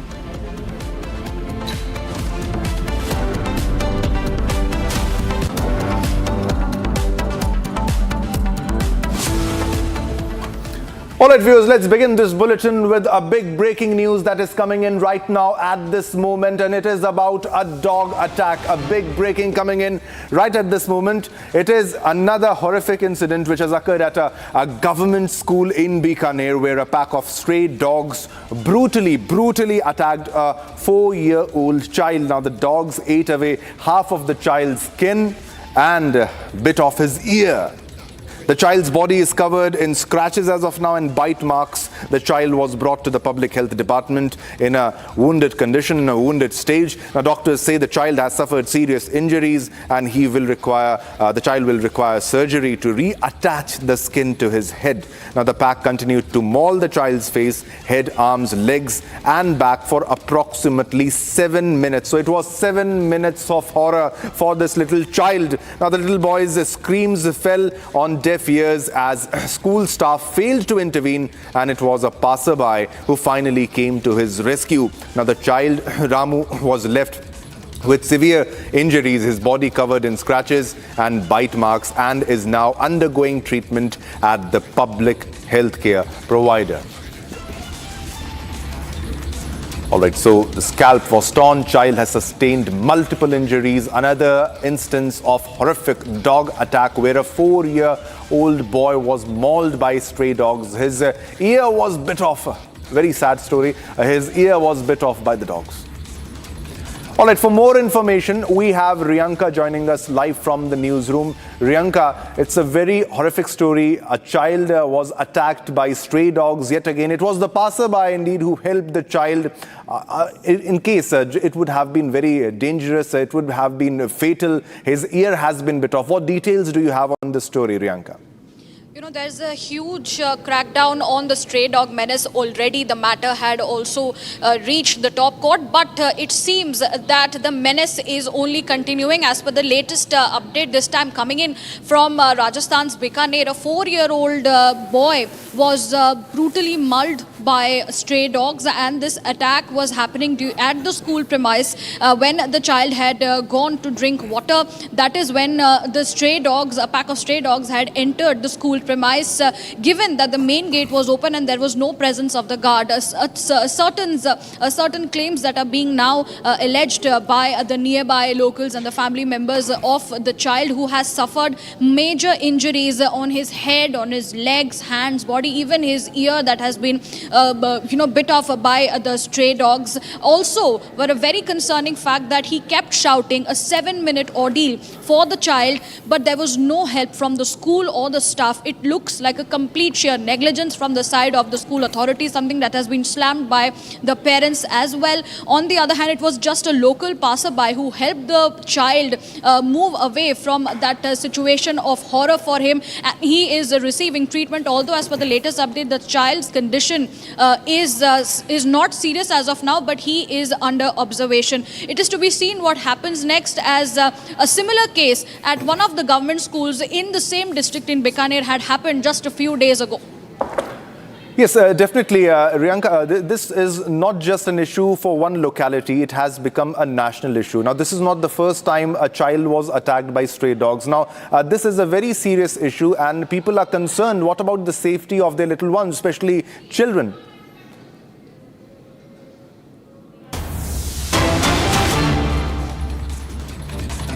Taken over. These drones are the ones that have played a key role during the Operation Sindoor as well. And today, as we speak, here you will see that how the might of the Indian Army is on display, that how Indian Army carried out Operation Sindoor, and now the preparation is on full run. I'll request Ashu to move to the visuals that after the drones, now it is the Army's, Indian Army's Air Defense, Army Air Defense AAD that is on the run. They have also played a very important role, that how the India's air defense was secure. Every attempt from the Pakistan was foiled well within time, and these were the Army's air defense units that have ensured that any attempt that came from Pakistan is foiled. Here you will see that it is the LR radar that is moving so that it foils the attempt of the adversary. And here on the other side, the action pack that you see is the TMZ, the threat management, that how the threats from the adversary, the air threat that comes from across the border, that can be foiled, because here these guns, they are capable enough to track and give befitting reply. This gun is L70. This is a moving gun that can be used from any location, and these L70 ones are the ones that have given adversary a befitting reply, especially during the Operation Sindoor, when the line of control was activated by the Pakistan side. They were the ones that acted swiftly, and every drone attack from the Pakistan, every attack using the Pakistan's air power, that was foiled using the L70 guns, and these guns are capable enough. Here you will see on the upper side, I'll request Ashu to show you that how these the drone threats are neutralized using the AAD. Not only they have these fire powers, but also the drone jammer systems that are part of this entire ecosystem of the Indian Army. I'll request Ashu to be on the visuals. I'll request Ashu to be on the guns, the L70 guns that are moving here. So these are the parts of the Indian Army's air defense, as we see, and as you see here, that how they are protecting the airspace, ground forces, and also the vital assets from the army, from the enemy's aircraft. Here you will see that these armed enemies' aircrafts have been destroyed, because this is the power of the Indian Army's air defense that have been active here. Was given a befitting reply to Pakistan during Operation Sindoor, and this operational capability of the Indian Army that is on the display, it is very important, because we have seen that how the Pakistan was trying to disrupt peace, trying to carry out back-to-back attacks on the vital installations. But all these threats have been foiled by the Indian Armed Forces using their military might. And now I'll request Ashu to show you that jammers that have been installed, they are the jammers that thwart any attempt from the adversary. That attempts includes the drone intrusion, their combat aircraft into the Indian territory. All threats are being foiled using these Army's air defense system. And now it will be Akash missile system. Here you will see Igla system that is moving here. The Akash missile system. The Igla system is a shoulder mounted rocket, and here you will see Akash missile system will be on the display very shortly, that how they can give enemy a befitting reply, because Indian Army, the Western Command especially, they have been preparing for the next generation, that is Operation Sindoor 2.0. They have said that it is the तैयारी अभी जारी है, तैयारी पहले से भी भारी है. That means the preparation of the Indian Armed Forces, that is for any eventuality, or the Operation Sindoor 2.0. That is, I'll request Ashu to be on the Akash missile systems that are on the display. So it is entire the might of the Indian military that is here on the display in the Pathankot, which is roughly 10 kilometers from the Pakistan border. And this is not only what India is displaying, but this is what here you will see. It's Shilka that is also on the display. That is a gun system. I'll request Ashu to be on the Shilka. That gun system is there, and it how it engages the enemy within the air, on ground. This is the power of Shilka that is here on the display. Strela is also on the display. So back to back you will see that here Strela is on the move. Strela can destroy the enemy. Here you will see Shilka is on the display. So all these the artillery systems of the Indian Army that have played a vital role in the India's defenses, as well as in destroying the defenses of the enemy, that are on the display. And it is an all-terrain vehicle, so it is from any threat that emerges, be it in the areas that are difficult to man or have a different kind of topography, that can also be tackled. Here these are on the display. It comes at a time when we are witnessing that Pakistan is trying to push terrorists into the Indian territory. They are trying to carry out, disrupt peace, and there you will see, I'll request Ashu to be on that very side, because it is the might of the Indian Army. As here you will see the mighty BrahMos is here. The mighty BrahMos has played a key role, and also when the Pakistan was decimated during Operation Sindoor, especially starting from the 7th of May to 10th of May, the BrahMos is the one that has played a very important role. This is a long-range supersonic cruise missile that has helped India to decimate the Pakistani infrastructure that was inside the Pakistan's deep. It is the heart of the Pakistan that India struck during Operation Sindoor, and it was only BrahMos that made it possible, because we have seen how these loud bangs that you see, that the missile, especially BrahMos, has played a very important role, that if India is challenged by the adversary, that will be given a befitting reply, because we have seen that the way DRDO and the Russian Federation has developed BrahMos, it has been not only a symbol of the India-Russian bonhomie, but also the might of the Indian military. And here you will see the Pinaka systems also that are here on the ground, hitting and showing that how they can give adversary. Here you will see that the Grad BM system, missile system, here Smirch is there. So these are the missiles, from the supersonic missile to the long range and the intermediate range missile. Artillery guns are there on the display. These are the guns. Here you will see the Soltam artillery gun, that systems that have been used when it comes to the long range targeting on the line of control on the international border. Here you will see on the right side, it is the Sarang systems.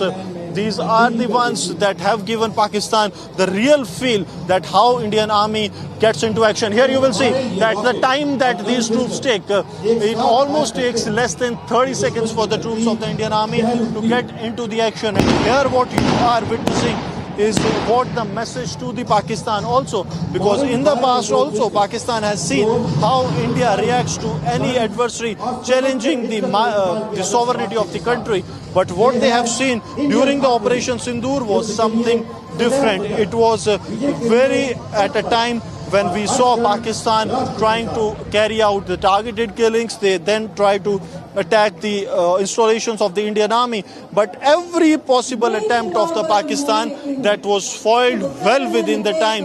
It was a zero error from the Indian side, and it all had been possible only due to these systems that the Indian Army has, these artillery systems. First, we have shown you that how the counter-drone systems of the Indian Army, the counter-UAS that works, followed by the air defense of the Indian Army that has played a phenomenal role during the Operation Sindoor. And now is the artillery. I'll request Ashu to be on the visuals.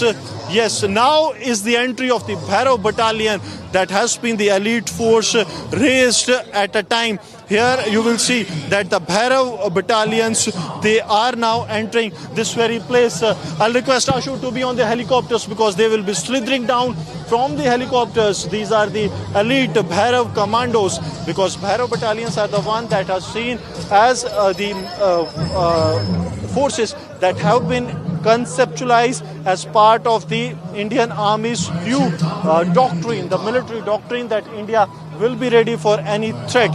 And these are the light commandos that have been prepared for the rapid response in a manner that they have a high impact and can carry out multi-domain operations. Where they have debuted in the 2026, and here the Bhairav commandos, the chants of the Jai Bhairav can be heard here on this very important place where the Pakistan is being shown the India's military might, because it is not only a display but a message. And here you will see that along with the helicopters, they are equipped with the sophisticated weapons, so they can carry out the operations from any sphere, that is from the ground, from the air. And they are trained in such a manner that they have the strength of the infantry, the artillery, the air defense, and also the signals. That means it is a combination of the entire Indian Army in a single battalion. Here you will see the might, and now more and more commandos, these Bhairav commandos,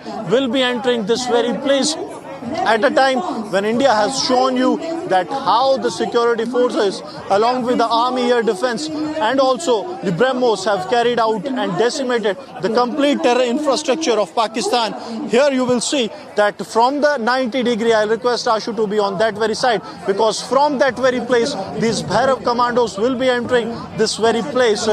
This is the operational capabilities of the Indian Army, because these heroes of the Indian Army, they are especially one who have been trained for the multi-domain, swift and surprise operations, because they can utilize the electronic support that they have with them, also the drone support that they have with them. So they are equipped with every possible equipment that the Indian Army has. And here you will see that the Indian Army troops are ensuring that if a situation arises like it was during the Operation Sindoor, how that threat can be averted. I'll request Ashu to be on the visuals. Here you will see that how these Bhairav commandos, they are slithering down. They will be coming down, and it will be taking hardly a 5 seconds time that they have entered. And there you will see that more and more commandos are there. Here on the choppers are also coming here. And here these commandos, they are moving towards, while on the other hand, the commandos are coming via chopper. So it is a multi-domain operations. They are trained. And there you will see that more and more commandos are being inducted to the operation. That area that you see on the other side, that is the specific area where the threat is, where the enemy is, and they have to go down to that very area. Here you will see that more and more commandos of the Bhairav battalion that are trained for the multi-domain operation, they are going to carry out. Here the choppers are coming down. The commandos will come down from the choppers. So it is an enhanced, the fearless Bhairavs that are on the display, because they can conduct the operations from the air, they can conduct the operations from the ground.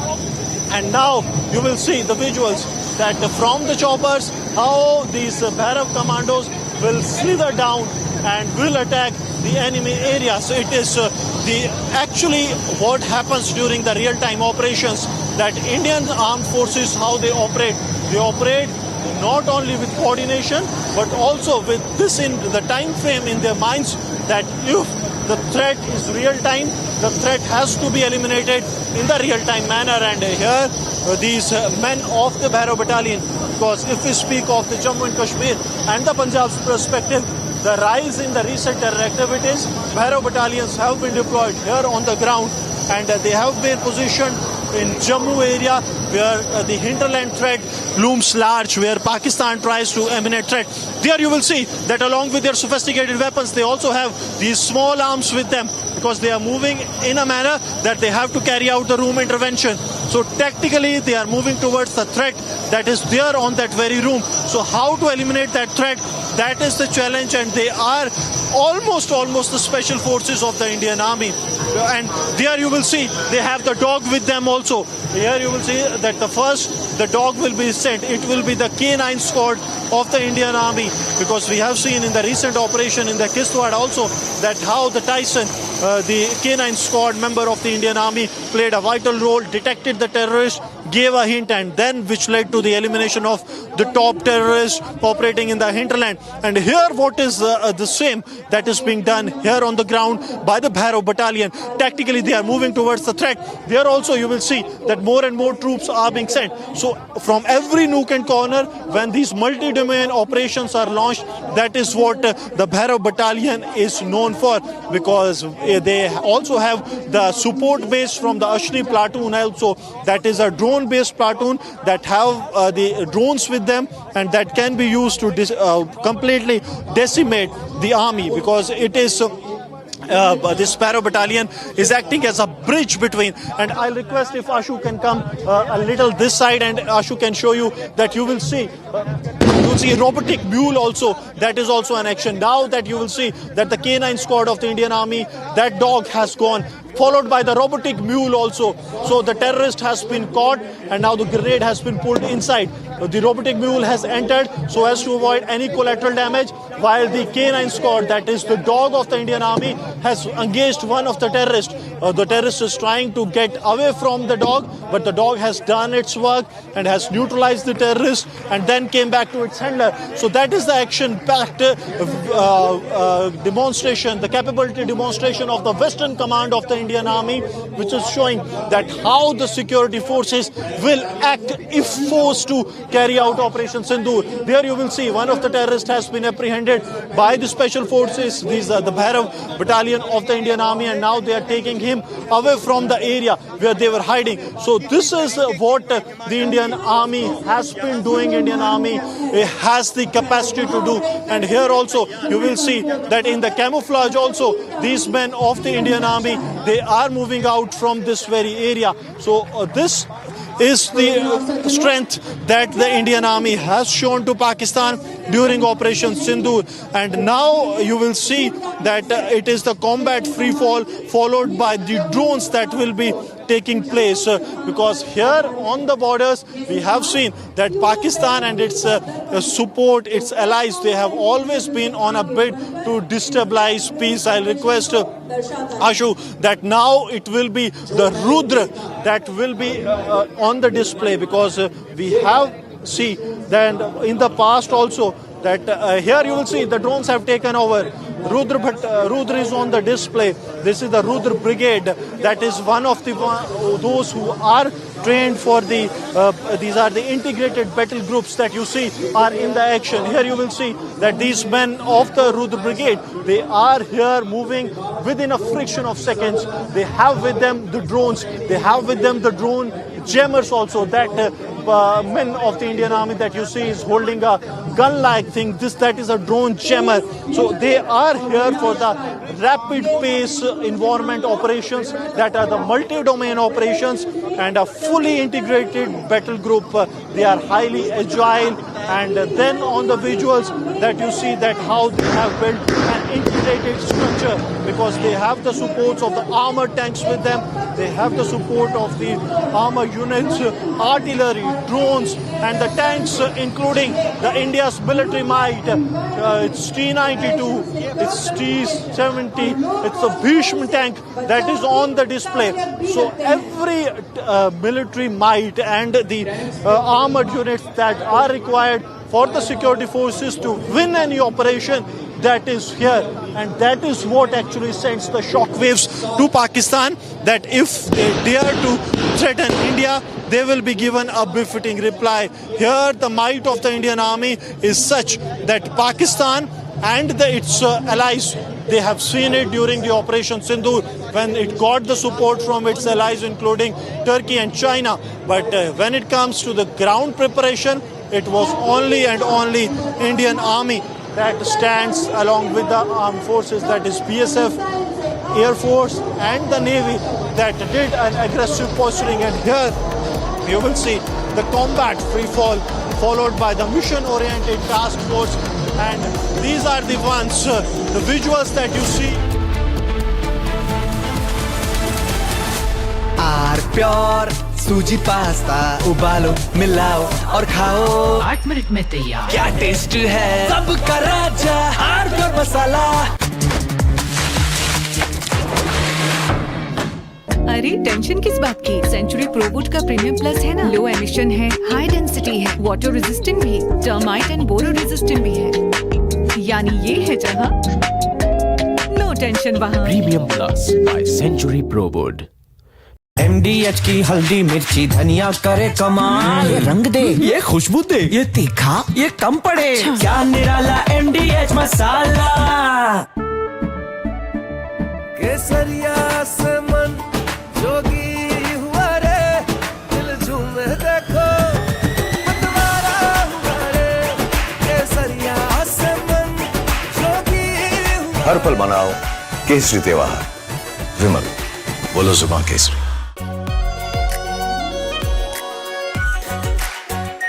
Are pure shahi paneer masala, delicious, healthy every day.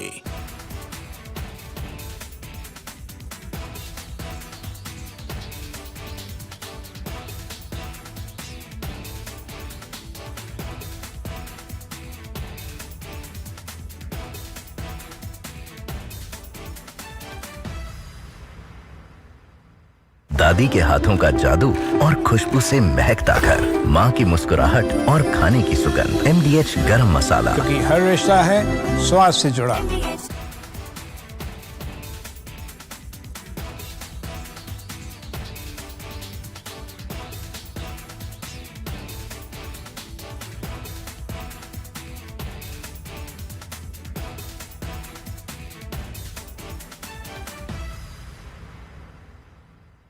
Now here's the reality, it's fact not fiction. You are sitting on a plane.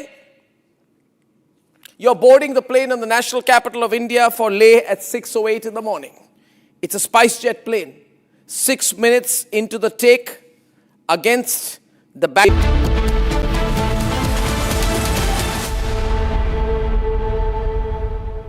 Powered by Century Ply Club Prime, रहो बेफिक्र। ये है secret recipe MDH का जीरा SIP जल जीरा मसाला। SIP SIP जीरा SIP जीरा सिप MDH का जल जीरा सिप MDH का जल जीरा सिप। अरे टेंशन किस बात की, सेंचुरी प्रोवुड का प्रीमियम प्लस है ना। लो एमिशन है, हाई डेंसिटी है, वाटर रेजिस्टेंट भी, टर्माइट एंड बोरो रेजिस्टेंट भी है। यानी ये है जहाँ नो टेंशन वहाँ। Premium plus by Century Prowud. थोड़े में ज्यादा स्वाद, यही तो है इसकी खास बात। वाओ मामा, क्या स्वाद है। अरे मेरे राजा, सबका राजा आर प्योर मसाला। अब छोलिया हो या लोबिया, सफेद चने या काले चने, सब कुछ मजेदार बने। Now here's the reality, it's fact not fiction. You are sitting on a plane. You're boarding the plane in the national capital of India for Leh at 6:08 in the morning. It's a SpiceJet plane. 6 minutes into the take against the backdrop of daybreak and a beautiful sunrise. You suddenly look to your right towards the wings and you see the flames of fire on the wings of the plane. Your plane is on fire. Ladies and gentlemen, these are real visuals. This is the reality that the Civil Aviation Minister does not want you to see. This is the reality SpiceJet does not want you to see. This is the reality DGCA does not want you to see. Because at the cockpit, at that very... From Asia's largest news headquarters, setting the agenda for Bharat.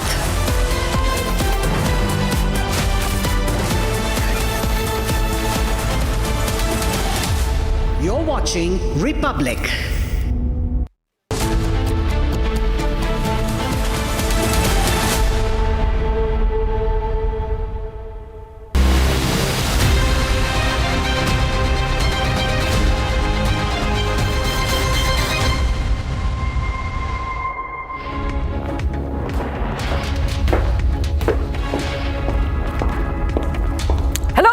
A very, very good morning. We are live and we are breaking. I'm Shivangi Shukla getting you the latest. We have a lot lined up for you in this bulletin. A lot coming in, a lot of breaking news that we're tracking. But the headlines first. Let's get started. Can justify terrorism. Countering terrorism requires sustained and coordinated global action. The top headlines that we're tracking right now. PM Modi's big message on terrorism at the Knesset address says sustained and coordinated action needed for countering terrorism.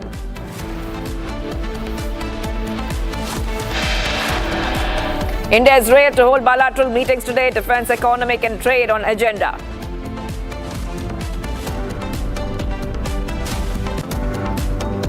Major face-off between Delhi police and Himachal police. In Shimla over Congress workers' arrest. 20 Delhi police detained by Himachal police. ED summons Anil Ambani in connection with the money laundering case. Attaches assets worth rupees 3,716 crore. NCRT apologizes for inappropriate content after facing Supreme Court's eye over a chapter talking about judicial corruption in a Class A textbook. Says distribution of book is stopped.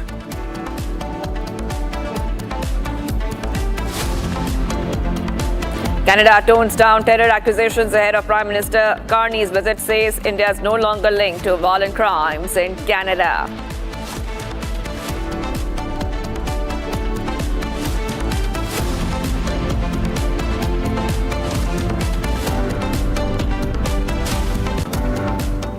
Well, thank you for staying with us here on Republic TV. Getting some breaking news coming in a presentation made by Air India to the Civil Aviation Ministry.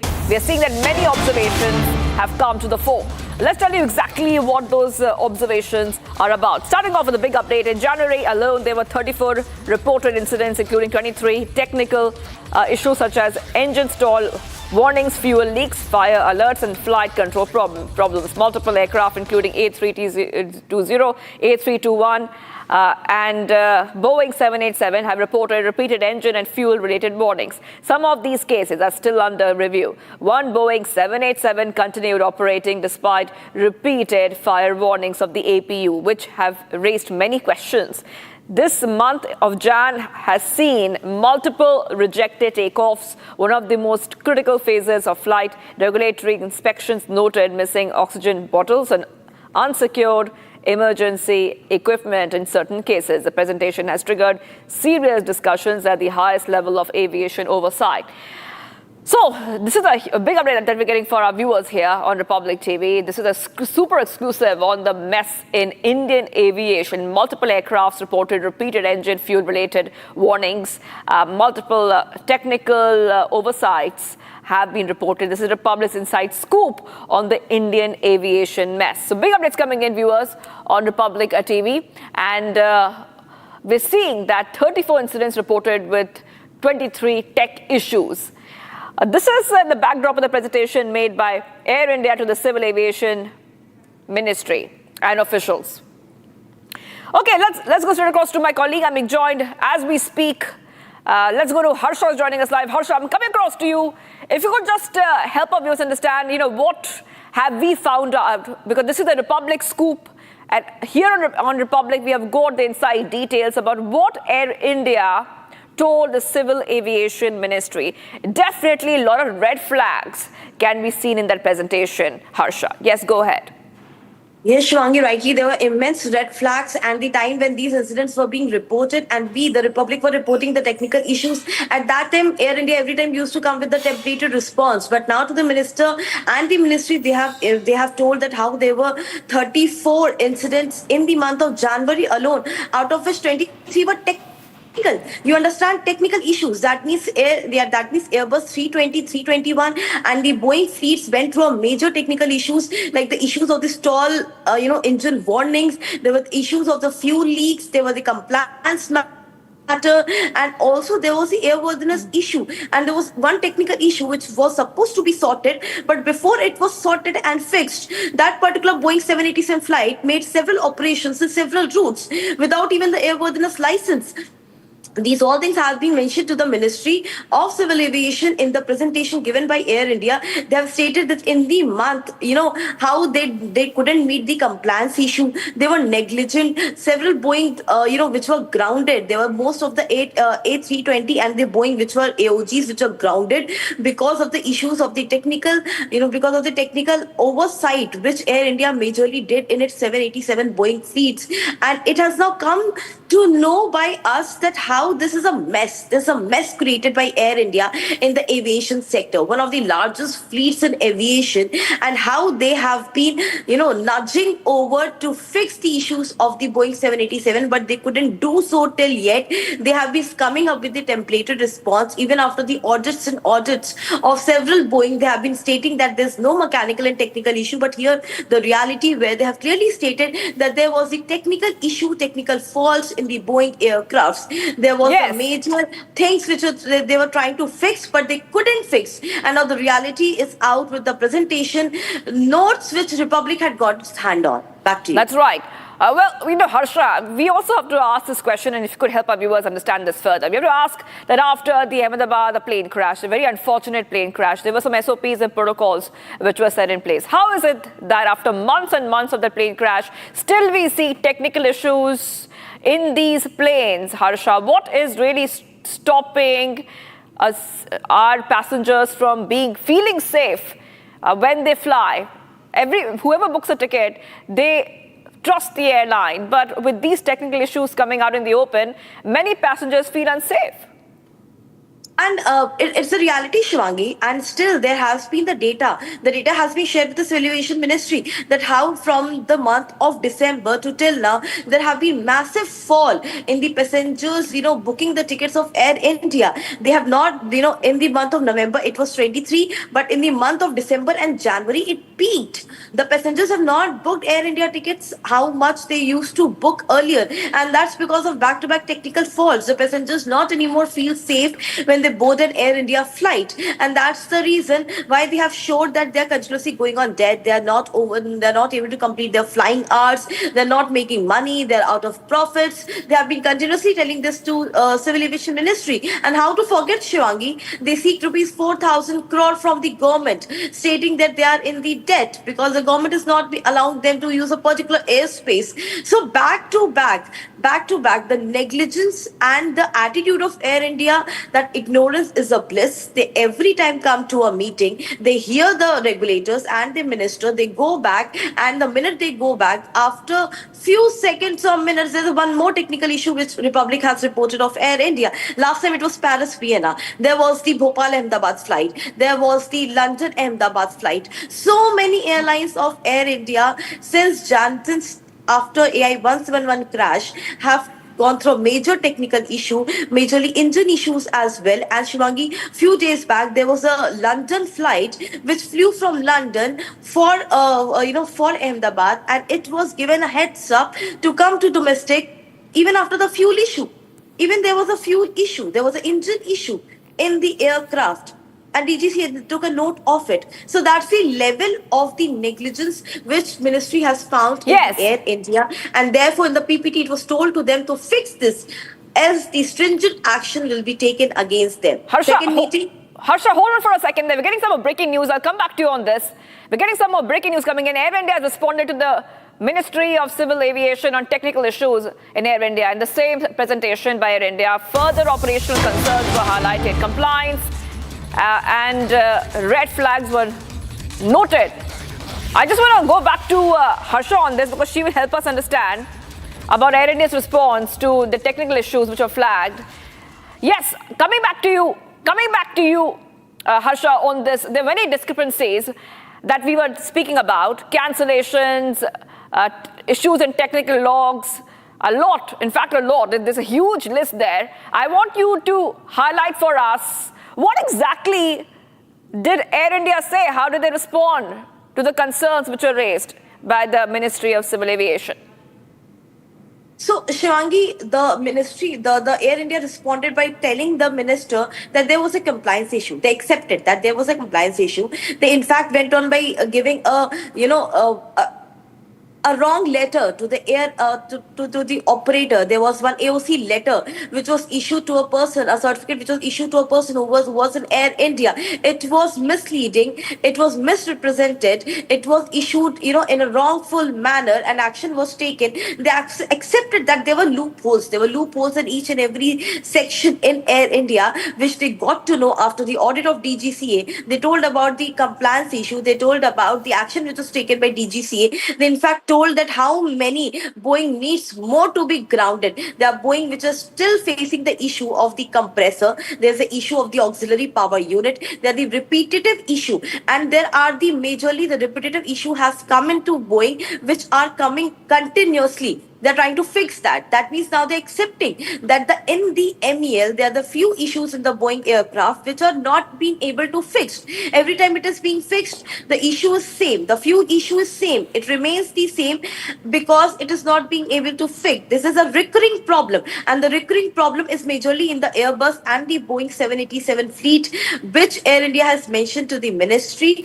They've also stated that how many flights, more than 627 flights were cancelled by the passengers in the month of December alone. So this is a data which has been shared by Air India to the Ministry of Civil Aviation, which Republic has got its hand on. We have the inside scoop of that. This meeting went well. Air India officials were pulled up by ministry, and it was known in this meeting that how grave negligence was reported on the part of Air India since after AI 171 crash, and in the starting month of 2020, starting year of 2026, in the month of January alone, 23 technical incidents. More than what Republic exactly reported. We reported at least 15 to 20 incidents back to back, templated response by them, but now the reality is out that how they were trying to hide the incidents from the passengers and from the ministry. Back to you. Right. Okay. And Harsha, before I let you go, we can't forget the cancellations that we saw in December and January. Remember those cancellations all across India where many flights were cancelled or delayed and passengers were stranded in the airports? Well, according to the report, the scoop that we have, a lot of cancellations are blamed on fog. However, a lot of technical issues are also coming out in this report and the scoop that we have got for our viewers. So was it just the fog or much more than that which caused the cancellations? No, Shivangi, it was not majorly through the fog. They are trying to, hide the major issue under the carpet. The major issue was that it was the high amount at the time when the aviation crisis was going on. The entire aviation sector was in a mess in the month of December and January because of the Indigo fiasco. At that time, Air India went bonkers. The price, the money which Air India charged to each and each and every passengers were doubled, were tripled to different sectors and locations. You remember, Shivangi, we reported about it. We reported how passengers are feeling uneasiness. Passengers, have been continuously complaining about the money which has been doubled to different sectors because of the Indigo fiasco. And that's the reason why majority of Air India flights were cancelled also. There were technical issues also. And majorly it was not because of fog, which they have told to the military. 627 cancellations, they have told that 93 majorly were because of the fog, which in real is also very suspicious because we have seen how technical issues were reported. We ourselves reported in the month of December and January both. All right, thank you, Harsha, for getting us all those details. I will be coming back to you for more. This is Republic's exclusive scoop on Air India's response to the Civil Aviation Ministry. Let's move ahead, viewers. Prime Minister Modi made history with his address to the Israeli Parliament, the Knesset, becoming the first Indian Prime Minister to do so. He delivered a powerful message of solidarity with Israel, emphasizing India's firm stance against terrorism. Terrorism anywhere threatens peace everywhere, he asserted, highlighting India's own experience with terrorism, including the 26/11 Mumbai attacks. Let's listen into what Prime Minister Modi said. Honorable members, I also carry with me the deepest condolences of the people of India for every life lost and for every family whose world was shattered in the barbaric terrorist attack by Hamas on October 7. We feel your pain. We share your grief. India stands with Israel firmly, with full conviction in this moment and beyond. No cause can justify the murder of civilians. Nothing can justify terrorism. India has also endured the pain of terrorism for a long time. We remember the 26/11 Mumbai attacks and the innocent lives lost, including Israeli citizens. Like you, we have consistent and uncompromising policy of zero tolerance for terrorism with no double standards. Two-day visit to Israel after 9 years. We see that Prime Minister Modi and Prime Minister Netanyahu are expected to have high-level India-Israel bilateral talks. So strategic partnership, joint cooperation is expected to be the focus area in the meeting, with two nations coming together to improve their defense ties and ties in other sectors. Defense being the prime target, India looks forward to Israel's best-known missile shield, Iron Dome. The bilateral politics and the ties are warm and forward-looking. Here's more for you. On his first day in Israel, PM Modi and his counterpart discussed a wide variety of topics to enhance bilateral ties between two nations. The talks centered on technology, water management, agriculture, talent, partnership, and on scope for close collaboration. Modi addressed looking forward to the fruitful outcome of the meet. With defense being a focal point, India is expected to get access to best-known missile shield, Iron Dome. Sources reveal the deals to be signed are valued at Rs 8,000 crore. As defense and tech ties escalated, India looks forward to become the co-producer of Israeli weapons, also strengthening the Make in India campaign. Ties in satellites, cyber tech, AI, and startups are also the agenda of discussion between the two prime ministers. Bilateral ties among the two countries holds larger significance amid the ongoing US-Iran tensions.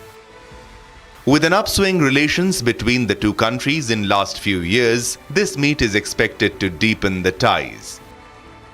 As the collaborative ties between the two countries strengthen, India and Israel continue to move shoulder to shoulder.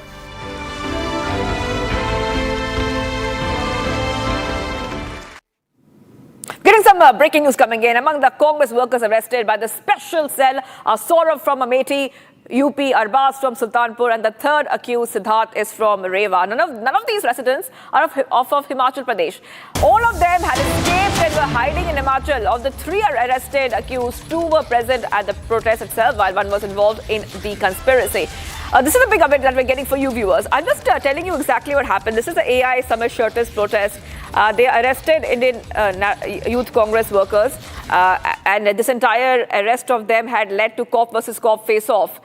Let's go straight across to my colleague Saurabh is joining us. Saurabh, according to the latest details coming in, all three of them are not even from Himachal Pradesh, and we saw that there was a showdown between Himachal Pradesh police and the Delhi police over their arrest. So why was Himachal Pradesh police saying that you're kidnapping these three accused when, according to the latest information, they're not even from Himachal Pradesh? Yes, they are not even from the Himachal Pradesh. All the three youth Congress workers who were arrested by the Delhi police special cell yesterday, one was Saurabh, other was Arbaz, and the third one was Siddharth. Saurabh belongs to the Amethi and Arbaz belongs to the Sultanpur, and the third accused, Siddharth, he belongs to Rewa. And still they were hiding in Himachal Pradesh, as none of them were originally from Himachal Pradesh. They all were hiding after the shameless protest they have conducted at the India's AI Impact Summit 2026. And the Delhi Police Special Cell has arrested all the three accused, and they are being brought to the national capital as we speak, and they will be produced before the Patiala House Court today itself. Back to you.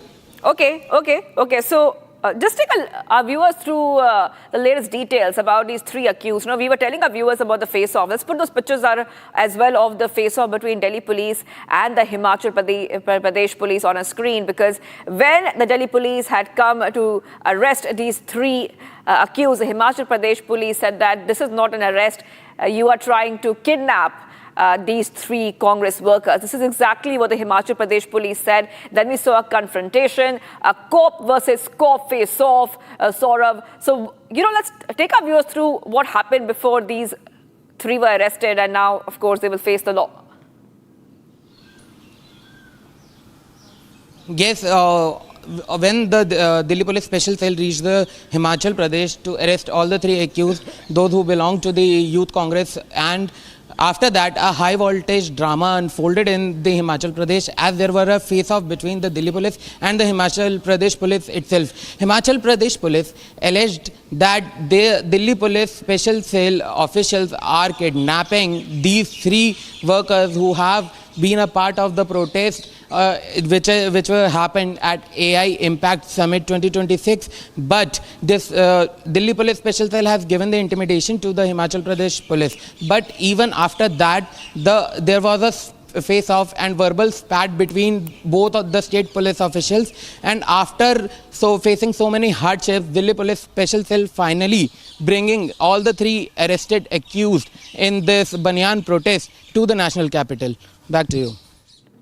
Right, we're getting some updates coming in. The copy of the FIR filed by the Himachal Police against Delhi Police FIR registered under sections 1403, 3294, 1272, 190 of the IPC. Getting some more updates coming in about this case. So let's put out that new breaking news. Sort of stay on with us. Let's put out some new information coming in.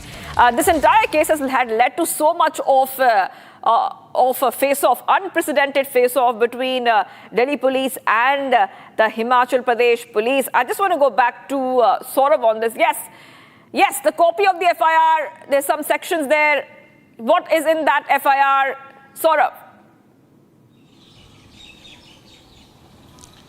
In this FIR, there are sections 143, 329.4, 127.2 and 190 BNS. Of the BNS, and this means that they have tried to kidnap the three Indian Youth Congress officials. And by coming into the another state, the FIR has been registered against the Delhi Police Special Cell officials after a high voltage drama which unfolded yesterday in the Himachal Pradesh, when Delhi police officials and the Himachal Pradesh police officials involved in a verbal spat due to over the arresting of the 3 arrested workers of the Youth Congress who have protested in the AI Impact Summit, in which out of the 3 accused, 2 were directly involved in the protest. They were present at the site itself, and 1 was responsible for the conspiracy. Back to you. All right. I'm staying with you. I'm staying with you because we're getting all these updates coming in. Okay, let's also tell our viewers what happened, Saurav. You know, what happened was that there was a highway confrontation. Delhi police team attempts to leave Himachal Pradesh with the accused. Shimla police intercepts them near the Shogi barrier. We're putting out those pictures for you so you can see exactly what is happening. Then the officials from Himachal insisted that the suspects could not be transported to Delhi without obtaining a transit remand. Legal procedure requiring local court approval when an accused person is arrested in another state. FIR copy against Delhi police has been accessed here by Republic TV. And what we see right now, that the video footage from the scene shows Delhi police special cell telling Himachal officers, we have arrested 3 people, you are preventing the government employee from working. Then a Himachal Pradesh police officer is heard responding, we have filed a case against you, you're kidnapping 3 people, you should join the investigation. FIR copy against Delhi police has been accessed. So the Himachal Pradesh police officer had said in that confrontation, going back to you, Saurav, we have filed a case against you, you are kidnapping 3 people, you should join the investigation. And now there's a FIR against Delhi police. Yes, go ahead. Saurav. Yes, they have claimed, the Himachal Pradesh police officials claimed that a case was registered against the Delhi police officials and they have to stay in the same state as they are now a part of the investigation and they have to support the investigation. Otherwise, the Himachal Pradesh police have to take strict action against them, and because they had Delhi Special Cell had the authority and had the permission to go to the Himachal Pradesh and arrest all the 3 accused who protested at the AI Impact Summit. Despite all of this, Himachal Pradesh police officials involved in a verbal spat with the Delhi police officials, hindering a major investigation, and they claim that now FIR have also been registered against the Delhi police officials who went to the Himachal Pradesh and saying that they have came to kidnap all the 3 accused. But they have registered an FIR and they also involved in a verbal spat where we can heard that the police officials of the Himachal Pradesh were telling the Delhi police officials that now a FIR has been registered against them and they have to be there, they have to be in that state only just to support the investigation, and they have to go to the police station with them. Notably, at 5 in the evening, after a long hearing, they were... Okay, we're getting some breaking news coming in. Okay, hold on for this, Saurav, hold on. Getting some breaking news coming in. Anil Ambani arrived at the ED office a short while back. ED probes Reliance Group companies. Anil Ambani arriving at the ED office. This is the bank fraud case. Putting out pictures for you. Anil Ambani is under the scanner of the ED in a massive money laundering probe linked to an alleged 40,000 crore bank fraud. Significant escalation. ED has summoned Ambani for questioning. Anil Ambani reaching the ED office. Pictures on the screen, you can see Anil Ambani. Okay, I think we have Saurav. Let's go back to Saurav. Saurav, Anil Ambani has reached the ED office. This is coming just a day after the ED has attached his Pali Hill residence in Mumbai valued at 3,716 crore. Yes, Saurav, what's happening? Yes, you can see that Anil Ambani is entering this ED headquarters for the questioning in the allegedly 40,000 crore bank fraud case. ED initiated the probe based on a CBI FIR under the IPC and Prevention of Corruption Act against Reliance Communications, Anil Ambani and others. They are accused basically of diverting the funds. They were accused of taking several huge bank loans, and they were the amount is total 40,000 crore. And the 9 national banks have declared the Reliance Communication as fraud also, as they have claimed that these accounts are non-performing assets for the bank. And despite that, Anil Ambani have evaded 6 summons, and today was the last summon issued by the ED for Anil Ambani. This is the 6th summon, and last week only, Anil Ambani went to the Supreme Court and said that he will be joining the investigation and he will support the central agencies. But the major fact here is that 13,800 crores was taken for repaying the bad debts, which are evergreening of loans. Apart from that, 12,800 crores were taken by the Reliance Communication and the other companies just to siphon the funds to the foreign lenders. And apart from that, 1,800 crores were also taken to buy the mutual funds. As we can see here, that the Anil Ambani has went into the ED office for questioning. Let me remind our viewers that this is the 6th summon on which the Anil Ambani came to the ED office.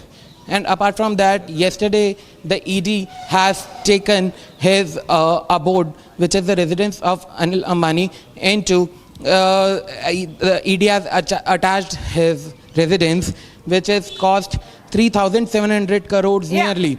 And now he's here for questioning, and let's see what are the angles the ED is investigating and how the day unfolds. Back to you. Yeah, so just let's talk about a little bit of the allegations against Anil Ambani in the bank fraud case. So according to the ED, we see that Anil Ambani companies allegedly avail loans from domestic and foreign lenders with a total outstanding of 40,000 crores. Investigation reveals that the Pali Hill property was aggregated into a trust, a private family trust of Anil Ambani's family. ED alleges that this was done to create the appearance that Anil Ambani was not directly involved in the property holdings and the alleged corporate restructuring as well. These are some of the allegations I'm reading out, Saurav.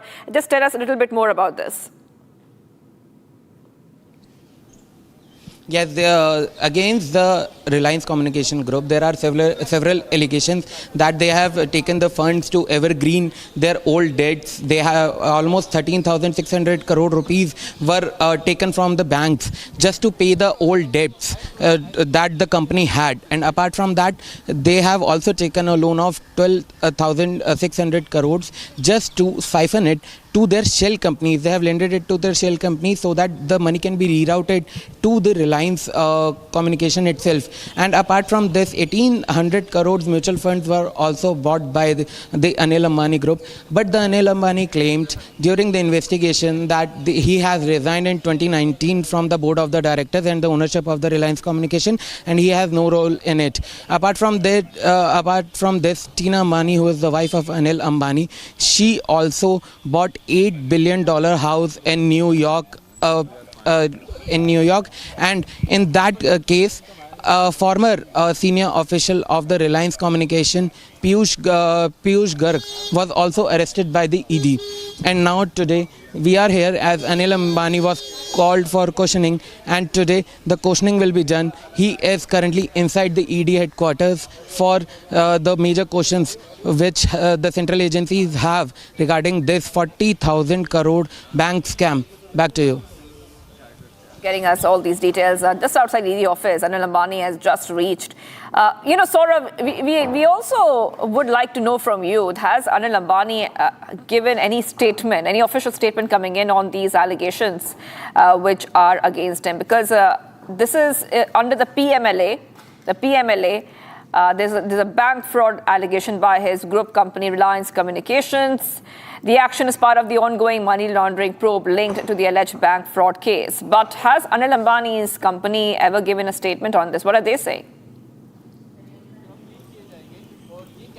earlier the Anil Ambani's company claimed that they have no role in this bank fraud, and there is no kind of fraud, as Anil Ambani has resigned from the board of directors in 2019 and he has no role in the decision making. So and even he doesn't know about all these things which were happening in the Reliance Communication over the past years. He said that he has no role in it as he is not a owner and not a listed board of director members. But despite that, the allegations are that he has taken from the loan was taken from multiple banks just to evergreen the loans, and after that the money was also siphoned from the shell companies and rerouted back to the Reliance Communication. Apart from this, the money was also transferred to the offshore accounts based in UK and China, as we Republic had the smoking gun, which were the minutes of the meeting of 2020. Apart from this, the mutual funds were also bought by the Reliance Communication worth 1800 crore rupees. And after they have told that the company do not have the money and they have declared them as insolvency, and they did not pay the debt of the 9 national banks, and these 9 national banks have declared them as fraud. Back to you. That's right. Also for the fact that in this regard, there are other family members, including his wife, who are under the scanner. What are the updates coming in on that front? His wife Tina Ambani is also under the scanner of the authorities, as she bought a penthouse which was nearly $8 billion in New York. And in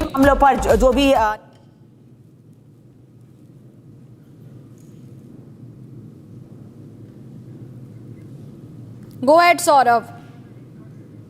All right, we have lost that connection with my colleague, but as you can see the visuals there, Anil Ambani has arrived at the Enforcement Directorate office for his interrogation by the ED, and this case goes back to all the scams that rather ended up having nearly 40,000 crore in the market by the shell companies, and Anil Ambani under the scanner. And also in a recent development, ED went on to attach Anil Ambani's abode worth rupees 3,716 crore in Mumbai. Saurav joins us back on the broadcast. Saurav, we had lost you there for a bit. Continue with explaining how the role of Tina Ambani becomes significant here. Yeah, the role of Tina Ambani becomes significant here, as she is also under the scanner of the authorities for purchasing a $8 billion worth penthouse in the New York from the official of the ARCOM only, whose name goes by Piyush Garg, and Piyush Garg is also arrested by the ED in this regard, and the ED will be questioning Tina Ambani also in this bank fraud case. Back to you. That's right. And if we talk about the recent attachment by the Enforcement Directorate of abode, the house, the lavish Ambani house worth over 3,716 crore in the bank fraud case. Are we expecting some other properties also to be attached by the Enforcement Directorate in this case? Yes, the ED is scanning all the properties belong to this Anil Ambani. As yesterday only, the ED has attached his residence, in which is situated in Mumbai Pilais Hills, and that goes by the name of Abode, and which has nearly cost 3,700 crores. The ED has attached that property in the PMLA case, and apart from this, all the assets of the Anil Ambani, the accused, is being evaluated by the central agency, and we can see more attachments in the coming days as the case unfolds. Back to you. That's right. Also, Saurav, have any close associates of Anil Ambani been questioned in the recent days? Yeah, as I told you that the couple Tina Ambani and Anil Ambani's close associate Piyush Garg has been arrested by the Enforcement Directorate officials during the investigation of this PMLA case, as he was involved in a financial transaction of a house in New York worth nearly $8 billion, and the allegations are that they have also siphoned the money and rerouted back to the ARCOM only. Back to you. That's right. As we continue to bring in the updates, we know that the Enforcement Directorate had conducted multiple raids at several locations connected with the group and went ahead to question executives and associates. The agency also attached high-value assets, including a luxury house in Mumbai worth roughly 3,700 crore under the PMLA to prevent the asset transfer while the probe continues. Saurabh, once again, for our viewers, help us understand the background, the early initiation of the case and the scanner when it began on Anil Ambani by the Enforcement Directorate. Yeah, the ED got to know about this whole incident when the unexplained transaction happened between the Yes Bank and the RCOM. There is an agency of the Yes Bank which goes by the name PwC who was auditing the accounts. Then, while auditing the accounts in 2019, they found out that there are several discrepancies with the transaction and the several major loans were not paid by this Reliance Communication Group and Reliance Home Finance Limited. After that, they have told the CBI, the PwC, which is the agency of the Yes Bank only, they have told the CBI that something wrong is going on with these accounts. After that, the CBI has registered 2 FIR against the RCOM. That is the time when the whole situation started with this case. Then the CBI started its investigation and then finding some proof regarding the irregularities, they have also brought in the Enforcement Directorate. After bringing in the Enforcement Directorate, all the central agencies including the CBI and ED have conducted raids at more than 50 locations in Mumbai and several other offices of the Reliance Communication. After that, the case was registered against them, and as the investigation unfolded till now, we have got all the details exclusively on Republic. Saurabh, stay on with us. I'll go across to my colleague Sarthak, who's also joining us. Sarthak, over to you. What are the details that you can share as far as Anil Ambani and the ED scanner on Anil Ambani concerned?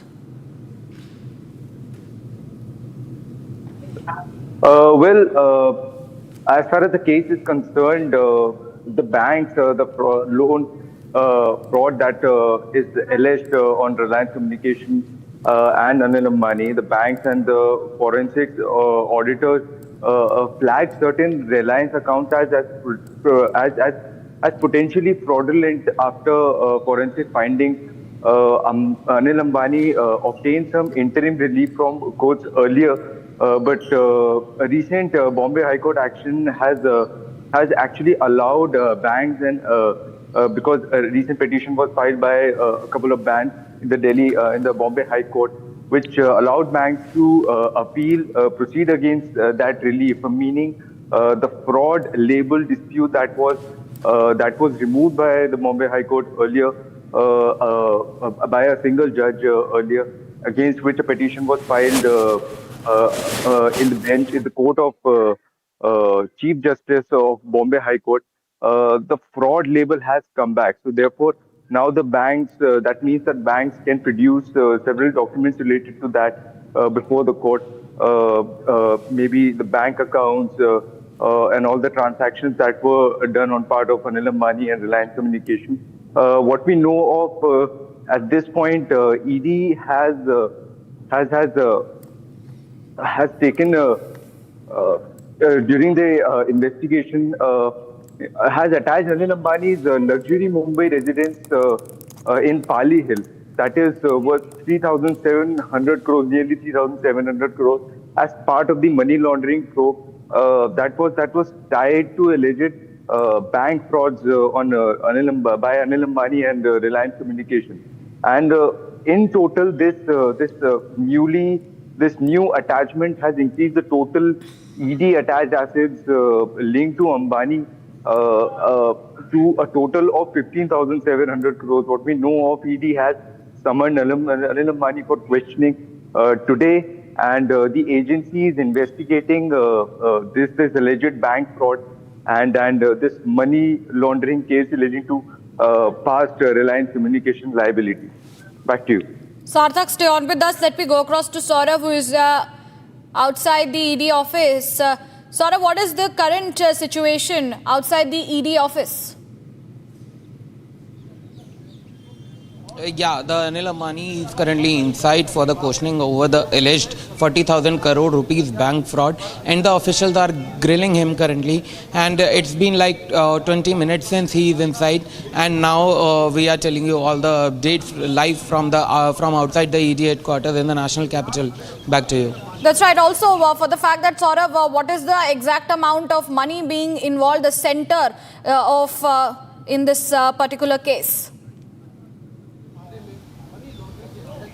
The exact amount of money which is involved in this bank fraud is more over 40,000 crore bank fraud case. The amount of 40,000 is involved in this. Back to you. Okay. Okay, Saurabh, you keep tracking the updates from outside the ED office. Meanwhile, let me go across to Sarthak. Sarthak, explain to us the legal options in front of Anil Ambani at this point in time amidst the investigation that are underway. There is a possibility for him to file an appeal in the Supreme Court against a recent petition that was filed by the bank in the Bombay High Court regarding turning this entire issue into a fraud case. That is one option. What we know of that some time ago, Anil Ambani also filed a written affidavit in the Supreme Court where he suggested that he would be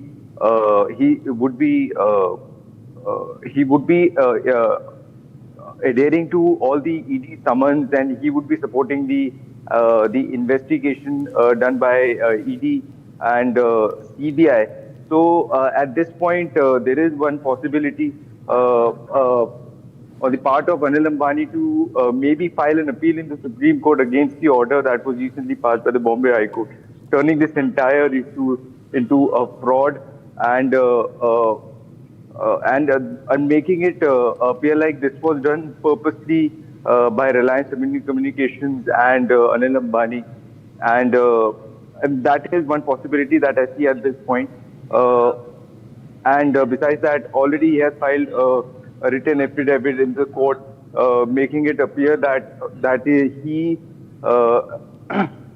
is going to support the investigation. He is not going to abscond or run away. He is not going to go out of the country without any prior confirmation from the court. So at this point, that is the legal angle that I'm seeing. And he might try to, he may not try to avoid the investigation, but try to evade the entire fraud matter at this point that is under ED's contention while they are investigating the case. Back to you. That's right. Stay on with us. Let me go across to Saurabh. Saurabh, you know, there were multiple layers of money laundering which was involved. There were trusts, there were shell companies, there were related entities to hide the source or the ownership, including the shifting of assets like the Pali Hill house, which was recently attached, and a family trust also allegedly to shield them. Sort of explain to us how the entire, entire network worked in terms of the money laundering. Yes, the Reliance Communication took huge loans from 9 banks, and when they have taken loan from the Yes Bank, the owner of the Yes Bank, the promoter, got a kickback payments. The loan was sanctioned on the day, before the date of sanction, the loan was dispersed to the accounts of the Reliance Communication, and after that, that funds were used to give the Reliance Housing Finance Limited to the people and to the shell companies which only belong to the Reliance Communication. So the funds were siphoned from these shell companies to the Reliance Communication back, and after that they have also taken a loan of 12,600 crore rupees, and they have transferred to the offshore accounts to the UK and China, which was the funds were again rerouted to the Reliance Communication. Apart from that, 18,000 crore mutual funds were also taken by the Reliance Communication that were also purchased by them,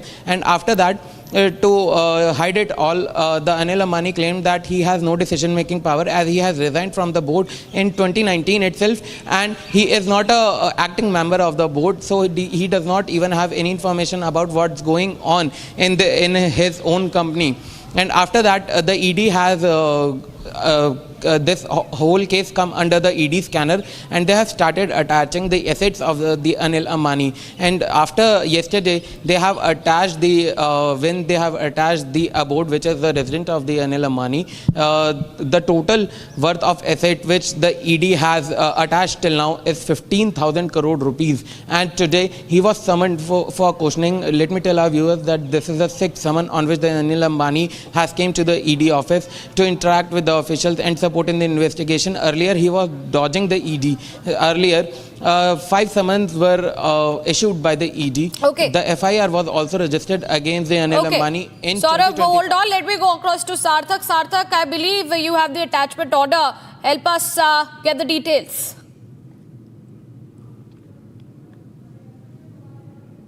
Yes, so far the ED has attached assets belonging to Anil Ambani and some of his associated entities under the Prevention of Money Laundering Act, which is PMLA, including his luxury Mumbai residence, as Saurabh rightly mentioned, which is worth around 3,700 crore. And so far, multiple ED cases have also been filed against Anil Ambani and have been registered. And the total assets that have been attached by ED so far amounts to totals the amount to nearly 15,000 crore and have been provisionally seized in connection with this investigation. As Saurabh rightly mentioned before, the Anil Ambani has been summoned for questioning by ED under the PMLA and has given statements in previous sessions.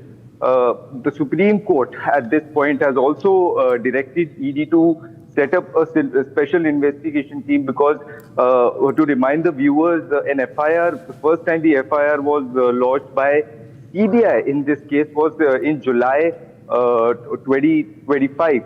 And the probe is underway since then, and it's been a long time since then. Therefore, the Supreme Court has also directed ED and CBI to find more details and try to wind up and conclude the investigation as early as possible.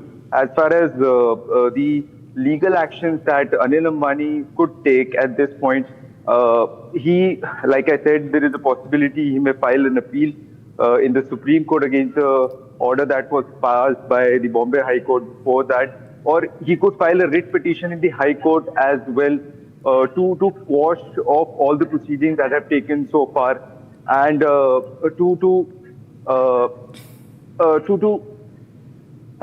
say that the CBI FIR is flawed, or he could put out some details about that. What we don't know at this point is that what all evidences or what all documents does he have to justify the loan fraud or the amount that is being considered by ED at this point, which is nearly 40,000 crore. So at this point, very little we know about what all documents does he have. But after the petition that was filed by the bank in the Bombay High Court, we know of that now they can take the route of claiming it to be a fraud and then putting out details and documents regarding that in the court. And ED might investigate on that note and might question Anil Ambani on that. Back to you. Sarthak, also for the fact that, if in terms of the legal process is concerned, legally, can Anil Ambani go on, sell or transfer the existing assets which are not attached by the Enforcement Directorate while the case is ongoing?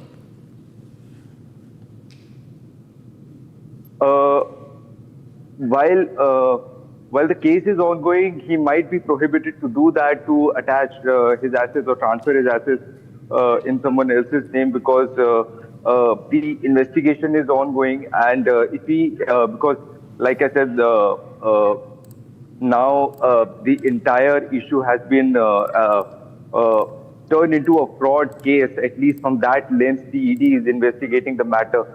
Because just to share a little more detail about the kind of things that the ED is investigating, ED suspects that there is a structured fund diversion scheme that has happened.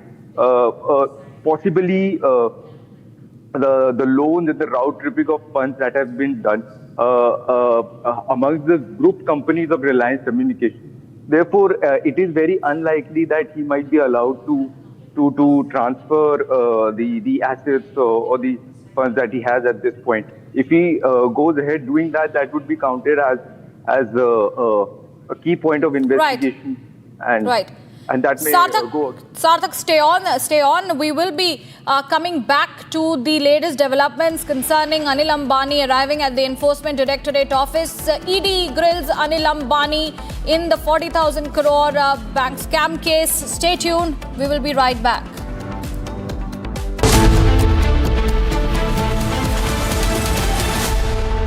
आधे bowl दही में 4 चम्मच MDH चटनी पुदीना मसाला डाला, stir करो, पुदीना चटनी तैयार। MDH चटनी पुदीना मसाला। केसरिया से मन जोगी हुआ रे, दिल झूमे देखो मतवारा हुआ रे, केसरिया से मन जोगी हुआ। हर पल मनाओ केसरी त्योहार। विमल, बोलो जुबान केसरी। आर प्योर सूजी पास्ता उबालो, मिलाओ और खाओ, 8 मिनट में तैयार। क्या टेस्ट है सबका राजा R pure masala.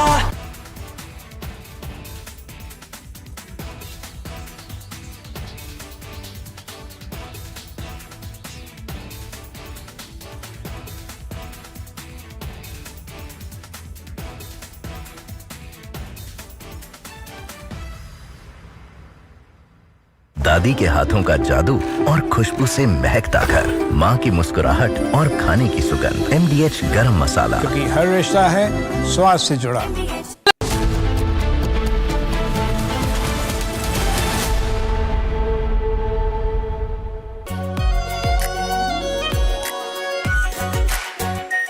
Are pure shahi paneer masala, delicious, healthy every day. ये है सीक्रेट रेसिपी MDH का जीरा सिप जल जीरा मसाला। सिप सिप जीरा सिप MDH का जल जीरा सिप MDH का जल जीरा SIP. Now here's the reality. It's fact, not fiction. You are sitting on a plane.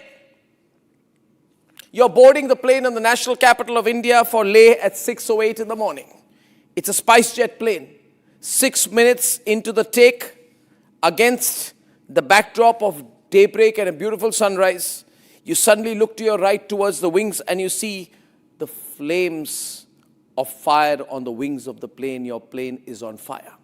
Ladies and gentlemen, these are real visuals. This is the reality that the Civil Aviation Minister does not want you to see. This is the reality SpiceJet does not want you to see. This is the reality DGCA does not want you to see. Because at the cockpit, at that very moment while you're sitting in the plane, there are calls of Mayday, Mayday, Mayday, Mayday. That is a flight emergency. The flight circles back. There's engine failure in one of the engines, lands at 6:49 p.m. Ladies and gentlemen, and as you get off the plane, you realize this is the same SpiceJet. This is the same SpiceJet that does not have the money to pay the Bangladesh government, which is why it had been, I don't know the present situation, not allowed to fly in Bangladeshi airspace. They're out of money. Who is the owner of SpiceJet? This is the same SpiceJet, ladies and gentlemen, when another SpiceJet took off from Patna to Delhi on 19 June 2022. It caught fire soon after taking off from the airport. Flames were seen on the left wing of the aircraft. 2 blades were bent. So you should see the visuals then and now, ladies and gentlemen. Then and now. Look at that and now. Ladies and gentlemen, a SpiceJet plane catches fire in mid-air in December. Ladies and gentlemen, I think this is 19 June 2022 and then now.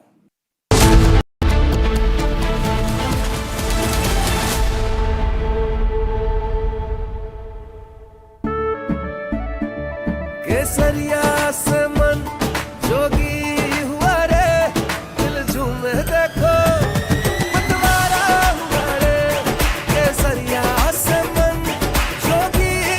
हर पल मनाओ केसरी त्योहार। विमल, बोलो जुबान केसरी। थोड़े में ज्यादा स्वाद, यही तो है इसकी खास बात। वाओ मामा, क्या स्वाद है। अरे मेरे राजा, सबका राजा और मसाला।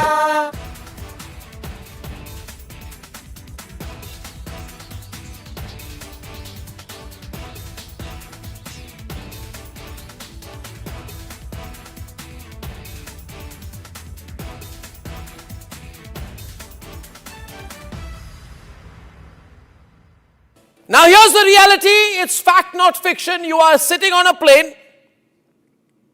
You're boarding the plane in the national capital of India for Leh at 6:08 in the morning. It's a spice. From India's largest news headquarters, setting the agenda for Bharat.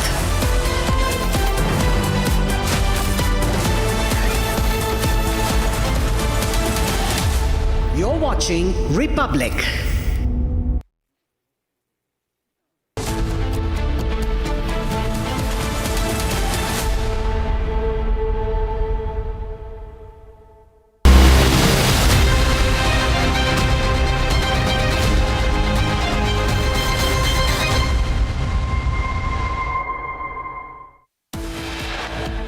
Nothing can justify terrorism.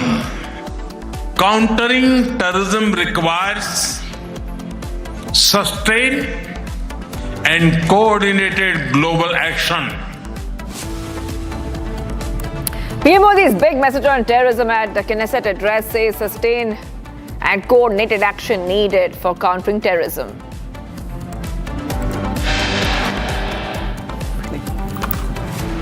India, Israel to hold bilateral meetings today. Defense, economic and trade on agenda. Major face-off between Delhi police and Himachal police in Shimla over Congress workers arrest 20 Delhi police detained by Himachal police. ED summons Anil Ambani in connection with the money laundering case. Attaches assets worth rupees 3,716 crores.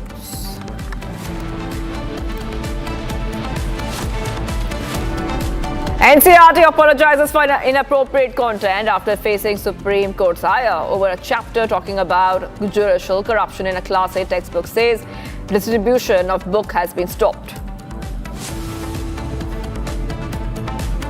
Canada tones down terror accusations ahead of Prime Minister Carney's visit, says India no longer linked to violent crimes in Canada.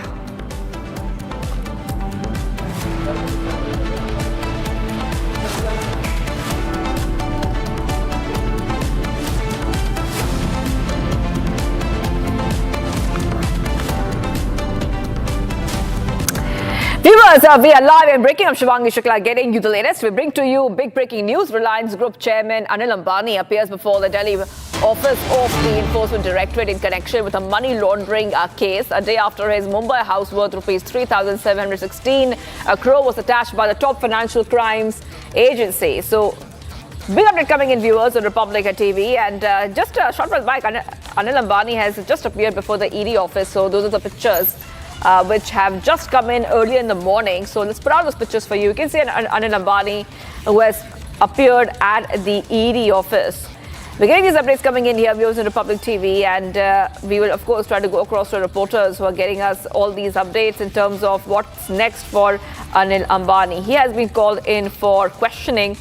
There are multiple cases which have been registered against him. This is a money laundering case.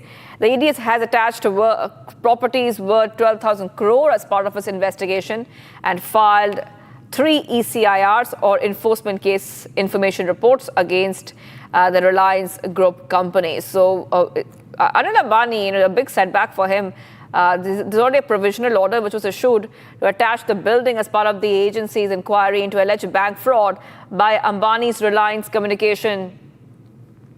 Okay, let's go straight across to my colleagues. I think I'm being joined by Saurav and Sarthak, who are joining us live. Let's go straight across to my colleague first. I think let's go to Sarthak first. Sarthak, pictures coming in a short while back of Anil Ambani at the ED office. Now we see that there is a investigation which is happening. Multiple summons have been sent to him. Statements have been recorded under the PMLA. So what next for Anil Ambani today? Yes, go ahead, Sarthak. For now, the ED probe against Anil Ambani centers on this alleged money laundering linked to loan defaults by Reliance Communication and other group companies. The investigation is entirely based on CBI's FIRs alleging cheating, criminal conspiracy, and diversion of bank funds. ED's action is being taken under the Prevention of Money Laundering Act, and agency alleges that loans worth thousands of crores were diverted through layered transactions and related entities, which is something the ED is alleging at this point. ED has also provisionally attached some high value assets worth recently, as ED attached Anil Ambani's residence, which is allegedly worth 3,700 crores, which takes the total amount up to 15,000 crores what the ED has attached so far. It appears okay, hold on for a second there. Sarthak, hold on for a second there. Swapnil Kothari, senior lawyer, is joining us on Republic. Thank you for joining us here, Mr. Kothari. Now, of course, we would like to ask you that what next for Anil Ambani, because we know that Anil Ambani is in big trouble, and the big question would be that is he, number one, is he cooperating with the law enforcement? Number two, what next for him?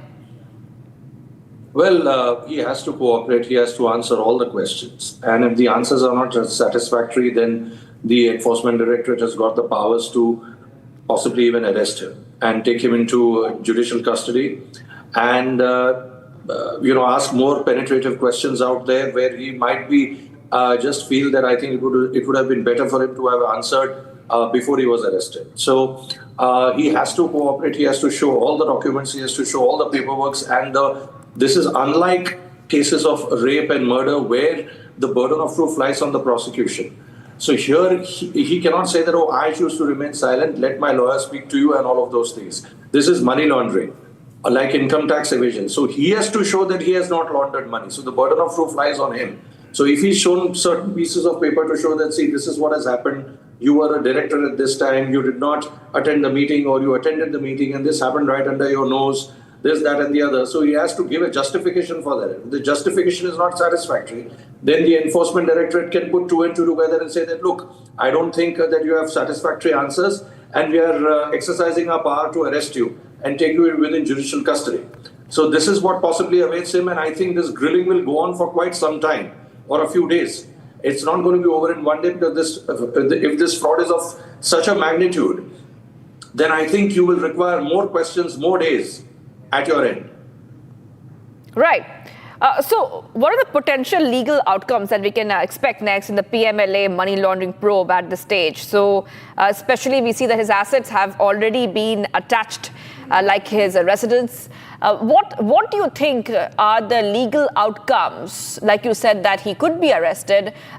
What else is possible, and how will his legal team defend him?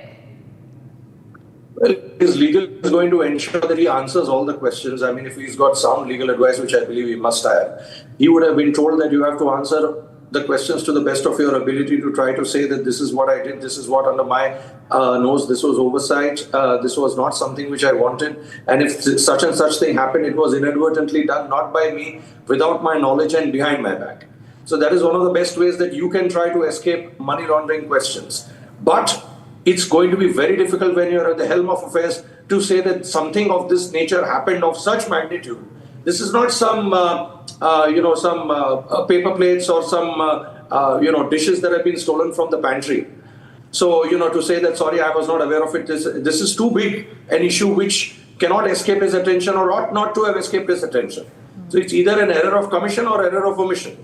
So in either ways, he has to give justification, and if the justification is not satisfactory, then I think, he's got a lot to answer for and trouble awaits him.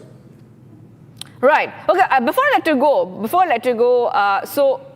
just one short question before I let you go. So this is evidence corroboration, or what is going to happen next, or is it moving towards when we talk about the questioning? So this is evidence corroboration in a way, Mr. Kothari, or is it? Can we expect more in this front? Right. See, this is what the Enforcement Directorate has got certain papers. It has decided that there is proof of money laundering. To substantiate that proof which they have and to build up a case against him, you have to call the accused and you have to give him a chance to say his side, even if you are absolutely sure that yes, this person is involved. All right. Today it is Mr. Ambani. Tomorrow it could be his assistant. Mr. Kothari. Okay. Thank you for helping us understand, what is next. Arrest very much likely. That's what Mr. Kothari is saying. I'm sorry, I have to really move ahead. Getting a press conference by the Western Army Commander, Lieutenant General Manoj Kumar Katiyar. Western Army Commander, Lieutenant General Manoj Kumar Katiyar is speaking. Sir, you have been part of this that carried out Operation Sindoor, and do you feel that our response was so apt that the Pakistani Prime Minister was going to be this or that? हमारा response op सिंदूर में बहुत clear था. हमने किसी भी civilian area को target नहीं किया. हमने शुरू में सिर्फ टेररिस्ट बेसिस को टारगेट किया, और जब पाकिस्तान ने रिस्पांस में हमारे कुछ मिलिट्री ठिकानों पर हमला किया तो उसके जवाब में हमने उसके मिलिट्री ठिकानों पर हमला किया. इससे ज़्यादा हमारा ऑपरेशन सिंदूर में कोई एम नहीं था. हमारा एम जो ऑपरेशन सिंदूर में था वो हमने पहले आधे घंटे में हासिल कर लिया था, उसके टेररिस्ट ठिकानों को बर्बाद करना. उसके बाद की जो कार्रवाई थी वो पाकिस्तान ने, क्योंकि हमारे बेसिस पर हमला किया तो हमने फिर उसको सबक सिखाना था, और उसके बाद की कार्रवाई उस कारण से हमने उसके जो मिलिट्री बेसिस और एयर बेसिस पर हमला किया. सर, अंकित टाइम्स नाउ से मेरा सवाल आपसे है, ऑपरेशन सिंदूर में हमने देखा था कि किस तरीके से भारतीय सेना ने आतंकियों के कई टेरर कैंप्स, लॉन्च पैड्स तबाह किए. अभी अगर आप कोई नंबर शेयर कर सके जो एक बार फिर एक्टिव किए गए हैं आतंकियों की तरफ से टेरर कैंप्स या फिर लॉन्च पैड्स. नहीं, जैसा मैंने कहा कि हमें इस बात की जानकारी है, पर क्योंकि ये जानकारी हमारे मिलिट्री ऑपरेशंस की प्लानिंग के लिए ज़रूरी है तो इसको हम शेयर करना इस समय उचित नहीं समझेंगे. पर आप ये मान के चलिए कि जो भी कार्रवाई पाकिस्तान में हो रही है टेरर इंफ्रास्ट्रक्चर को लेकर के, हम उस पर नज़र रखे हुए हैं. सर, मेरा सवाल दहशतगर्दों से जुड़ा हुआ है, क्योंकि आपने अपने स्पीच में दहशतगर्दों का भी जिक्र किया, और ये साल अगर हम माने तो आपके लिए काफ़ी लकी रहा है क्योंकि आपको काफ़ी हिट्स मिली हैं. तो सर, इंटरनल और हिंटरलैंड में जो सिक्योरिटी ग्रिड है या जो सिनेरियो है मिलिटेंसी का, उस पर सर कुछ नहीं, आप लोगों ने देखा है कि जो भी मिलिटेंसी के पैरामीटर हैं वो जम्मू और कश्मीर में लगातार नीचे आए हैं. हालात जम्मू एंड कश्मीर में बहुत सामान्य है, पर जैसा कि मैंने कहा कि ये पाकिस्तान की सोची समझी साजिश है कि कुछ टेररिस्ट दहशतगर्दों को भेज करके वो माहौल को बिगाड़ना चाहता है. उसके लिए हमारी सेना और सिविल एडमिनिस्ट्रेशन के सभी डिपार्टमेंट्स पूरी तरह से तैयार हैं, और जहां भी हमको इस चीज़ की खबर मिलती है हम उसके खिलाफ बहुत इमीडिएट और प्रॉम्प्ट एक्शन लेते हैं. जैसा आपने देखा कि इस वर्ष कई सक्सेसफुल ऑपरेशन में हमने उसके जो टेररिस्ट हमारे देश में गड़बड़ी फैलाने आए थे उनको न्यूट्रलाइज किया है. सर, ये ट्रेंड मिलिटेंट्स हैं या पाकिस्तान के कुछ रेगुलर्स भी हैं जो मारे गए हैं, या जिस तरह जो एक्टिव हैं उनके बारे में कुछ सर? इसके बारे में जब भी कोई टेररिस्ट का न्यूट्रलाइजेशन होता है, डिटेल्ड रिपोर्ट हम जारी करते हैं. उसकी आइडेंटिटी को लेकर के, उसके बारे में जो भी जानकारी है, तो वो सारी रिपोर्ट्स ऑपरेशन के बाद हमेशा अवेलेबल करा दी जाती है. हैं सर कुछ एक्टिव रेगुलर पाकिस्तानी आर्मी के जम्मू कश्मीर? पाकिस्तान आर्मी का सपोर्ट है. हमको लगता है कि इन्फिल्ट्रेट कराने में पाकिस्तान आर्मी भी सपोर्ट कर रही है, और जो टेररिस्ट ट्रेन होकर आ रहे हैं हो सकता है उनकी ट्रेनिंग में भी पाकिस्तान आर्मी मदद कर रही है. Last question mister Shahnawaz. Sir, दो क्वेश्चन है मेरे. पहला क्वेश्चन ये कि आपने स्पीच में कहा कि इस बार अगर ऑपरेशन सिंदूर होता है तो पाकिस्तान के अंदर उसके जो है वो मारा जाएगा. क्या इस चीज़ की प्लानिंग आप लोग कर चुके हैं कि अगर ऑपरेशन शुरू होगा तो पाकिस्तान को एक तरह से बड़ा नुकसान आप पहुँचाएंगे? और दूसरा सवाल यह है कि हमने देखा ड्रोन्स जो है उसका इस्तेमाल, इस बार ऐसा लगा ड्रोन वॉर चल रही है। अभी भी पाकिस्तान की तरफ से हर दिन कभी ड्रोन्स की इनपुट्स हमें मिलते हैं। हम कितने प्रिपेयर हैं और क्या आप ड्रोन्स का इस्तेमाल हर जगह बॉर्डर्स पे आप उस तरह हम भी कर रहे हैं उस तरह? Sir, can you elaborate on the drone part? अच्छा, ओके। पहला जो सवाल था पाकिस्तान को घुसकर मारने का, वो तो ऑप सिंदूर में भी हमने किया। उसके कई इलाकों को जो कि उसके हार्टलैंड पंजाब में हैं, हमने वहाँ पर एक तरीके से उनके बेसिस को बर्बाद किया। और ऑपरेशन सिंदूर 2 में हम उसको किस तरह से आगे ले जाएंगे, ये एक ऑपरेशनल प्लान है। और आप ये मान के चलिए कि इसके लिए हमारी तैयारी जारी है। और जैसा मैंने कहा कि ड्रोन्स हमारी इस तैयारी का एक बहुत बड़ा हिस्सा हैं, क्योंकि ड्रोन्स एक हर ऑपरेशन में ड्रोन्स का इस्तेमाल आज की तारीख में हो रहा है। तो हम भी ड्रोन्स में बहुत महारत हासिल कर रहे हैं। You said that many drones have been manufactured indigenously. Can you little elaborate on that? Or how many drones were shot down last time? अभी आपने आज के प्रदर्शन में जो ड्रोन्स देखी, उसमें ज़्यादातर ड्रोन्स वो हैं जो हमारे वेस्टर्न कमांड की वर्कशॉप्स ने खुद ही बनाई हैं। यानी कि ड्रोन्स का फैब्रिकेशन हमने आर्मी में भी शुरू कर दिया है और काफ़ी बड़े स्केल पर हम ड्रोन्स को फैब्रिकेट कर रहे हैं, क्योंकि हमारी क्या ज़रूरत है, हमें क्या टेक्नोलॉजी चाहिए, ये हमें अपनी वर्कशॉप्स में बहुत बेहतर तरीके से हम ड्रोन्स को बना पाते हैं। Sir, one last question, because you said we have seen that they are continuing with the terror-related activities. They continue to bleed India 1,000 cut even after Operation Sindhu. Things are continuing. You mentioned in your speech also, you think that the time has come. Next time we need to occupy their land. Only then we'll be able to call their bluff and tell their people what actually the truth and the realities, because they continue with the fake narrative as they made field marshal a failed marshal. तो आपने सवाल भी पूछ लिया, उसका जवाब भी दे दिया है। तो मेरे पास तो नहीं, हमारा प्लान है, जैसा मैंने कहा कि पिछली बार जो हमने किया, इस बार हम कुछ और करेंगे, उससे बढ़कर करेंगे। किस हद तक करेंगे और कितना अंदर जाकर करेंगे, ये ऑपरेशनल प्लान का डिटेल है। तो जब ये ग्राउंड पर होगा, आपको महसूस होगा कि इस बार जो हुआ है वो पहले से ज़्यादा हुआ। But you have given a message to sir, Bhairav battalion और अश्नी प्लाटून जो है हाल ही में इंडक्ट की गई हैं। ऑपरेशन में कितना ये मदद कर रही हैं और अभी और आने वाले दिनों में किस तरह से आपको लग रहा है और स्ट्रेंथन करेगी इन ऑपरेशन? ये जो नए ऑर्गेनाइजेशंस हमने बनाए हैं, क्योंकि हमें लगा कि ड्रोन्स का इस्तेमाल बहुत ज़रूरी है, तो हमने हर यूनिट में ड्रोन्स को इस्तेमाल करने के लिए सब यूनिट्स यानी छोटी टुकड़ियों को शामिल किया है।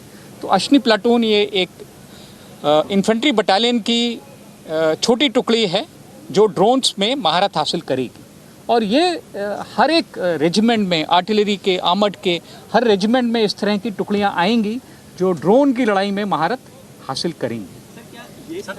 Thank you. भैरव बटालियन भी हमारा, जैसा हमने देखा कि जो अगली लड़ाई होगी उसमें हो सकता है हमें बहुत स्पीडीली एक्शन लेना पड़े अपने।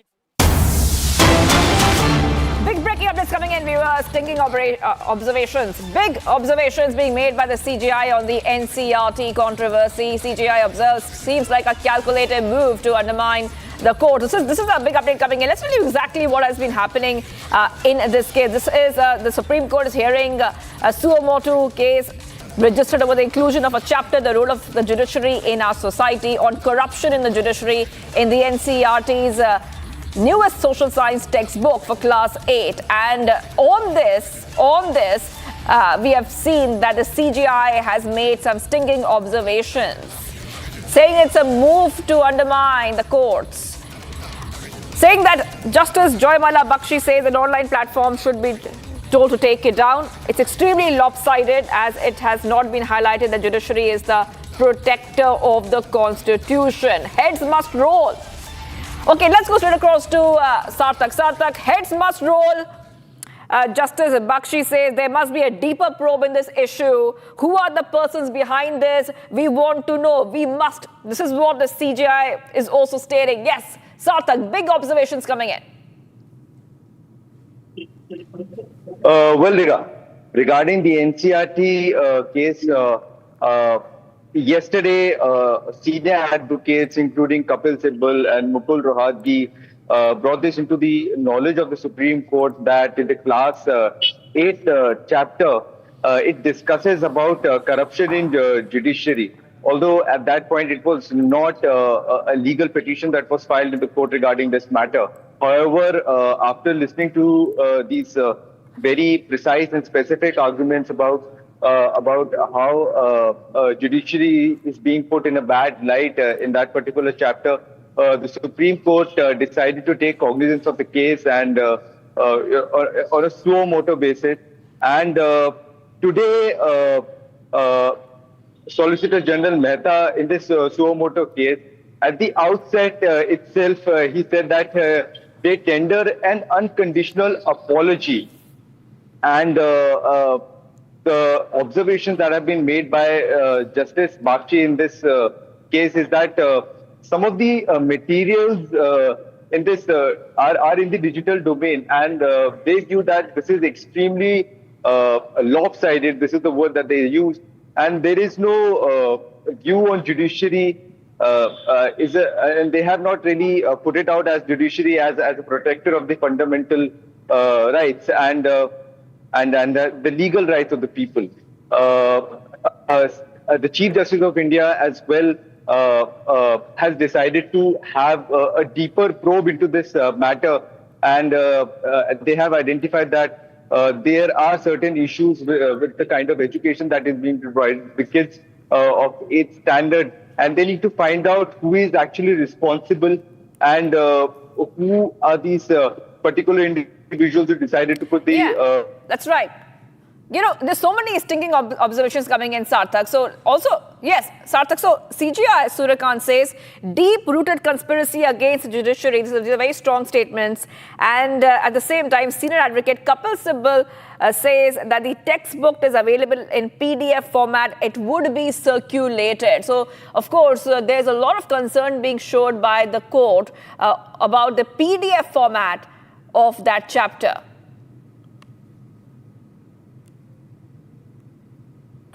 The Chief Justice of India, yes, that's absolutely. Chief Justice of India, Suryakant, also pointed out that a portion is titled as role of judiciary in our society, and instead it should be titled as role of judiciary. Instead of that, they have titled it as corruption in the judiciary, and then the inclusion of this particular topic within the curriculum of the 8th standard kids is a rigorous view towards how judiciary is looked at, and Chief Justice Suryakant was also reluctant to reproduce the chapter, but it prominently, the chapter refers to the number of complaints and the number of cases that are pending before courts across India. And all in all, the judiciary is taking this very seriously because it's a big issue. The major concern is the bar and the bench both. The major concern is that the judiciary is being put in a bad light, and a wrong impression is being created in the minds of the kids, and therefore they have decided to get into a detailed probe about this issue and try to find out who all people were responsible in putting out such a chapter in the curriculum of 8th standard students. All right. So on the NCERT chapter, Rao, we see that the CGI Suryakant says deep-rooted conspiracy against the judiciary. Sarthak, I'll be coming back to you because, of course, this is a case which is being heard as we speak. Let's move ahead to some of the other stories we're tracking. In a major crackdown in Bengaluru, the police have detained 20 individuals suspected to be illegal Bangladeshi nationals. The operation was carried out in the eastern part of the city following specific intelligence inputs. Here's more.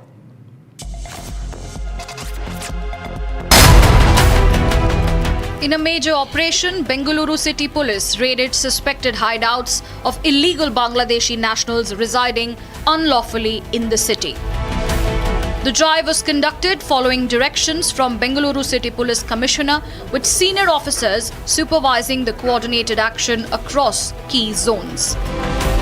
Based on specific information, simultaneous raids were carried out within the limits of Ramamurthy Nagar and Bagalur Police Station. In one such operation, the police detained around 20 suspected illegal immigrants near the Bilateral point after growing suspicious of their presence. During preliminary inquiry, the detained individuals reportedly admitted to being Bangladeshi nationals. The police officials said documents verification and detailed investigations are currently underway. Further legal action will be initiated based on the outcome of the probe as per police.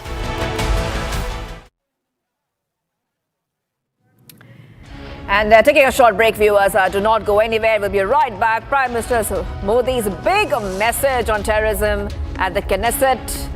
We'll get to all those details. Stay tuned.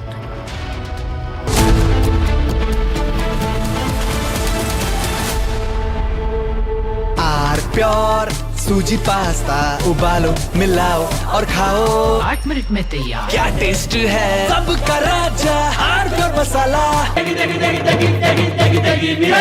MDH की देगी मिर्च देगी मिर्च का तड़का अंग अंग फड़का MDH की देगी मिर्च. Now here's the reality. It's fact, not fiction. You are sitting on a plane. You're boarding the plane in the national capital of India for Leh at 6:08 in the morning. It's a SpiceJet plane. 6 minutes into the take, against the backdrop of daybreak and a beautiful sunrise, you suddenly look to your right towards the wings and you see the flames of fire on the wings of the plane. Your plane is on fire. Ladies and gentlemen, these are real visuals. This is the reality that the Civil Aviation Minister does not want you to see. This is the reality SpiceJet does not want you to see. This is the reality DGCA does not want you to see. Because at the cockpit, at that very moment while you're sitting in the plane, there are calls of Mayday, Mayday, Mayday, Mayday. That is a flight emergency. The flight circles back. There's engine failure in one of the engines, lands at 6:49 p.m. Ladies and gentlemen, and as you get off the plane, you realize this is the same SpiceJet. This is the same SpiceJet that does not have the money to pay the Bangladesh government, which is why it had been, I don't know the present situation, not allowed to fly in Bangladeshi airspace. They're out of money. Who is the owner of SpiceJet? This is the same SpiceJet, ladies and gentlemen, when another SpiceJet took off from Patna to Delhi on 19 June 2022. It caught fire soon after taking off from the airport. Flames were seen on the left wing of the aircraft. 2 blades were bent. So you should see the visuals then and now, ladies.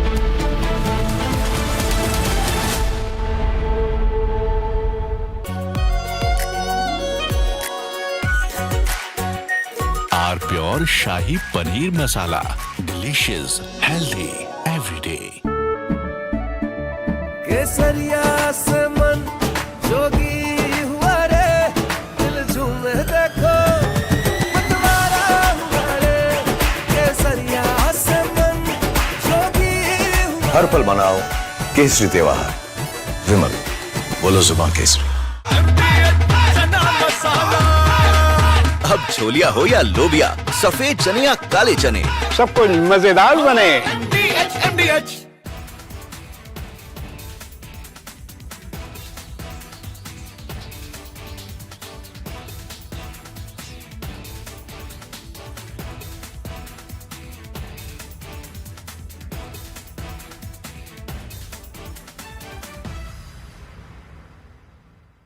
Now here's the reality. It's fact, not fiction. You are sitting on a plane. You're boarding the plane in the national capital of India for Leh at 6:08 in the morning. It's a SpiceJet plane. 6 minutes into the take, against the backdrop of daybreak and a beautiful sunrise, you suddenly look to your right towards the wings and you see the flames of fire on the wings of the plane. Your plane is on fire. Ladies and gentlemen, these are real visuals.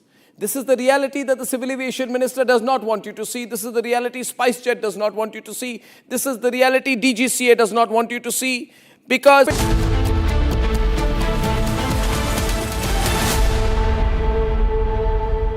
थोड़े में ज्यादा स्वाद यही तो है इसकी खास बात। वाओ मामा क्या स्वाद है? अरे मेरे राजा मसाला।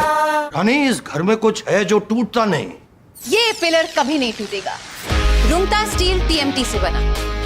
रुंगटा नहीं तो घर स्ट्रॉन्ग नहीं। रुंगटा स्टील TMT बार एकदम सॉलिड। MDH की हल्दी मिर्ची धनिया करे कमाल, ये रंग दे, ये खुशबू दे, ये तीखा, ये कम पड़े, क्या निराला MDH मसाला। आर प्योर सूजी पास्ता उबालो मिलाओ और खाओ 8 मिनट में तैयार। क्या टेस्ट है सबका राजा R pure masala. now here's the reality. It's fact, not fiction. You are sitting on a plane.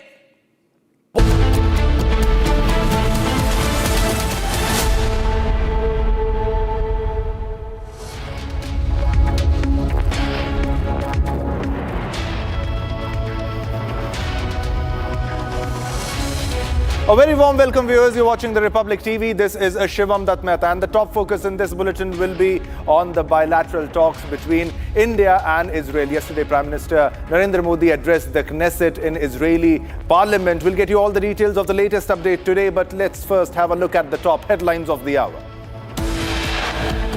Nothing can justify terrorism. Countering terrorism requires sustained and coordinated global action.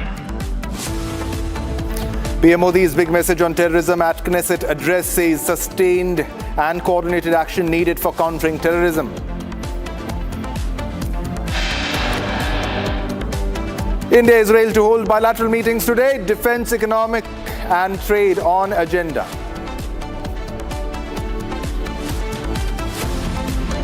Major face-off between Delhi police and Himachal police in Shimla over Congress workers' arrest. Anil Ambani arrives at ED office for questioning in connection with money laundering case. Attaches assets worth rupees 3,716 crores.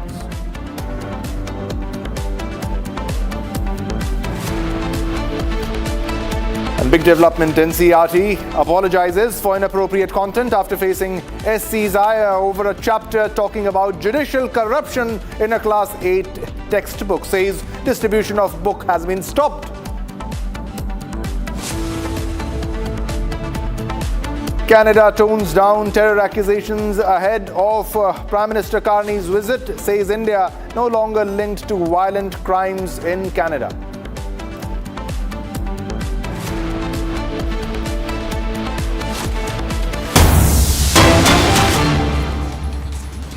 All right, viewers, there's a big breaking news that is coming in right now at this moment, and it is the observation by Supreme Court, by CGI on NCERT controversy over a lesson in Class 8 textbook. Now, CGI has observed it seems like a calculated move to undermine the courts, and if left unchecked, could lead to check the sanctity of the courts. Now, stinging observations by CGI on the NCERT book. This is the stinging observation by CGI on the NCERT controversy. All right, we have Sarthak with us for more information on this story. Sarthak, if you can put this into perspective, what are the observations that have been given by the CGI, by the Supreme Court on the chapter in the Class 8 textbook in NCERT? Shivam, the Supreme Court says that for now it will not close the suo moto case that has started, and it has ordered a deeper probe to fix the responsibility. What that means that whoever is responsible in putting out such a chapter in a Class 8 textbook that puts the entire judiciary in a bad light will be held responsible, and the probe will go deeper with regards to that. CGS says a specific phrase of heads must roll, and that the court will find, which means that the court will find out who is responsible for the textbook's content. CGI Suryakant also says that earlier communications that were made to the Registrar General contained no apology regards to this kind of chapter being put out in the textbook. Instead, they tried defending the content. The court has also observed that it's an institutional duty to examine whether the controversial content was actually published and circulated. This is something that the court is observing, and Chief Justice Suryakant also calls an episode, this particular episode, a deep-rooted conspiracy. These are the terms that have been used by Chief Justice Suryakant, and also a calculated move against the entire judiciary. Solicitor General Tushar Mehta also informed the court that total 32 books were circulated in the market, and they have now been withdrawn. He also says that the entire book will be revisited, and that the two individuals who prepared the chapter will not work with UGC or any ministry in future. To that, CGI responds that simply barring individuals or putting them out of work is not enough. Yes. He says that they fired the gun shot. Judiciary is and judiciary is bleeding today. Court notes that copies are already in the market and digital versions are circulating widely. So the damage has already been done. Judiciary has already been put in a bad light, and people are already talking about it. On that note, Justice Bakshi also says that the material available online is extremely lopsided, with no discussion on judiciary as a protector of fundamental rights or legal rights. What people are discussing is how corruption is deeply rooted and deeply involved in the judicial system of India. On that note, Supreme Court has decided that they would need a deeper probe into the matter, and they would have to find the particular individuals who are responsible for this. Definitely. The court has also mentioned that this will fall under the purview of criminal contempt. Sarthak, I would like you to add on this, and it has also asked for the seizure of all the books that are available in the market, and also has put a ban on the book, complete ban on the book, and also the circulation of the content, whether it be digitally or a hard copy of it. What more details on this, on the seizure of the content that is already available in the market, the books that are already have been circulated? Will all of them be seized with immediate effect? The court at this point has flagged specific concern over a chapter titled "Role of Judiciary in Our Society," which refers to the corruption in the judiciary, because the content of the chapter mentions how corruption is deeply involved. The court has also pointed out that it won't really matter if you fire or take particular individuals out of job. That won't really matter because the digital content is already available. The copies are already in the market, and digital versions are circulating widely. Court indicates that takedown orders may be required for digital content,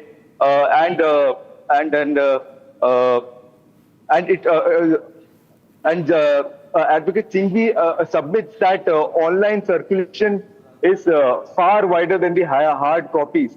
Kapil Sibal also raises issues of selective criticism. He questions why similar standards aren't applied to politicians and leaders, why only judiciary has been put in a bad light. And on that note, CGI recalls the constitution carefully. He says that instead of talking good about the judiciary and how judiciary is the protector of the constitution, judiciary is being defamed. The court says it was shocking to see such a content in the class 8 social science textbook, which is titled "Exploring Society." So far, the bench says that inclusion of such content in a fundamental curriculum warrants a rigorous review. And on that note, hundreds of complaints have been mentioned against judiciary, and CGI says that instead of introspections, UGC Director sent a reply where he was trying to defend the content of the court. At this point, what we can say, the matter is still pending in the court. Court continues to monitor and identify accountability, and may order removal of the digital content of the chapter that is spread across internet. Back to you. Sarthak, so the court has made this pretty clear. It has issued show cause notices, and it has made it pretty clear that the apology has not been accepted. Sarthak. Yes. It has been pointed out that instead of apologizing for the kind of content, UGC is trying to defend it, and the court specifically terms it as a contentious and a reckless manner in the way UGC is trying to defend the content, and straight away accepting and admitting their mistake and taking actions with regards to removal of such a chapter physically and digitally from the textbook of Class 8 textbook. This is something being pointed out by Chief Justice of India. Thank you. And therefore they have decided to... Thanks a lot for the update on this story. We'll come back to you as more details unfold in the story. All right, we are getting another big breaking news right now at this moment. The latest update on the ongoing row. Anurag Thakur comments on Himachal Police versus Delhi Police issue, the face-off. Himachal Pradesh, he said Himachal Pradesh is known for securing the country's borders. Himachal's youth have contributed significantly to the fight against Naxalism within the country. But today, Himachal's name is being associated with those who seek to defame the country. Now, if the Congress leaders who disrobed on the international stage and brought shame to the country found refuge, it was in Himachal, southern Delhi. Now, the shelter they received in Himachal was provided by the Himachal government and the Himachal police. Now, this is unfortunate. It is unfortunate that today Himachal's name is being associated with those who defame the country. Those who have defamed the country should protest on the international stage. Now, there is no problem with how they do it. Is this the face of the Congress party, which has been in power for 60 years? The hateful mindset against India that Congress started is unfortunate. Opposition to investment coming into India, opposition to Indian talent, opposition everywhere. Unfortunately, the Himachal Pradesh government is part of this. So serious allegations leveled by Anurag Thakur on the face-off which happened in Himachal Pradesh between Himachal Pradesh police and Delhi police. The latest update on the ongoing row.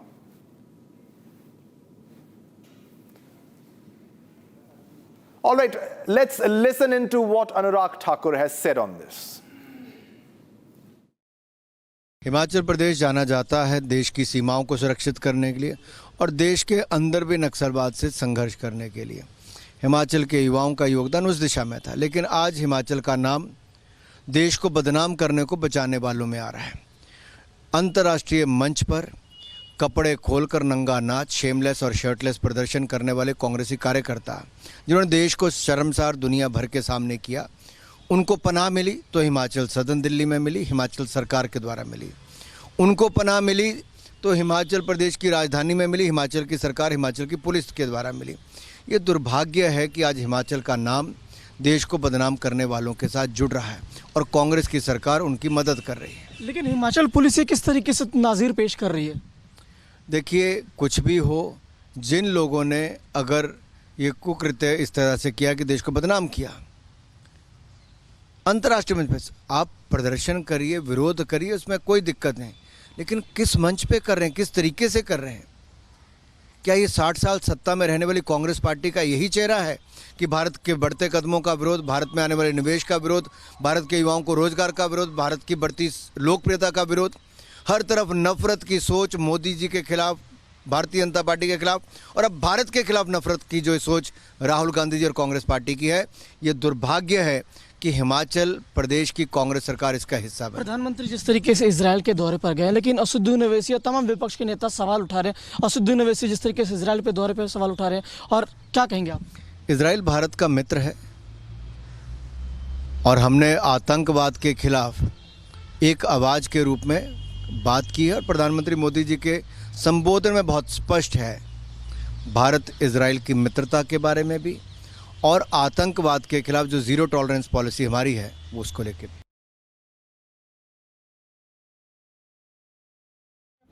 Sir मेरी file देखिए ना, मैं अभी अपनी file लेके आता हूँ, मैं अपनी FIR दिखाता हूँ। एक मिनट सर, मीडिया के सामने करा, एक मिनट, इन्वेस्टिगेशन आप मीडिया के सामने कराते हैं। अब तो ट्रायल मीडिया करता है, एक पुलिस वाला बोल रहा है सर। मैं ये नहीं कह रहा हूँ। एक मिनट, मैंने FIR सर, एक मिनट मुझे बोल लेंगे, क्योंकि आप जो कर रहे हैं अभी, मैं कुछ नहीं कर रहा, मैं आपको बोल रहा हूँ एक पुलिस वाले को काम करने से रोक आपके ऊपर FIR दर्ज है, आप 3 बंदों को अगवा करके ले जा रहे हैं, ठीक है? तो ज्वाइन करिए इन्वेस्टिगेशन। आपको इतनी सी बात बोल रहा हूँ, नहीं तो हम करवाएंगे, आपको करना तो पड़ेगा, आपको इन्वेस्टिगेशन ज्वाइन करनी पड़ेगी, बस इतनी सी बात है। ठीक है, अब मैं एक बात बोलूं, अब सुनिए, मेरी FIR है किस तारीख की? 20 तारीख की 20 तारीख की FIR में अरेस्ट मैंने किया आज मॉर्निंग में, ठीक है, जिसमें कि ऑलरेडी अरेस्ट हो चुके हैं 9 लोग अरेस्ट हो चुके हैं, उनके ऑलरेडी PC रिमांड आ चुके हैं। आज मैं सुबह अरेस्ट करके ला रहा हूँ, सुबह से मुझे आपने कोर्ट में, सर सुनिए तो, कहाँ जा रहे हैं सर? प्लीज दो बंदे हैं सर, वहाँ पे थे उस टाइम, फुटेज में है सर। उन्होंने रोक रखा है सर, हमारी गाड़ी अलग है सर, ये हमारी गाड़ी, उन्होंने रोका हुआ, हमने नहीं रोका हुआ सर, ये हिमाचल पुलिस, पूछिए ना सर, हमने नहीं रोका हुआ, हमारी गाड़ी साइड में खड़ी है। ये गाड़ी क्यों रोक रहे हैं? आप यहाँ रुकिए, आपके बीच में हैम्पर कर रहे हैं सर, आप बीच में क्यों नहीं होंगे? आप बैठे। मैं अभी अपनी फाइल लेके आता हूँ, मैं अपनी FIR दिखाता हूँ। एक मिनट सर, मीडिया के सामने करा, एक मिनट, इन्वेस्टिगेशन आप मीडिया के सामने कराते हैं। अब तो ट्रायल मीडिया करता है, एक पुलिस वाला बोल रहा है सर। मैं ये नहीं कह रहा हूँ। एक मिनट, मैंने FIR सर, एक मिनट मुझे बोल लेंगे, क्योंकि आप जो कर रहे हैं अभी, मैं कुछ नहीं कर रहा, मैं आपको बोल रहा हूँ, एक पुलिस वाले को काम करने से रोक आपके ऊपर FIR दर्ज है, आप 3 बंदों को अगवा करके ले जा रहे हैं, ठीक है? तो ज्वाइन करिए इन्वेस्टिगेशन। आपको इतनी सी बात बोल रहा हूँ, नहीं तो हम करवाएंगे, आपको करना तो पड़ेगा, आपको इन्वेस्टिगेशन ज्वाइन करनी पड़ेगी, बस इतनी सी बात है। ठीक है, अब मैं एक बात बोलूं, अब सुनिए, मेरी FIR है किस तारीख की? 20 तारीख की 20 तारीख की FIR में अरेस्ट मैंने किया आज मॉर्निंग में, ठीक है, जिसमें कि ऑलरेडी अरेस्ट हो चुके हैं 9 लोग अरेस्ट हो चुके हैं, उनके ऑलरेडी PC रिमांड आ चुके हैं। आज मैं सुबह अरेस्ट करके ला रहा हूँ, सुबह से मुझे आपने कोर्ट में, सर सुनिए तो, कहाँ जा रहे हैं सर? प्लीज दो बंदे हैं सर, वहाँ पे थे उस टाइम, फुटेज में है सर। उन्होंने रोका हुआ, उन्होंने रोक रखा है सर, हमारी गाड़ी अलग है सर, ये हमारी गाड़ी, उन्होंने रोका हुआ, हमने नहीं रोका हुआ सर, ये हिमाचल पुलिस, पूछिए ना सर, हमने नहीं रोका हुआ, हमारी गाड़ी साइड में खड़ी है। ये गाड़ी क्यों रोक रहे हैं? आप यहाँ रुकिए, आपके बीच में हैम्पर कर रहे हैं सर, आप बीच में क्यों नहीं होंगे? आप बैठे। मैं अभी अपनी फाइल लेके आता हूँ, मैं अपनी FIR दिखाता हूँ। एक मिनट सर, मीडिया के सामने करा, एक मिनट, इन्वेस्टिगेशन आप मीडिया के सामने कराते हैं। अब तो ट्रायल मीडिया करता है, एक पुलिस वाला बोल रहा है सर। मैं ये नहीं कह रहा हूँ। एक मिनट, मैंने FIR सर, एक मिनट मुझे बोल लेंगे, क्योंकि आप जो कर रहे हैं अभी, मैं कुछ नहीं कर रहा, मैं आपको बोल रहा हूँ, एक पुलिस वाले को काम करने से रोक आपके ऊपर FIR दर्ज है, आप 3 बंदों को अगवा करके ले जा रहे हैं, ठीक है? तो ज्वाइन करिए इन्वेस्टिगेशन। आपको इतनी सी बात बोल रहा हूँ, नहीं तो हम करवाएंगे, आपको करना तो पड़ेगा, आपको इन्वेस्टिगेशन ज्वाइन करनी पड़ेगी, बस इतनी सी बात है। ठीक है, अब मैं एक बात बोलूं, अब सुनिए, मेरी FIR है किस तारीख की? 20 तारीख की 20 तारीख की FIR में अरेस्ट मैंने किया आज मॉर्निंग में, ठीक है, जिसमें कि ऑलरेडी अरेस्ट हो चुके हैं 9 लोग अरेस्ट हो चुके हैं, उनके ऑलरेडी PC रिमांड आ चुके हैं। आज मैं सुबह अरेस्ट करके ला रहा हूँ, सुबह से मुझे आपने कोर्ट में, सर सुनिए तो, कहाँ जा रहे हैं सर? प्लीज दो बंदे हैं सर, वहाँ पे थे उस टाइम, फुटेज में है सर। उन्होंने रोक रखा है सर, हमने नहीं रोका हुआ, हमारी गाड़ी अलग है सर, ये हमारी गाड़ी, उन्होंने रोका हुआ, हमने नहीं रोका हुआ सर, ये हिमाचल पुलिस, पूछिए ना सर, हमने नहीं रोका हुआ, हमारी गाड़ी साइड में खड़ी है। ये गाड़ी क्यों रोक रहे हैं? आप यहाँ रुकिए, आपके बीच में हैम्पर कर रहे हैं सर, आप बीच में क्यों नहीं होंगे? मैं अभी अपनी फाइल लेके आता हूँ, मैं अपनी FIR दिखाता हूँ। एक मिनट सर, मीडिया के सामने करा, एक मिनट, इन्वेस्टिगेशन आप मीडिया के सामने कराते हैं। अब तो ट्रायल मीडिया करता है, एक पुलिस वाला बोल रहा है सर। मैं ये नहीं कह रहा हूँ। एक मिनट, मैंने FIR सर, एक मिनट मुझे बोल लेंगे, क्योंकि आप जो कर रहे हैं अभी, मैं कुछ नहीं कर रहा, मैं आपको बोल रहा हूँ, एक पुलिस वाले को काम करने से रोक आपके ऊपर FIR दर्ज है, आप 3 बंदों को अगवा करके ले जा रहे हैं। मैं अभी अपनी फाइल लेके आता हूँ, मैं अपनी FIR दिखाता हूँ। एक मिनट सर, मीडिया के सामने करा, एक मिनट, इन्वेस्टिगेशन आप मीडिया के सामने कराते हैं। अब तो ट्रायल मीडिया करता है, एक पुलिस वाला बोल रही है। सर मैं ये नहीं कह रहा हूँ। एक मिनट, मैंने FIR सर एक मिनट बोल लेंगे, क्योंकि आप जो कर रहे हैं, मैं कुछ नहीं कर रहा, मैं आपको बोल रहा हूँ एक पुलिस वाले को काम करने से रोक ले, आपके ऊपर FIR दर्ज है, आप 3 बंदों को अगवा करके ले जा रहे हैं। All right, so this was the confrontation, this was the face-off which happened between the Delhi police and the Himachal Pradesh police, and you can clearly hear the police officer stating that an FIR has been registered against your name because you are kidnapping the three accused from this location, and this was no cooperation given from Himachal Pradesh police to Delhi police. I'm being joined by Lalit from Himachal Pradesh, Shimla, and also Saurav is joining me from New Delhi. Lalit, I'll come first to you. Now, this is the exclusive video of the confrontation. What more details do you have, and also the political reactions that are coming after that? Anurag Thakur has strongly commented on what happened in Himachal Pradesh, the face-off between cops and cops. Well, definitely, the standoff between the Delhi and the Himachal police, now it has turned into the political conflict between the Congress and the BJP. If you overall talk about the last 12 hours, the way high voltage drama and the standoff was seen between the Delhi cops and the Himachal cops. The issue is, to recall you back, the AI summit when the youth Congress workers held up a shirtless protest in New Delhi, and the 3 Congress workers have been hiding in Chidgaon of Rodu in Himachal Pradesh. So when the Delhi cops came to arrest them, to detain them, then the Shimla police said that the legal process and the procedure was not being followed as per the legal thing. So when the Shimla police got to know, they stopped them and asked them for the legal process. So in that whole process, there was a standoff between the Delhi and the Shimla police. Around 8 in the evening, the Shimla police filed an FIR against the Delhi cops, stating that the 3 guests who have been living in Chidgaon in a hotel, they have been abducted and kidnapped. Right. And the DVR from that hotel was being taken without issuing any sort of a memo or a receipt. So Lalit, you stay with me. Stay with me. Saurav is also live with me from New Delhi. Saurav, what are the latest updates? The medical examination was done in Ambala. Now, what next?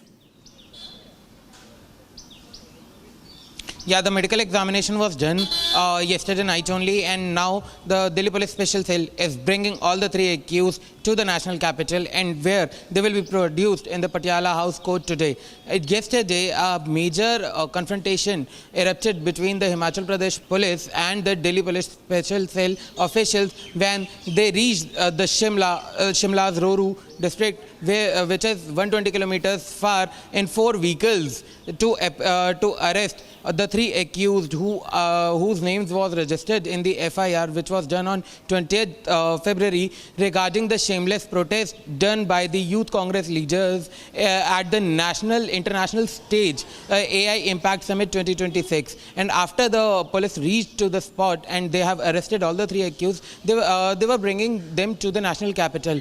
But as soon as the Himachal Pradesh police got to know about this information, they acted upon it and they have put up the barricades on the 3 locations in the Himachal Pradesh, which en routes to Delhi. And the first vehicle of the Delhi Police Special Cell was stopped at ISBT Shimla. The other vehicle was stopped at Shogai, and the other 2 vehicles were stopped at Shimla only, at Dharampur. All right. But after thanks a lot, Saurav. Thanks a lot for the details on this story. We'll come back to you as more details unfold in this story. All right, let's move on to our next top story. Now, the world's largest aircraft carrier, the USS Gerald R. Ford, remains docked at the US Naval Base in Sauda Bay on the Greek island of Crete. Now, the port call comes as part of a major American military buildup in the Middle East amid rising tensions with Iran. President Donald Trump has warned of possible military action over Tehran's nuclear program. Meanwhile, protesters in Crete have staged anti-war demonstrations. Here's a report on everything we know so far.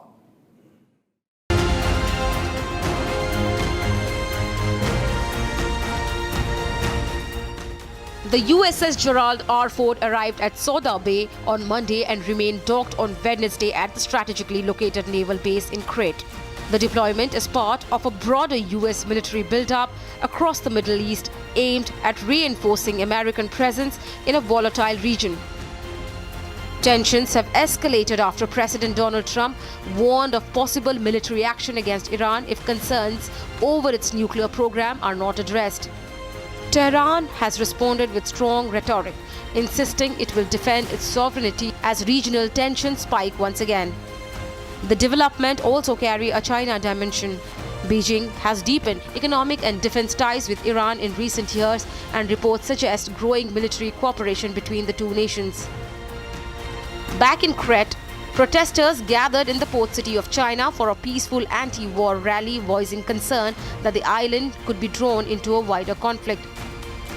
As the USS Gerald R. Ford remains stationed in Sauda Bay, its presence underscores the fragile security environment in the Middle East, where tensions between the United States, Iran, and broader global powers continue to simmer.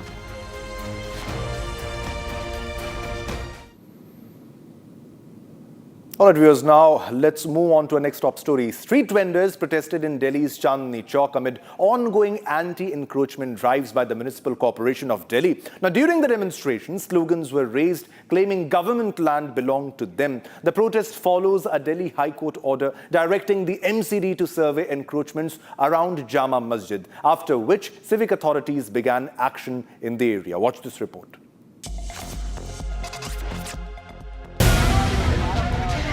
Street vendors staged a protest in Delhi's Chandni Chowk, taking to the streets against ongoing anti-encroachment drives. Demonstrators raised slogans as they marched through the area. During the protest, members of a particular community were heard raising slogans claiming that the government land belonged to them. Meanwhile, the protest comes after Delhi High Court directed the Municipal Corporation of Delhi to conduct a survey of encroachments in and around the Jama Masjid area. Following the order, the MCD has been carrying out operations in Jama Masjid and Chandni Chowk for the past several days. Those affected by the anti-encroachment drive are now opposing the action, stating that their livelihoods are at stake. Authorities, however, say the operations are being conducted in compliance with court orders. The situation remains tense but under control. All right, viewers, it's time to slip into a short commercial break, but don't go anywhere, because coming up next, Anil Ambani arrives at ED office for questioning in connection with money laundering case, attaches assets worth rupees 3,716 crores. Coming up.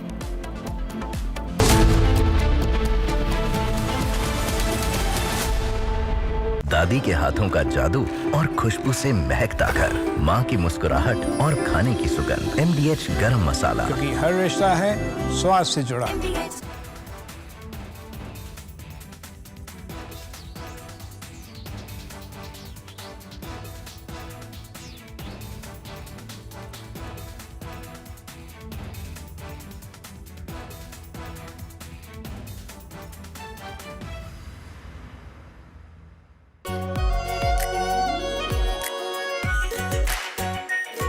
Pure Shahi Paneer Masala.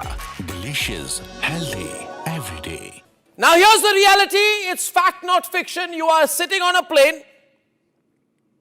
You're boarding the plane in the national capital of India for Leh at 6:08 in the morning. It's a SpiceJet plane. 6 minutes into the take, against the backdrop of daybreak and a beautiful sunrise, you suddenly look to your right towards the wings and you see the flames of fire on the wings of the plane. Your plane is on fire. Ladies and gentlemen, these are real visuals. This is the reality that the Civil Aviation Minister does not want you to see. This is the reality SpiceJet does not want you to see. This is the reality DGCA does not want you to see. Because at the cockpit, at that very moment while you're sitting in the plane, there are calls of Mayday, Mayday, Mayday, Mayday. That is a flight emergency. The flight circles back. There's engine failure in one of the engines, lands at 6:49 p.m.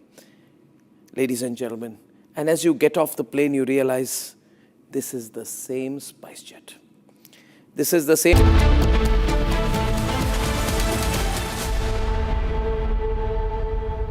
थोड़े में ज्यादा स्वाद यही तो है इसकी खास बात। वाओ मामा, क्या स्वाद है? अरे मेरे राजा, राजा मसाला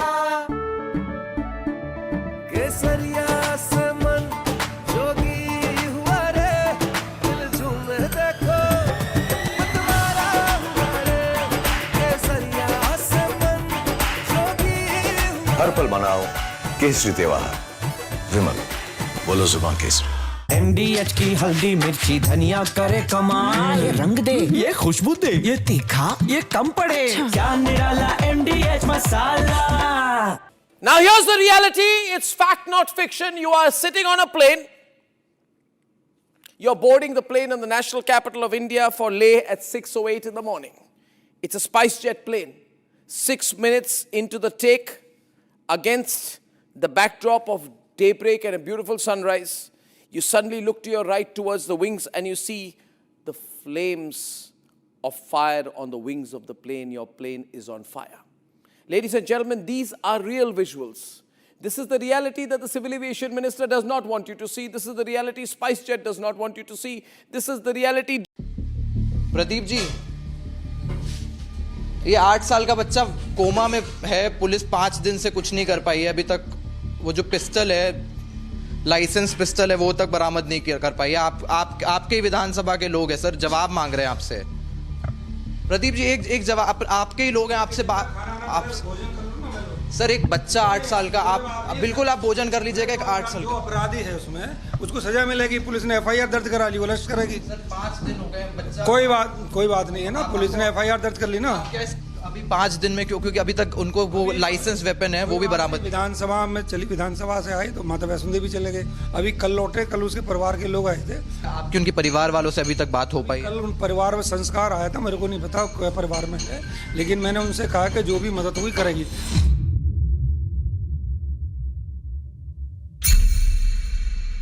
सीधा सवाल मेरा आपसे है, ये बताइए कितने लोग इसमें इन्वॉल्व थे और आप लोगों की क्या भूमिका रही है इसमें? क्या सवाल सर ये नहीं, ये बताइए 3 लोग जो आपने सस्पेंड किए गए लोग, उन लोगों के नाम बताइए आपने, कौन वो लोग थे जिनको सस्पेंड किया गया? ऑथराइज नहीं बोलने के लिए। अच्छा, उसके साथ बताइए क्या थर्ड पार्टी भी इन्वॉल्व है इसमें? थर्ड पार्टी भी इन्वॉल्व है इसमें क्या? क्योंकि पैसा इसमें गया है 590 करोड़। क्या पैसा सर आपको चोट लग जाएगी? पैसा इन्वॉल्व है क्या इसमें? आप बताइए। थर्ड पार्टी रिपब्लिक टीवी सवाल पूछ रहा है आपसे, आप बताइए क्या इसमें और लोग भी इन्वॉल्व है क्या?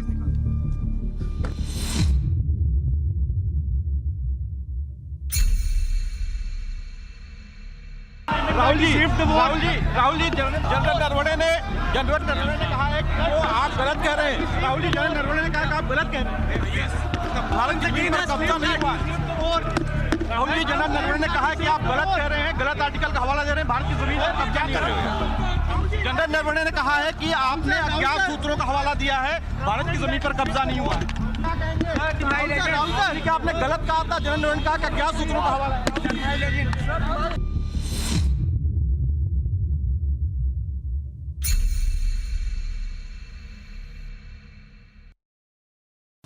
Ma'am, what are the investigation is going on, we cooperate. See, you can currently see the AIB officials. Some officials have come out of the office. So, what are the angles you are proving, sir? Ma'am, what are the angles that you are proving in the 5 minutes? We are in process. Sir, can you please tell us something about the incident? I will come back surely. Sir, abhi aap exit outside. Can you please tell us? I will come back. From Asia's largest news headquarters, setting the agenda for Bharat.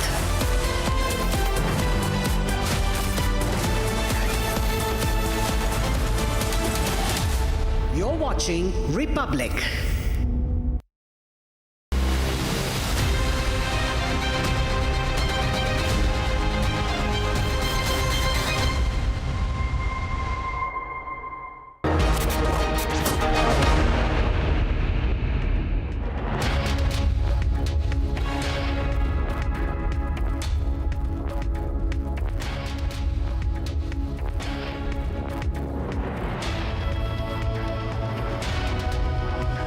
Thank you for joining us here on The live report is 12 p.m. getting you exclusive details of Anil Ambani, who is at the Enforcement Directorate in the national capital. He's been forced to appear.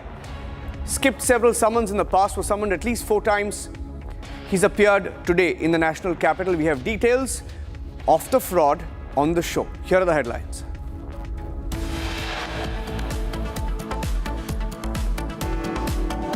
Businessman Anil Ambani finally appears at the Enforcement Directorate a few days after giving an undertaking in the court that he will not leave India.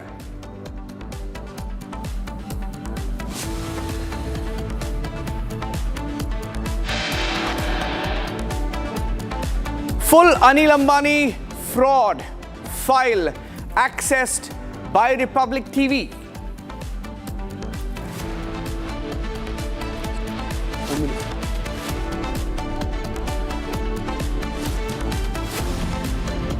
Details with Republic TV show that Anil Ambani group companies took over 15,000 crore in loans from Chinese banks. Some more details accessed by Republic.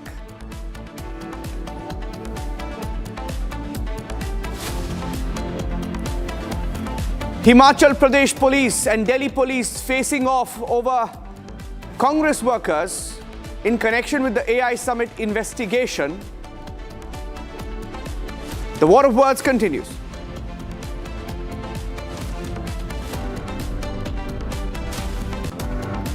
Indian Army warns Pakistan, saying that in case there is another war, we can enter Pakistan via the land route if required.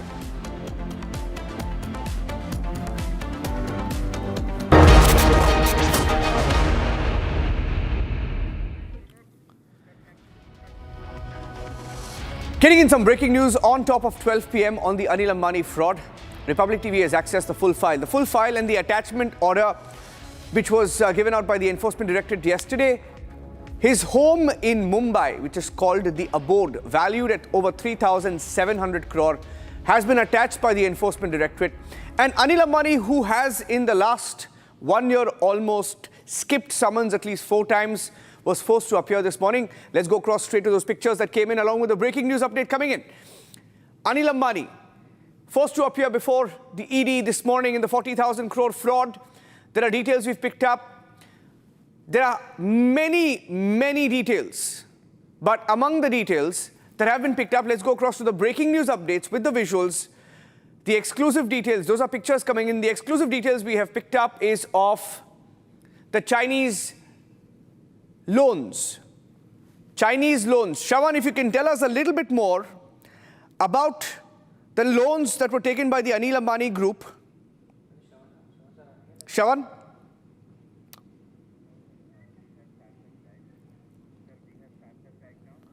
Sarthak is also joining us live. Okay, while I go across to Shravan, let me also go across to Sarthak, joining us with some of the details as Anil Ambani appears in court. Sarthak, 40,000 crore fraud. What are the questions that the Enforcement Directorate will have for Anil Ambani? What is the focus of their investigation today?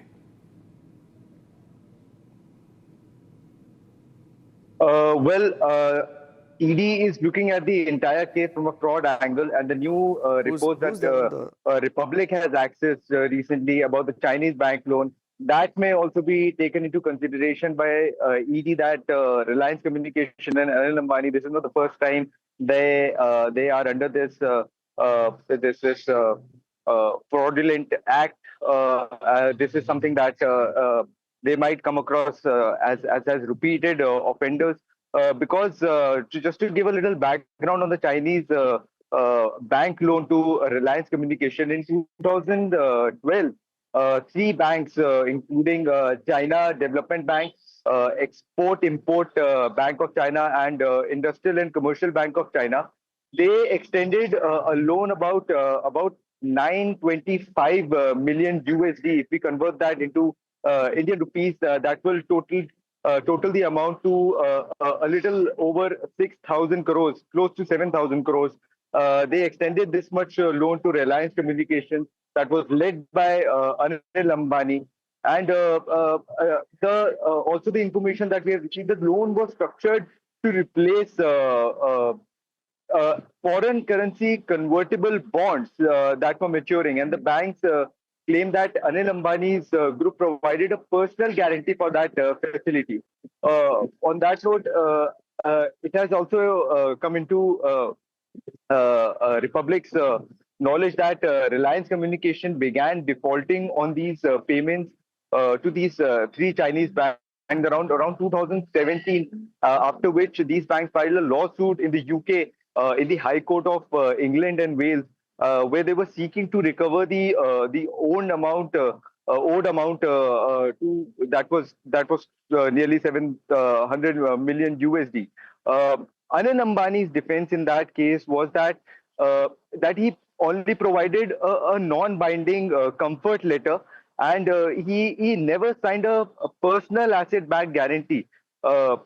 He and his lawyers also argued that his net worth was depleted, and his telecommunication business was also collapsing. So, in a layman's language, he was trying to project his business as and himself as insolvent, and due to which he was unable to repay the loan. In May 2020, UK court also ruled that the personal guarantee on Anil Ambani was binding, and the court ordered to pay the banks around $700 million, a little over 700 million USD.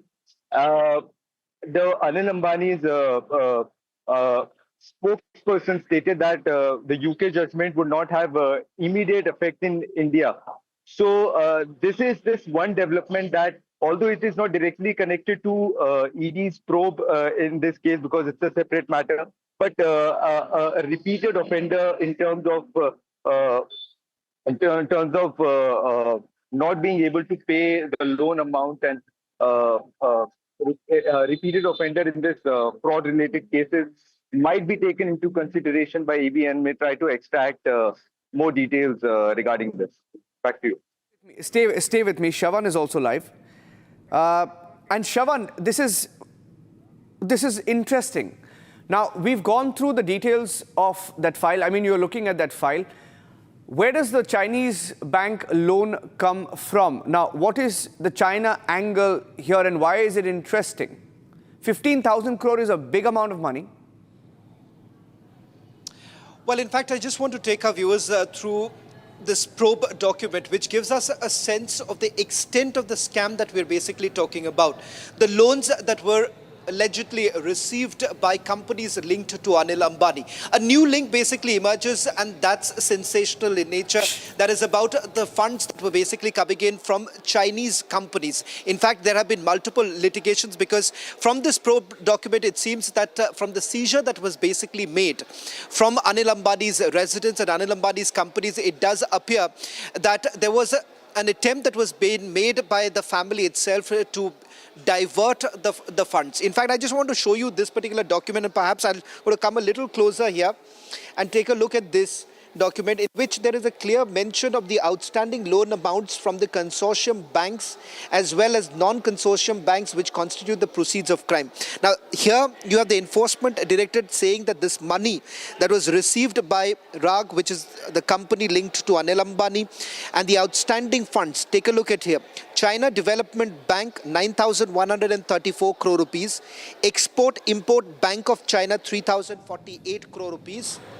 Industrial and Commercial Bank of China, 1,374 crore rupees, and total Chinese lenders is about 13,558 crore rupees. Now, that's what it is basically mentioned as far as the Chinese lenders are concerned. The other big breaking news now coming in, Niranjan, in fact, we've just been able to go through this entire set of documents, is the personal guarantee that was actually given by Anil Ambani. No, not quite. All this while, remember, the position that was basically taken by Anil Ambani was the fact that he wasn't even part of the board when these decisions were actually taken. Now, I'm going to show you one particular document. Till the time, Niranjan, if you can just hold this, because I will have to just sift through this paper and just quickly take you through page number 48, in which there is the personal guarantee that has been given by Anil Ambani to State Bank of India, based on which at least two of the companies linked to Anil Ambani, that is RCOM and RTIL, they had both basically received funds from State Bank of India, stating that the personal guarantee would be given by Anil Ambani. Perhaps, Niranjan, if you can just hold this because I'll have to just flip the pages. Yeah. It's page number 48, which makes a mention of the personal guarantee that has been given, and more importantly, we have a copy of that personal guarantee that has been given by Anil Ambani to the State Bank of India. Now, this here, we are live on you. We are live. We are live. Yeah. Here Can you show that, please? Yes. Zoom into that. Personal Zoom into guarantee by Anil Ambani to State Bank of India. During the course of the investigation, the documents pertaining, can we just not show this? RTI, here, focus here.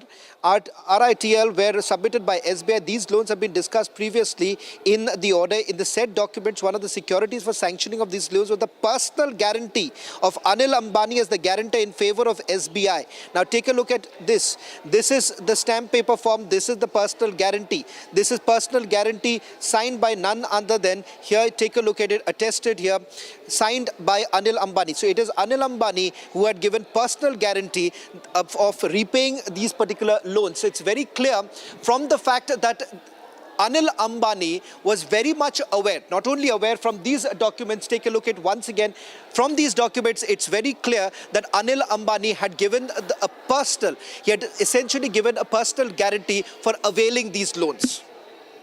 Yes. Now, today, Shravan, today when you look at the case against Anil Ambani, he's got 40,000 crore and more in outstanding loans, right? Now, in the past, he has claimed that he was not even, calling the shots here. His aim has been to sort of try and evade the responsibility. But what does the file show? What does the file show? And will those questions still remain for him when he goes in now? Is he cooperating? What more do we know? Does he face a possible arrest? Because 40,000 crore is one of India's biggest scams. Right, bigger than Lalit Modi, bigger than Vijay Mallya, bigger than Nirav Modi, bigger than Mehul Choksi. In fact, all four of them combined will be 40,000 crore. This could be bigger than all of it. It could be a mother of all scams.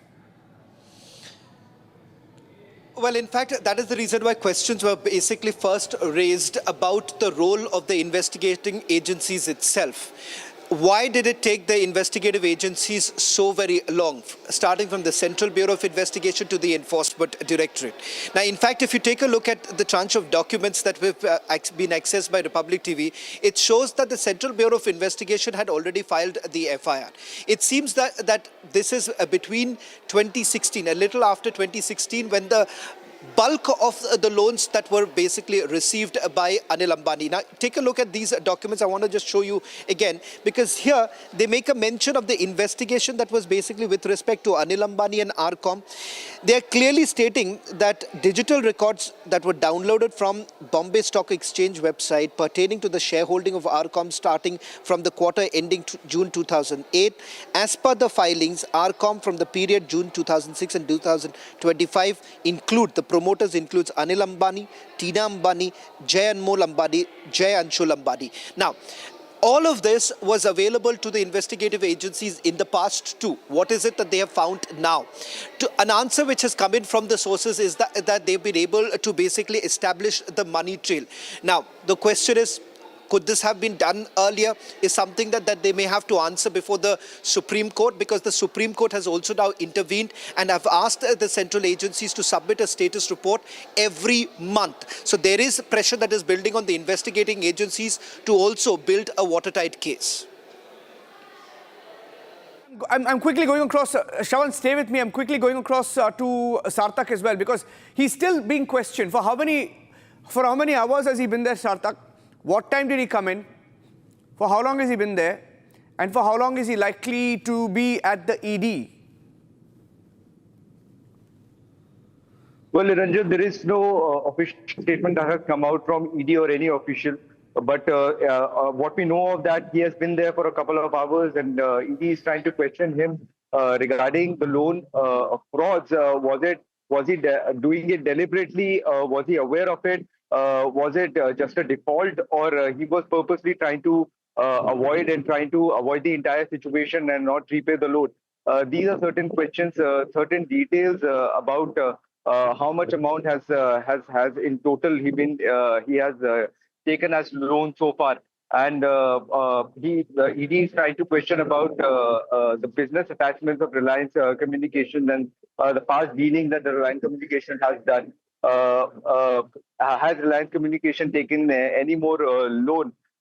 These are certain questions because so far what we know of that the amount exceeds nearly 40,000 crore, which is a very big amount. And ED has attached recently his Pali Hill residence board as well, which is worth nearly over 3,500 crores, which make the total provisional attachments now around 15,000 crores or a little over 15,000 crore, which is a major escalation. The agency also says that the probe traces alleged diversion in loans to group companies. Previously, Ambani was summoned several times since August. What we know of, he has been summoned nearly 6 times, and he tried to avoid those summons. He even filed a written affidavit in the courts where he said that he will be adhering to the investigation. He would not be traveling abroad. Maybe he was trying to take a legal route to create an impression that he is not going to abscond. He is not going to out of country, and maybe he was trying to evade the entire fraud classification that was going around regarding this loan default. So on those notes, whether is there any other attachment left? What are the legal documents? Okay. I'm leaving it at that. Sarthak, there's some more breaking news updates coming in right now. I'm leaving it at that, but let's go on to the next breaking news coming in right now. There are 2 or 3 more breaking news updates coming in on the show this afternoon. Ajit Pawar's aide claims the black box is intact. There is a big twist, huge twist to the Ajit Pawar crash. Now his aide claims that the black box was always safe, that the black box was taken by the police, the black box was kept safe in the police station in Baramati. Now, why is this news? Because the DGCA had earlier claimed, and the AAIB, which investigates accidents, air accidents, had also claimed that the black box was severely damaged. Now, these are claims being made by Ajit Pawar faction. There is also a picture. Can we show the pictures, please? Picture that was released. Picture of the black box that was stored in the Baramati police station is also available. I want to go across to Revati to get the details as we pull out those pictures as well. Revati, what is this twist and how does it add up? Because the DGCA has been saying in the last few days that the black box was badly damaged. They were trying to retrieve details from it via forensic examination being sent abroad. But now you're telling us, yes, that's the visual, that's exclusive visual. Let's put a watermark on it. That's an exclusive watermark. That is a picture. Exclusive watermark. Now, what does this picture show? This picture allegedly shows that on the 29th of January 2026, you see the AAIB, K. Ramachandran, Deputy Director, AAIB, inspected that black box. Now, it appears if the black box was inspected, is it the same black box that the government, that the DGCA claimed was damaged? And why does this not add up? Revati, and we'll also get Harsha live on this. Revati. Right, as you rightly mentioned, the new shocking information over Ajit Pawar plane crash is coming up, and this is the very information that Republic has got hand of. According to the sources, it says that the black box in the Ajit Pawar's aircraft, it is safe and it is kept in Baramati's Taluka police station. And today, Rohit Pawar is visiting that very police station. As of now, NCP, Ajit Pawar faction or Sharad Pawar faction, both have been claiming that the black box is burned. But as of now, the information that is coming up according to the sources, that the black box is safe. And now, more shocking information is that Kiran Gujar, who is a close aide and former corporator and also the Taluka president of NCP, Ajit Pawar faction, he also claimed that he has got a report on this black box being safe and being at Baramati Taluka police station. Also, it is being said by the sources that the black box, which is safe at Baramati Taluka police station, the note of it has been made by a diary which is there at Taluka Shimla police station as well. So now it will be important to see that Rohit Pawar, who is currently at Baramati Taluka police station, what exactly he demands, what FIR is he lodge, and exactly where is the black box and where it has been all these days. Is the are the proofs tampered? There are many questions around it. So now, once the official statement of the agencies come up, then it will be important to see that what exactly was the matter with the black box these days. Over to you. Harsha joining us live. Harsha, what's the official version on the black box, and is this the black box that they claimed was damaged? What do you make of these developments? What are you hearing from the DGCA and your sources? So, Niranjan, it's immensely misleading because AIB 1 week ago only, shared with all the media persons with the, entire statement which came from AIB that they are sending the DFDR, which was immensely, damaged because of the heat exposure. That and CVR has been sent to state manufacturers for the retrieval of the credentials and data. And now, when the Revti is also speaking about that, how it has been in the Baramati's police station, and the police station in charge has seen it at 2 a.m. and they are claiming that it's entirely safe. But exactly why is the black box in the police station? Why is the black box kept at police station when it should be with the state manufacturers for the retrieval of the credential? Niranjan, we have just now shared entire details with DGCA as well to know more on this, and what we are learning is that DGCA is also unaware. DGCA is unaware, completely unknown about the fact that the black box is right now at the Baramati police station.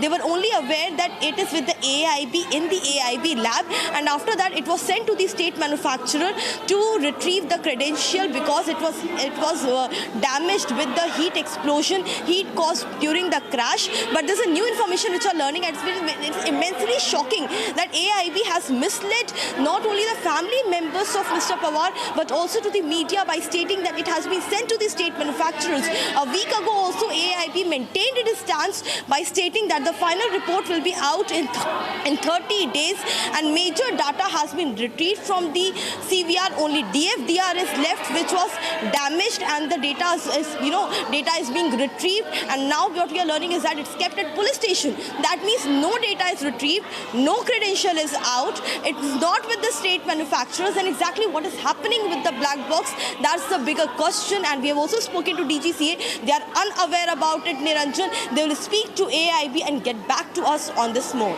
Back to you. Okay, let's see where the story goes.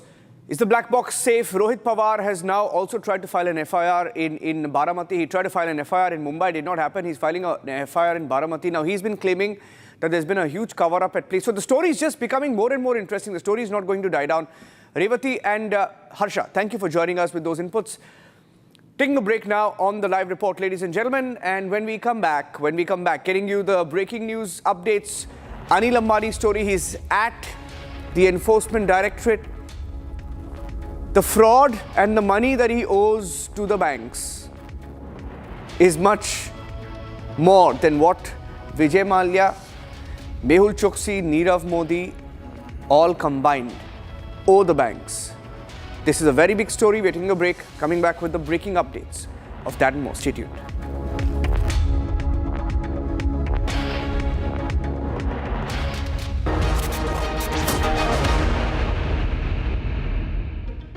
MDH की हल्दी मिर्ची धनिया करे कमाल, ये रंग दे, ये खुशबू दे, ये तीखा, ये कम पड़े, क्या निराला MDH मसाला। थोड़े में ज्यादा स्वाद, यही तो है इसकी खास बात। वाओ मामा, क्या स्वाद है? अरे मेरे राजा, सबका राजा आरती मसाला।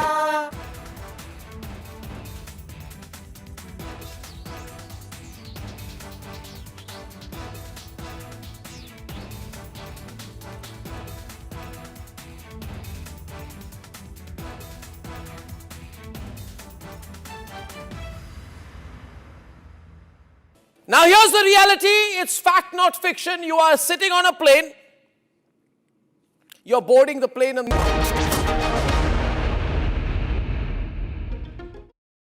ये है सीक्रेट रेसिपी MDH का जीरा सिप जल जीरा मसाला। सिप सिप जीरा सिप MDH का जल जीरा SIP MDH Amity has been ranked India's #1 not-for-profit private university for 11th year, with top 10 ranked institutions in management, engineering, biotech, law, mass comm, telecom, hospitality, fashion and more. Yet another top ranking for Amity University.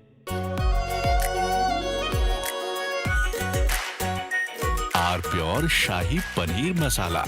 Delicious, healthy, every day. रानी, इस घर में कुछ है जो टूटता नहीं। ये pillar कभी नहीं टूटेगा। रुंगटा स्टील TMT से बना। रुंगटा नहीं तो घर स्ट्रॉन्ग नहीं। रुंगटा स्टील TMT बार एकदम solid.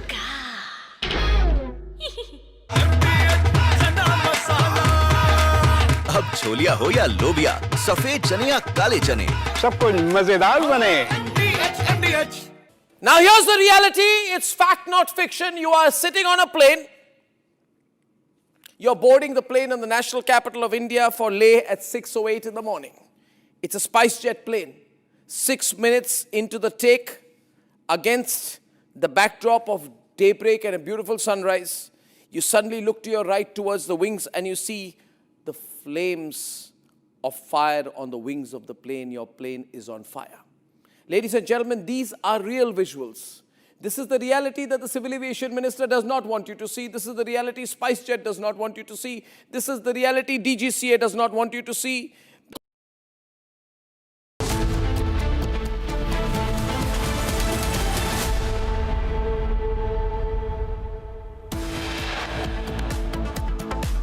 Top headlines coming in. Anil Ambani reaches ED office in New Delhi in connection to a probe in money laundering case. Republic accesses files which shows Anil Ambani owed money to Chinese lenders. Anil Ambani linked companies received funds from Chinese banks. Anil Ambani owes rupees 13,558 crore to the Chinese lenders. Republic accesses exclusive video of the face-off between Himachal and Delhi police. The Western Command of the Indian Army today conducts a military exercise in Pathankot. Troops who demolished Pak during Operation Sindoor take part.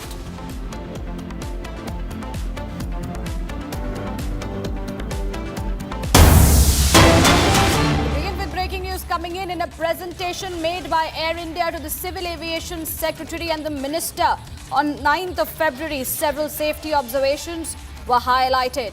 In January alone, there were 34 reported incidents, including 23 technical issues such as engine stall warnings, fuel leaks, fire alerts and flight control problems.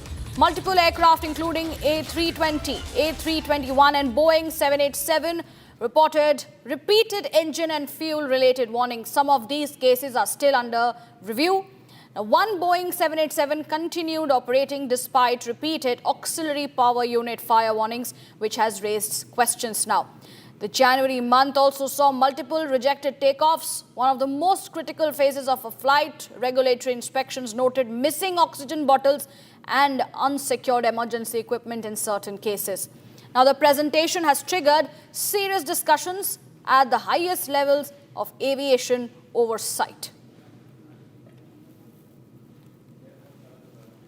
Harsha, my colleague, is joining us live on the broadcast to give us more details and help us understand what exactly is happening. Harsha, major aviation lapse, and not just one but multiple that has now been recorded, and the presentation made by Air India to the Civil Aviation Secretary and the Minister, there were several safety observations which were highlighted. Help us with the details coming in. So yes, the presentation gives us a light upon what's exactly wrong in Air India and how Air India is in complete mess, and it has made the aviation sector also feel unsafe and the passengers feel unsafe as well. And it's very shocking and disturbing. You see the details, 34 incidents reported in January alone, out of which 23 were technical issues. Major Boeing and Airbus fleet were grounded, and there were continuous warning of the engine stall warnings. There were the fuel leaks issue, there were the engine fire issue warnings. continuously in the Airbus and the Boeing 787 fleet. This is very disturbing that how aircraft and the fleet was operated by Air India after continuous engine warnings, and this is the highest level of oversight done by the Air India, which Minister himself in the meeting spoke about. He clearly stated that the reason passengers are not feeling safe, the reason the performance of Air India has fallen by 67% alone in the month of January is because of the continuous rejected takeoffs.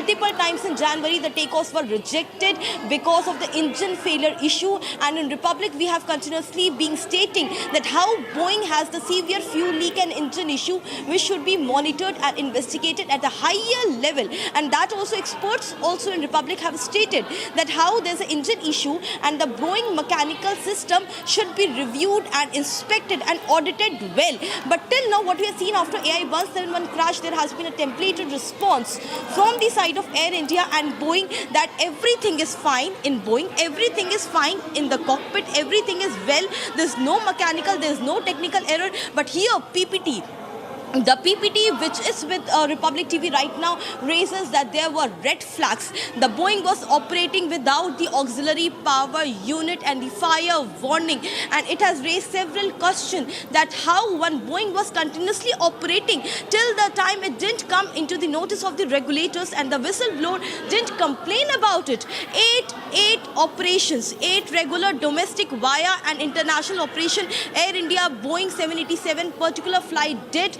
It didn't had an airworthiness certificate also. These raises a lot of questions and alarming situation within Air India and for the passengers as well, that the flights are being cancelled. In November there were 93 cancellations. In December there were 627 cancellation. In the starting of the month in January 2026, they have seen the falling of performance by 67%. This is the reality of Air India, and it's the high time that the high level audit should be done of the Air India, all the aircrafts including Airbus and including Boeing, because the templated response with Air India has been given to us on several technical issues which we raised, technical errors which was found in multiple aircraft which Republic itself reported in January month. Now the reality is that the response were not templated. There were fire warnings, there were the engine stall issues, and this has now come out in the PPT what Air India was trying to hide and trying to brush under the carpet. But now the PPT is the reality that in the presentation they have accepted that there were technical errors, there were fuel warnings, there were engine stall warnings, there were the fire alarm signals in the cockpit of the Boeing and Airbus. Back to you. Okay, Harsha, thank you for sharing all the details on that story that we are tracking very, very closely. With that, viewers, we shift our focus now. In a major crackdown in Bengaluru, police have detained 20 individuals suspected to be illegal Bangladeshi nationals. The operation was carried out in the eastern part of the city following specific intelligence inputs. Take a look.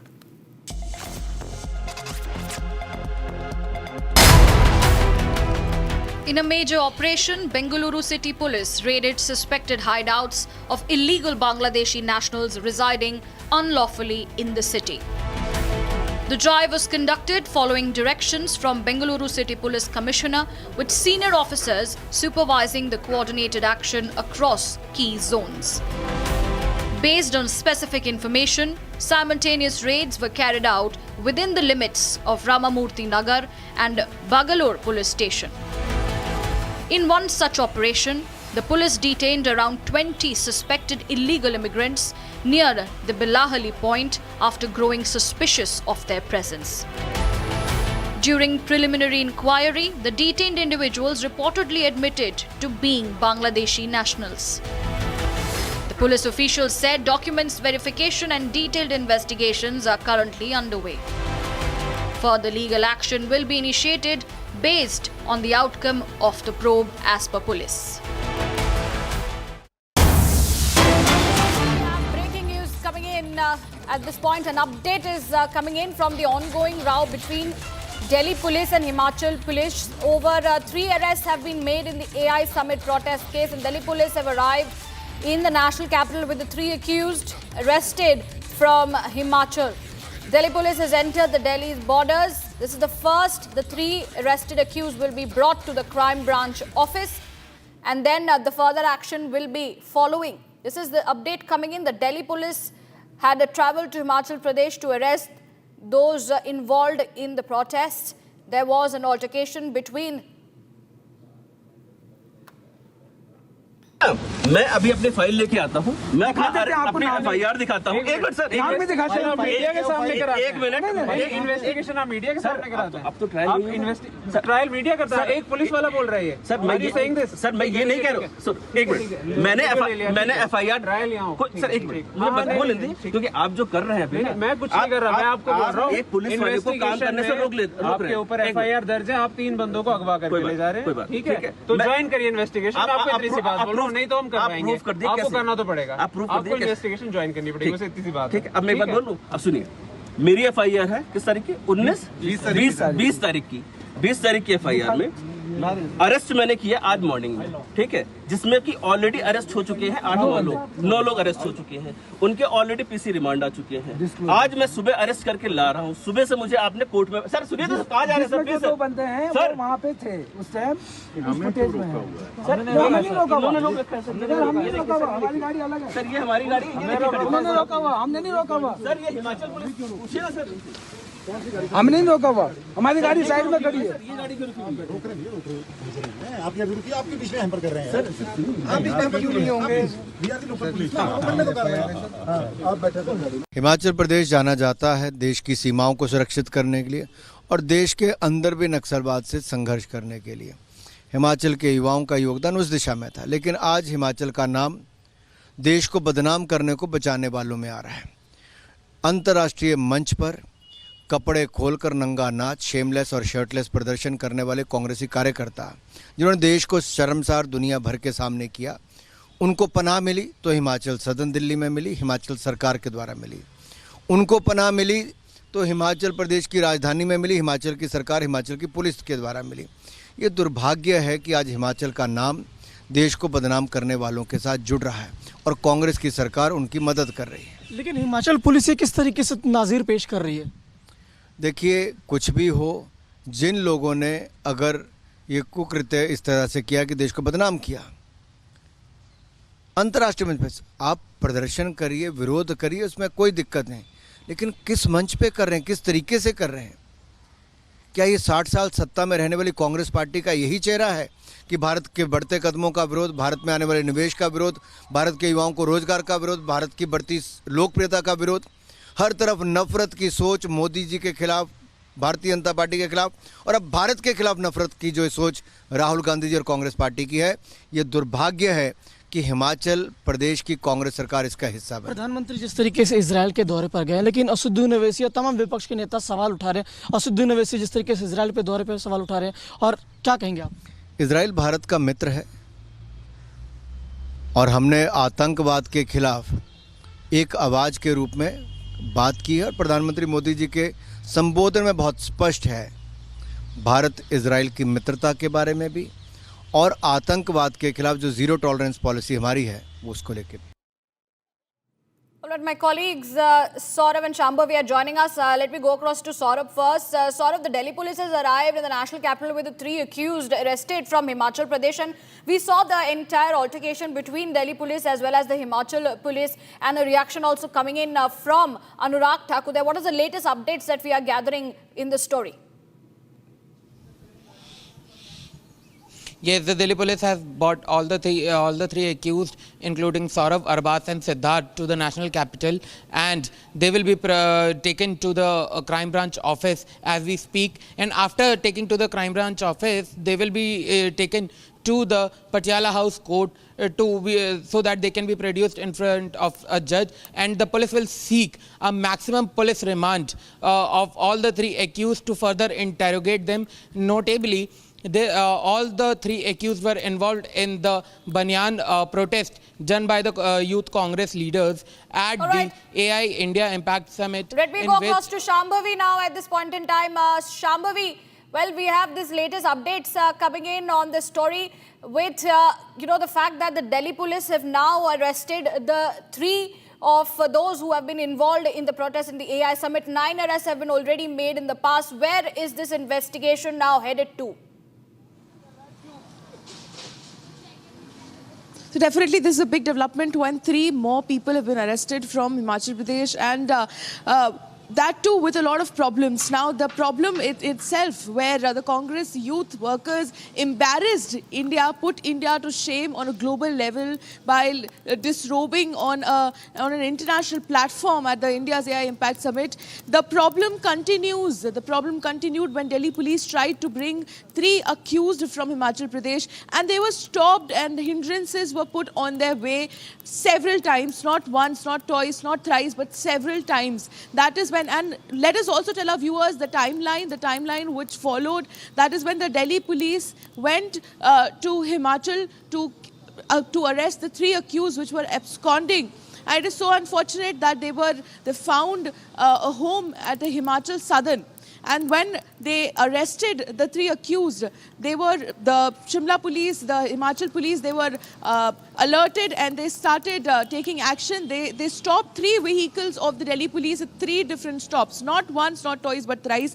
3 different vehicles at 3 different stops. And even then, they were then again taken to the court. They were produced before the court. The court granted them the liberty, the permission to take the accused. To be very clear, the court granted the Delhi police the permission to take the accused to Delhi. That is when they were leaving, they were again stopped. For the 4th time, they were again stopped from taking the accused.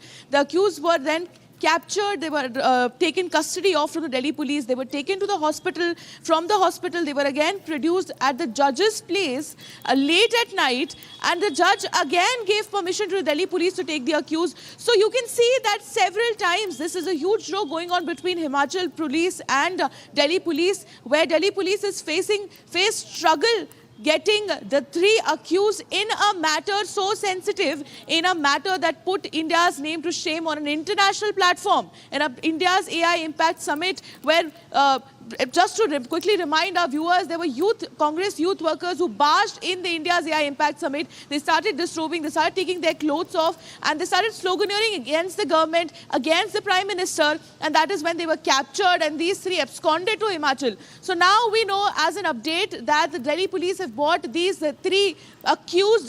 They have entered the borders of Delhi. They have been successfully brought from Himachal to Delhi. Back to you. That's right. A big success there. Amidst the altercation that took place and the challenges that the Delhi police had failed. Now, for the fact of the investigation, as we know that there are multiple arrests that have already been made in this matter, what are the other updates that we're expecting to be taking place in the upcoming days? So definitely they'll be produced before the court, because these 3 were not produced before the court here in Delhi. Now that the jurisdiction has been given to the Delhi police, they'll be produced before the court, and then further investigation will begin. This will again become a part of the broader investigation which involves the incident that Republic has been showing again and again. For the 5 days, it went on smoothly. The India's AI Impact Summit, we got so many investors. There were tech minds, global tech minds investing in India, praising India for its AI, for its acceptance and enthusiasm in the game of AI. And then that is when this unfortunate incident happened, when the youth, Indian Congress youth workers, they barged in the program and did something so shameful. And now that they are arrested, they've been taken accused of. Now this will be a part of the broader investigation. Back to studio. All right, thank you for giving us the details there, Shambhavi and Saurabh. We now shift our focus, viewers, to more news and updates that we're tracking. Well, street vendors protested in Delhi's Chandni Chowk amid ongoing anti-encroachment drives by the Municipal Corporation of Delhi. Now, during the demonstrations, slogans were raised claiming the government land belonged to them. Now, the protest follows a Delhi High Court order directing the MCD to survey encroachments around Jama Masjid, and after which the civic authorities began action in the area. Take a look at the details coming in.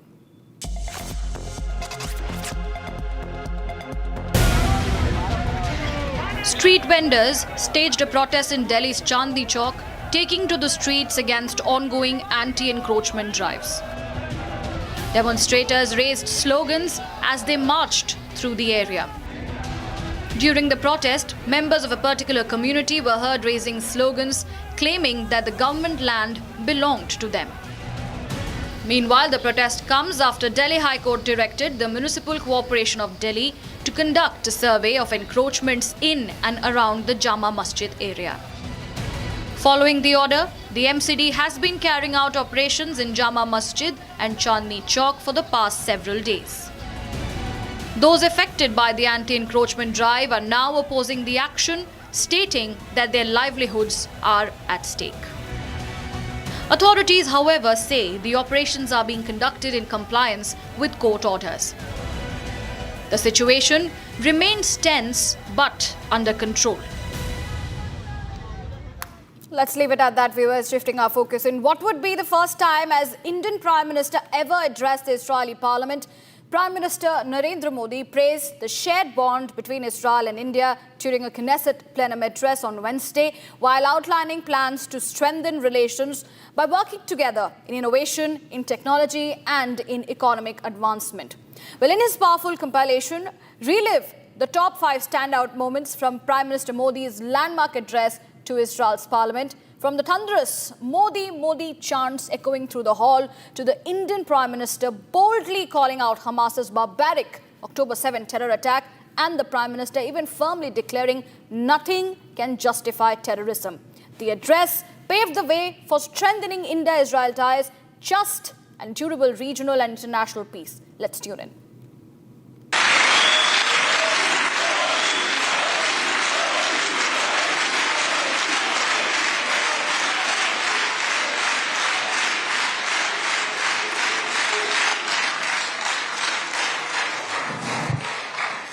Namaste.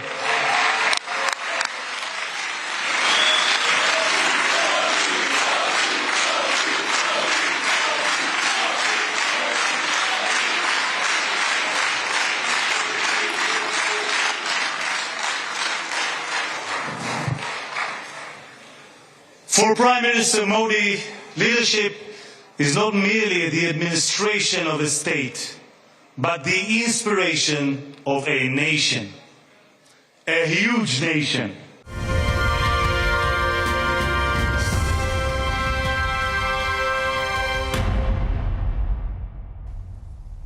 For every life lost and for every family whose world was shattered in the barbaric terrorist attack by Hamas on October 7. We feel your pain. We share your grief. India stands with Israel firmly, with full conviction in this moment and beyond.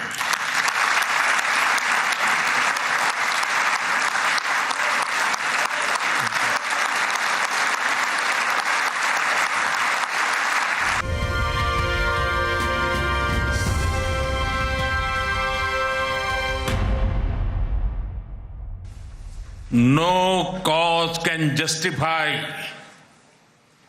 the murder of civilians.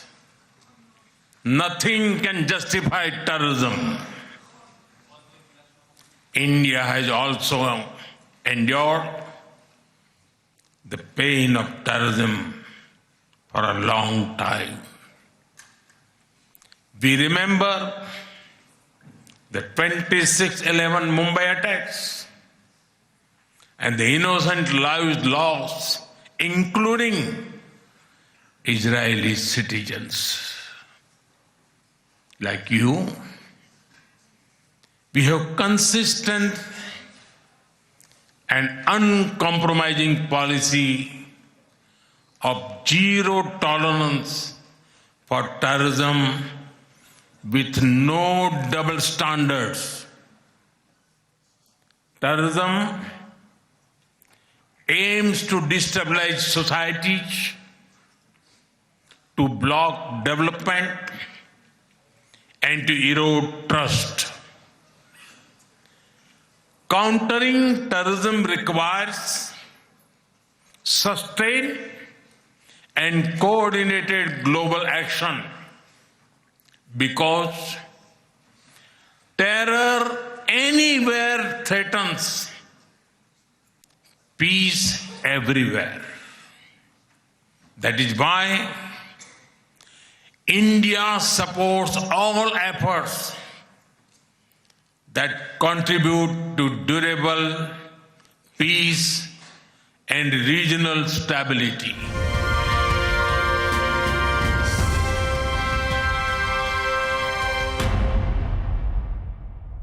The path is even more challenging. Yet, it is important to sustain that hope. The Gaza Peace Initiative that was endorsed by the UN Security Council offers a pathway. India has expressed its firm support for the initiative. We believe that it holds the promise of a just and durable peace for all the people of the region, including by addressing the Palestine issue. Let all our efforts be guided by wisdom, courage, and humanity. The road to peace is not always easy, but India joins you and the world for dialogue, peace, and stability in this region.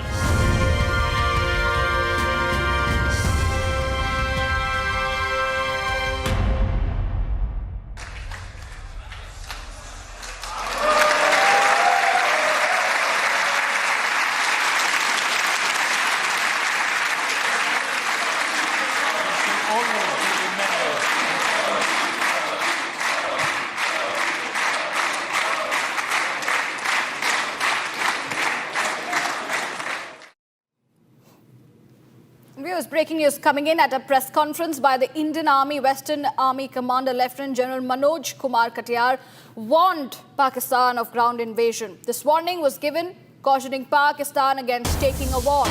That's the latest coming in, and another warning to Pakistan by the Indian Armed Forces, and this time from Western Army Commander Lieutenant General Manoj Kumar Katiyar, who spoke and warned Pakistan of ground invasion.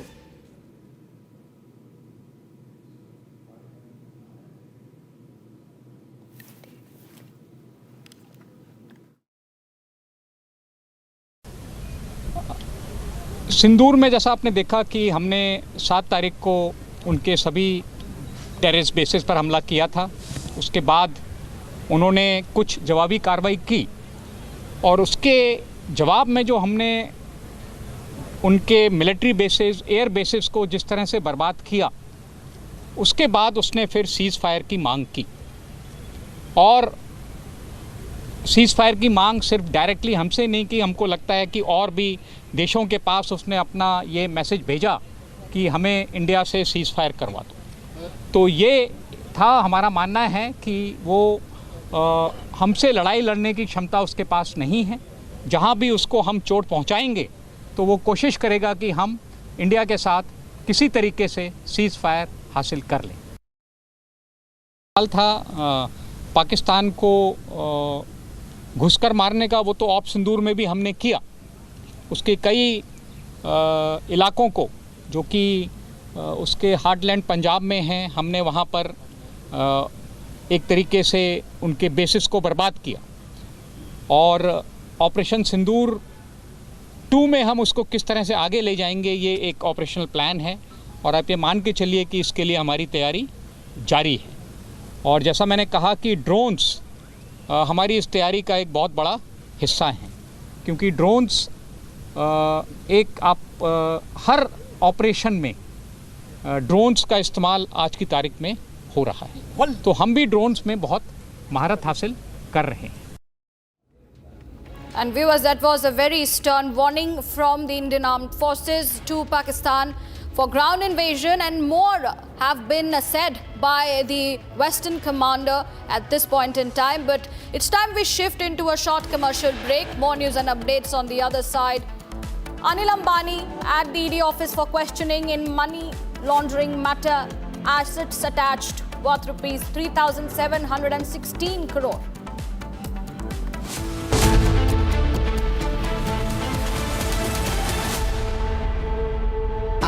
Pure सूजी pasta उबालो मिलाओ और खाओ 8 minute में तैयार क्या taste है सबका राजा hardcore masala Amity has been ranked India's #1 not-for-profit private university for 11th year, with top 10 ranked institutions in management, engineering, biotech, law, masscom, telecom, hospitality, fashion and more. Yet another top ranking for Amity University. आधे bowl दही में 4 चम्मच MDH चटनी पुदीना मसाला डाला, stir करो, पुदीना चटनी तैयार। MDH चटनी पुदीना मसाला। MDH।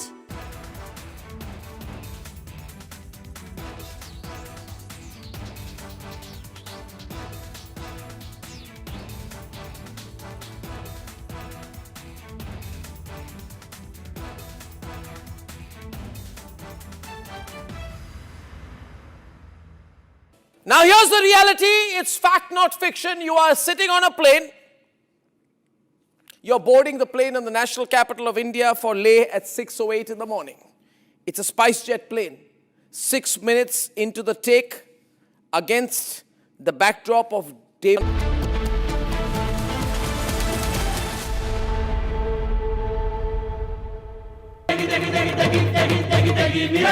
MDH की देगी मिर्च देगी मिर्च का तड़का अंग अंग फड़का MDH की देगी मिर्च यानी इस घर में कुछ है जो टूटता नहीं ये पिलर कभी नहीं टूटेगा रूंगटा स्टील TMT से बना रूंगटा नहीं तो घर स्ट्रॉन्ग नहीं रूंगटा स्टील TMT बार एकदम सॉलिड थोड़े में ज्यादा स्वाद यही तो है इसकी खास बात वाओ मामा क्या स्वाद है अरे मेरे राजा Now here's the reality, it's fact not fiction. You are sitting on a plane. You're boarding the plane in the national capital of India for Leh at 6:08 in the morning. It's a SpiceJet plane. 6 minutes into the take, against the backdrop of daybreak and a beautiful sunrise, you suddenly look to your right towards the wings and you see the flames of fire on the wings of the plane. Your plane is on fire. Ladies and gentlemen, these are real visuals. This is the reality that the Civil Aviation Minister does not want you to see. This is the reality SpiceJet does not want you to see. This is the reality DGCA does not want you to see. Because at the cockpit, at that very moment while you're sitting in the plane, there are calls of Mayday, Mayday, Mayday, Mayday. That is a flight emergency. The flight circle. From Asia's largest news headquarters, setting the agenda for Bharat.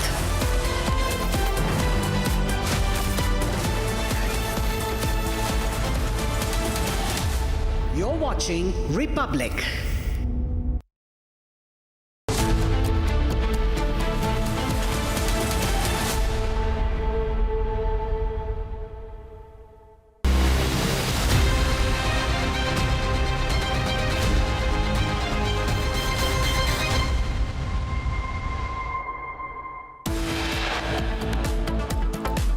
Anil Ambani reaches ED office in New Delhi in connection to probe in money laundering case.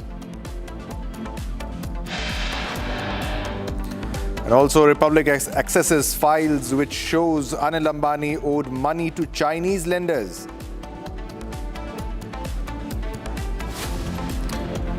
Anil Ambani-linked companies received funds from Chinese banks. Anil owes rupees 13,558 crores to Chinese lenders. And also Republic accesses exclusive video of the face-off between Himachal and Delhi police.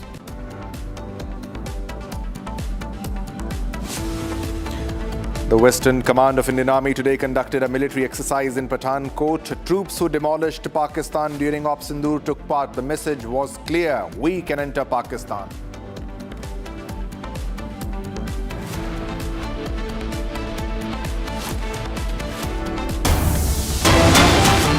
All right, viewers, It's a big breaking news coming in right now at this moment, and it's a Republic super exclusive. कभी कभी मुझे लगता है कि we have given a long rope to the Congress party, और Congress party के असलियत को, कांग्रेस पार्टी के परिवार के असलियत को, परिवार ही कांग्रेस है, इसलिए नेहरू, इंदिरा, सोनिया गांधी, राजीव गांधी, राहुल गांधी, प्रियंका वाड्रा, इनके असलियत को जनता के समक्ष संपूर्ण रूप से बार बार रखना पड़ेगा, ताकि इनकी डायनास्टी कितनी कॉम्प्रोमाइज्ड है, इनकी हालत कितनी कॉम्प्रोमाइज्ड है, और इनके कॉम्प्रोमाइजेस के कारण भारतवर्ष को क्या सहना पड़ा है, क्या हानि हुई है, what losses has India taken upon itself because of the compromises of the dynasty of the Gandhi family, is something which we have to remind the Gen Z and the others in the country again and again. आज इसी कड़ी में कुछ विषय मैं आपके समक्ष रखूंगा, मगर सर्वप्रथम मैं ये कहना चाहता हूं कि जो वर्ल्ड एआई समिट हुई थी, आज हमने देखा कि उसके पीछे एक बहुत सोचा समझा प्लान्ड अरेंजमेंट था। सोशल मीडिया में भी हमने देखा कि रील्स चल रही है, और लोगों ने बकायदा ट्वीट करके रील्स के माध्यम से यह बताया है कि उन्हें कांग्रेस कार्यालय से और कांग्रेस के बड़े लोगों का मैसेज आया था कि यदि आप वर्ल्ड एआई समिट के खिलाफ ट्वीट करेंगे या कोई रील बनाएंगे तो आपको 25,000 रुपए, 50,000 रुपए, 1.5 लाख तक आपको पैसा दिया जाएगा। अनेकों ऐसे उदाहरण हम सोशल मीडिया में देख रहे हैं, और ये ऑथेंटिक है क्योंकि बकायदा मैसेजेस डालकर दिखाए गए हैं। मैं भी मीडिया में देख रहा था, कई चैनल्स इसे चला रहे हैं। तो ये जो राहुल गांधी का पूरा एक प्रिपेयर्डनेस था भारतवर्ष को नीचा दिखाने में, और जो स्लोगन वो कॉम्प्रोमाइज्ड का यूज कर रहे हैं, आज हम बताना चाहते हैं कि वास्तविक रूप में कॉम्प्रोमाइज्ड कौन है। इस सिलसिले में, पूरे इस कड़ी में सर्वप्रथम नेहरू जी का नाम आता है। How Nehru was compromised and how the compromises of Nehru compromised our country, आज इस विषय में कहूंगा मैं। चचा नेहरू बोला जाता था उनको, चचा Nehru, he was compromised Nehru. चचा कॉम्प्रोमाइज्ड, वो चचा नेहरू नहीं थे, वो चचा कॉम्प्रोमाइज्ड थे। मुझे लगता है आज से उनको चचा कॉम्प्रोमाइज्ड के नाम से ही बोलना चाहिए। जब चचा ही कॉम्प्रोमाइज्ड होगा तो क्या देश का हाल होगा, आप सोचिए जरा। अब ये चचा कॉम्प्रोमाइज की पूरी कच्ची चिट्ठी है, बहुत बड़ी चिट्ठी है, कच्ची चिट्ठी। मैं प्रयास करता हूं कि एक एक करके इस विषय को रखूंगा और आप सब भी देखेंगे। और ये चचा कॉम्प्रोमाइज की जो गलतियां थी, ये कोई नीतिगत गलतियां अनइंटेंशनली उनसे हो गई थी, ऐसा नहीं है।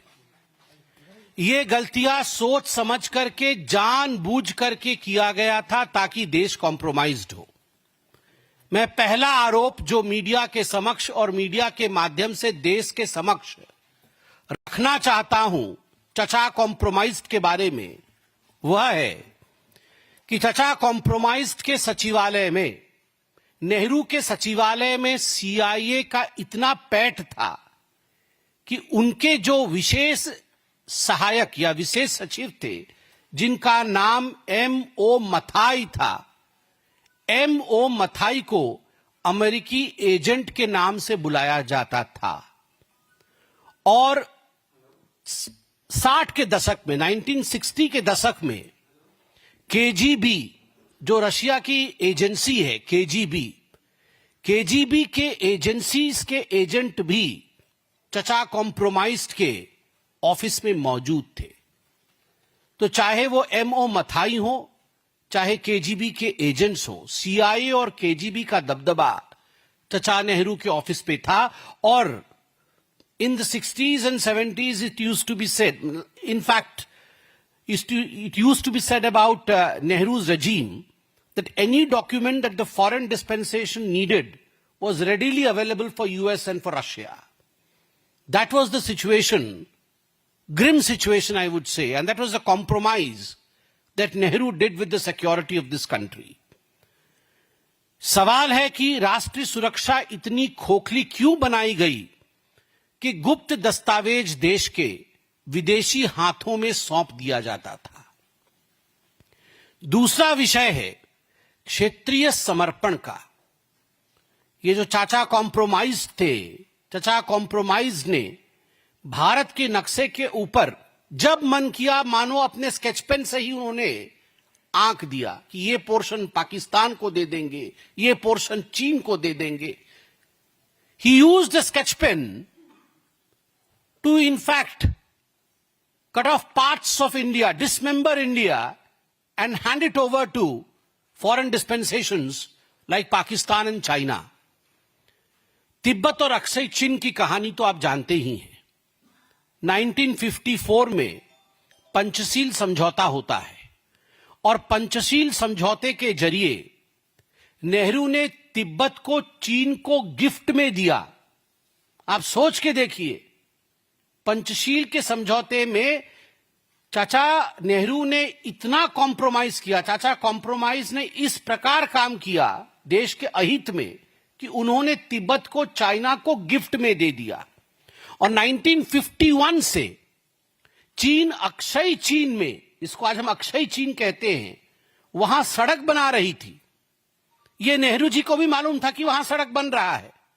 और जो उस समय के तत्कालीन आईबी के इंटेलिजेंस ब्यूरो के प्रमुख थे बीएन मुलिक ने बड़े स्पष्टता के साथ नेहरू जी और